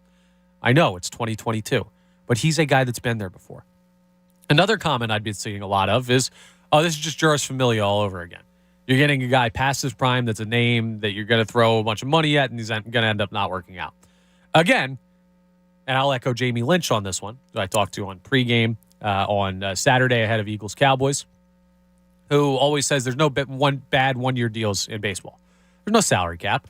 Throwing money at these guys, but who cares? It's not affecting anything, really. There's no bad one-year deals. They're gone. They're off the books. You're taking a flyer, and if they don't work out, cut them. Whoop, see ya. That's fine. I don't think Craig Kimbrell, even though you're able to do that, will end up like Juris Familia, where he's just completely unusable. Because when I look at what Craig Kimbrell is at his best, or was at his best, it's significantly better than anything Juris Familia ever was. Juris Familia was a stat patter who compiled over multiple years with the New York Mets a bunch of saves. He was never really that good if you watched him throw. He had moments where he had good outings. He had moments where he had really bad outings. He had moments where he imploded and cost the Mets games. Craig Kimbrell at his peak was untouchable. He was unbelievable. He's one of the best relievers in baseball, if not the best, for a couple of those seasons there where he was leading the league in saves. When Familia was younger, he was a good pitcher. But he hadn't been towards the end. I mean, but he wasn't Craig Kimbrell good. No, not many people were. But you look at 1.85 ERA, 2.55, 3.13, 2.88. Like, that was early. That was all before 2018. But he was good at points, but it wasn't for the last 4 or 5 years. No, and when he was good, it was not like lead the league in everything good. Craig Kimbrell was lead the league in everything good. That's the thing. This is a guy that at his peak is better than Familia. And just because he had one down year last year, like in 2021, he had what, like a 2.61 ERA? 2.26, actually. 2.26. That's a year ago. A year ago. And now all of a sudden we're thinking this guy at 34 years old can't pitch anymore? Like, come on. What are we doing? Why are we trying to talk ourselves out of a really good bullpen signing that'll help the Philadelphia Phillies significantly and another veteran arm that's been there before? He's going to help this team. He's going to help this team. Maybe not significantly, but he will not be Juris Familia. And when everything is said and done, this is going to be what we consider to be a good move for the Philadelphia Phillies in the bullpen. I will say this. What will you say? I like it. I don't hate it. I don't love it. I don't love it nearly as much as you do. This is probably the last big relief pitcher signing we see from the Phillies. Is that big relief pitcher signing? Like, I don't think they go out. Probably, but they're not done with the bullpen. No, I don't think they're done, but I think this is probably the most money they're going to spend on a bullpen guy this offseason. Is that fair to say? Yes, the next guy you're going to see signed for the bullpen is going to be one of those, hey, spring training's around the corner. This guy's still on the market. Yeah. Let's give a flyer to somebody. Which I think they probably need to throw one more arm in here. I like it. I don't love it. Jamie Lynch is absolutely correct, and it's something I say all the time. There is no such thing as a bad one-year deal, especially in baseball where there's no salary cap, where you can just cut a guy if he's not working out, much like Juris Familia last season. I also agree with you that at his peak and when his stuff is going good, like it was in 2021, he's one of the best relief pitchers in baseball, and there's a reason he was traded to the Chicago White Sox from the Chicago Cubs that season for one of their top prospects, I believe. I forget who it was, but one of their top guys. I think people are – listen, he had a really good 2021, 2.26 ERA. He actually had an ERA over 5 with the White Sox in 24 games. But regardless, other than 2021, since 2018, he has not been good. 6.5 ERA in 2019, 5.2 ERA in 2020. Throw out 2020. Why? Because short season, you don't have enough. I'm not going to throw out 2020. I'm not going to do that. He had a 5 ERA in 2020, and last year he had a 3.75 ERA, which looks good on paper. He was out of the closer role for the Dodgers last season when they gave him every opportunity to keep that role. So yeah, but he probably won't close for the Phillies. That's fine, and his numbers aren't nearly as good as a non-closer when he's a setup man. He's a high leverage. Probably won't be the setup man for the Phillies. He's a high leverage guy, which I think you can rely on. He's a guy who's going to be in a high leverage situation. I think they're going to rely on Alvarado and Sir Anthony Dominguez. But listen, both of those guys are coming off a ton of innings, pitching deep into October. Both of those guys, one of them at least, was coming off injury on Sir Anthony Dominguez. Who knows how available? There's probably going to be a 15-day IL stint here or there where he's going to have to close. So I'm a little bit worried if you are counting on him to be one of your eighth inning guy potentially. I don't know if they're going with Alvarado and Dominguez in the ninth inning, just interchanging. But this is going to be a guy that's going to be in the David Robertson, Corey Knebel type role that we saw throughout the season. And I think he's better than Corey Knebel, obviously, and what David Robertson was for this team in the short time that he was here. When he was healthy, Knebel was a better pitcher than Craig Kimbrell last year. I like it. I don't love it. I think there could be potential issues where we see the walks balloon because he walks a ton of guys. He lets up a ton of hits, and he got out of some jams last year. But I think if people are expecting 2018 Craig Kimbrell, they're going to be mistaken. I think you can get a guy with a mid-3 ERA, but I don't think it's going to be the Cy Young candidate type player that you're going to get from Kimbrell. And that's okay. But if this is going to be their last type move, the bullpen still needs help. It does. It's not nearly good enough right now. I don't believe so. I mean, you're looking at I like Matt Strahm. As a lefty specialist. Fine. I like not even a lefty specialist. He's started before. You can get innings out of him. I like Andrew Bellotti. I like Connor Brogdon. Agreed. Yeah. I like Bailey Falter when he eventually ends up in the bullpen, where I firmly believe he will be. I really like Jose Alvarado and Sir Anthony Dominguez. I think at their best, they're two of the best relievers in baseball. You're looking at Craig Kimbrell as the third best arm in this bullpen, and that's a guy who's a Hall of Famer. So you could do worse than a guy that has that type of resume as your third best arm in that bullpen. If he's throwing the seventh inning for you every night, if he's in what Corey Knebel ended up being in the role where he'd throw a tight seventh inning to get it to Alvarado Dominguez, you are in a really good spot bullpen-wise, as long as he doesn't completely implode like last year, and I don't think he will. I agree. I love Alvarado, and after what I saw, and I was Jose Alvarado's biggest hater. I've said it many times on these airways, but after the All-Star break last year, he was really, really good, and he might have been your best best relief pitcher down the stretch when it comes to how often he was pitching in that playoff run. He has to go out there and prove it again. Listen, it was a good 2 months or whatever. How is he going to look in a full season? Sir Anthony Dominguez, as I mentioned, comes off injury, pitching a ton of innings. How's he going to look coming off a long season like that? I just think there is I don't want to be too negative, but it wouldn't shock me if it's a similar situation as Brad Hand, where he looks really good maybe at points. He has good numbers on paper, but then come playoff time, you can't rely on this dude because he just walks too many guys and he's not getting enough strikeouts. Yeah, I don't see a situation. I hope I'm wrong. I do. I think you will be. Okay. I see a situation where maybe Kimbrell isn't totally as effective as what we expected at points, or what I expect, but there will never be a situation where he's Corey Knebel from this past year, where he's unusable, where he's Juris Familia, where he gets all I'm saying is, other than 39 games in 2021, the past 4 years he has not been good. He hasn't. He's not been great. He's 5 ERA is not good. He's also been in situations where he's been asked to do a lot more than what I think he's going to be asked to do for this Phillies team. Sure.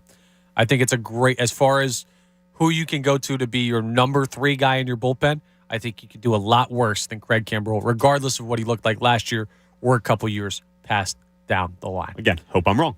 I hope you're right. I hope so too. We will find out, but it will be a little bit before we find out, because it's 20-something degrees outside, and we are very much in the midst of football season. So let's jump back to a little bit of football talk and just revisit this conversation about Avonte Maddox and Lane Johnson and everything going on there. If you're not familiar with the news, we've talked about it multiple times today, but Lane Johnson has a torn tendon in his abdominal area. He is out for the rest of the regular season. We don't know what his status will be for the playoffs. It will be dependent on if the Eagles get the 1 seed, if the Eagles get that first round bye, and even then, we're not 100% sure that he's going to be available for what would be the divisional round matchup. Avonte Maddox, a significant toe injury per reports. Out indefinitely is what the wording has been used. To me, that says rest of regular season. To me, that says he's even less likely than Lane Johnson to play in a divisional matchup if the Eagles get that bye or first round, whatever. I don't know. That's me speculating. What I do know is it seems like they're both going to miss the rest of the regular season. Those are huge losses for the Philadelphia Eagles. And we're getting into, I don't think anything will ever fully be what that 2017 team was, because that team had everybody get hurt. There were so many guys that went down at points throughout that year for that team. The biggest one obviously being Carson Wentz, but Peters goes down. You got Halapoulivaati Vaitai started in that Super Bowl before Big V was Big V. Like, you got a situation with that 2017 team where your most important player was unavailable in the biggest spots. So far, you don't have that for the Philadelphia Eagles, even though Hurts just missed last week. But these are significant injuries, and they're ones that make the road harder. Now, we already talked about it a little, Tom, but I want to revisit the question. How much harder does this make the Eagles' road?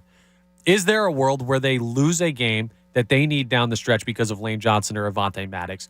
Or do you still stay in that camp that you were in earlier and you were talking about earlier, whereas the injuries are significant, the team is just so strong around them it doesn't matter? Because I think that may be a little bit of 2017 bias in you.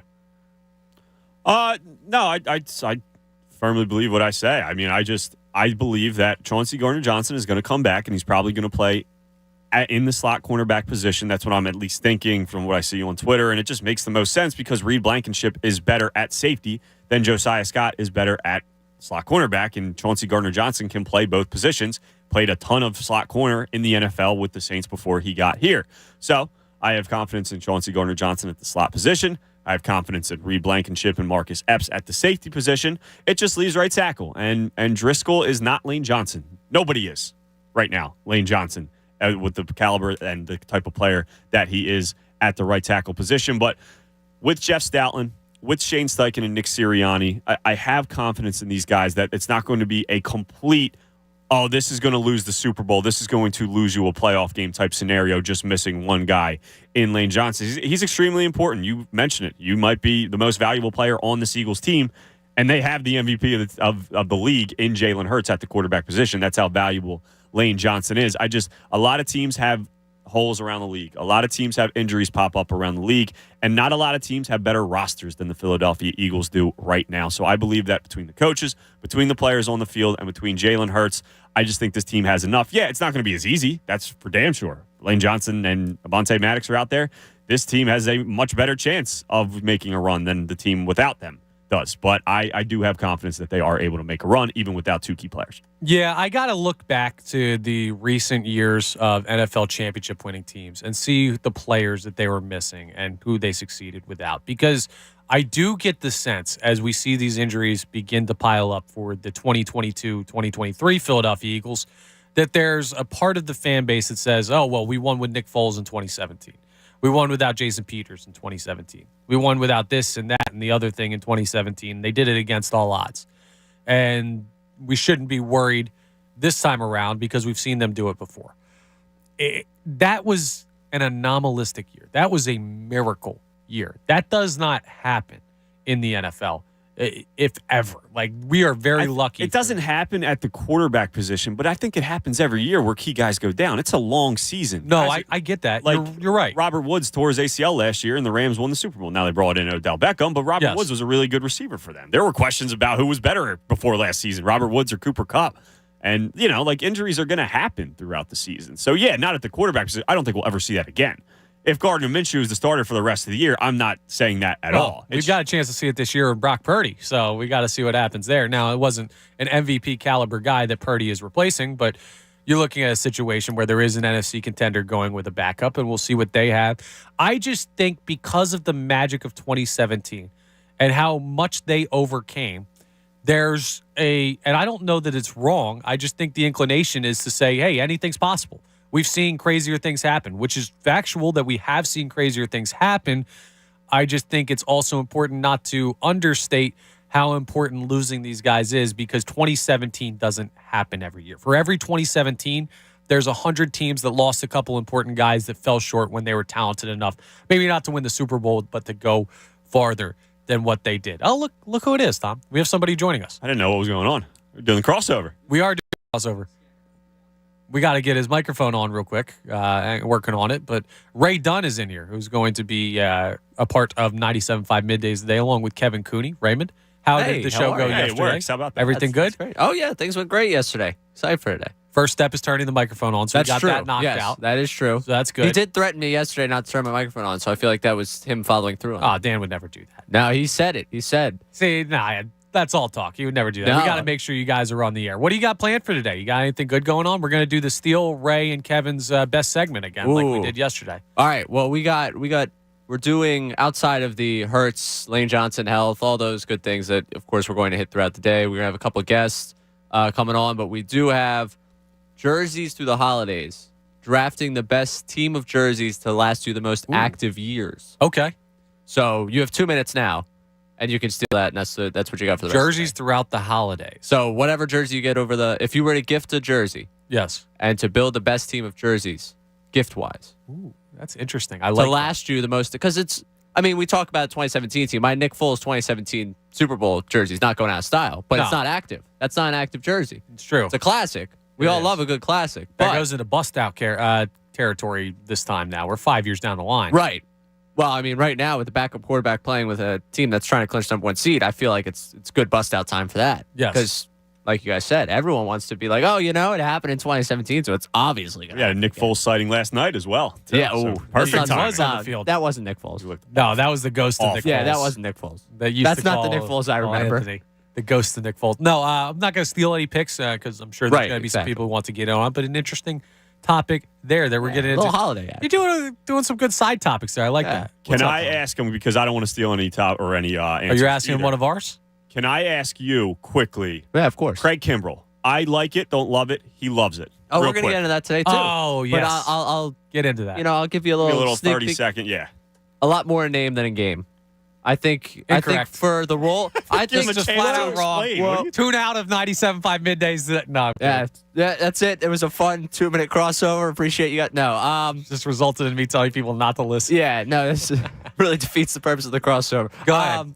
No, personally, I'm not against the signing. Again, I think that they were going to go get one more right-hander out of the bullpen. I think Kimbrell's fine for what he does. If they try and force him into a closer role, I'm going to bang my head against the wall for hours and hours upon end, and that'll be the frustration in the early part of the season because he's not going to last a full season in that role. So I'm fine with the signing. I didn't get all fired up over it. It's not the Craig Kimbrell that we watched in Atlanta all those years and seen throughout the 2010s be dominant.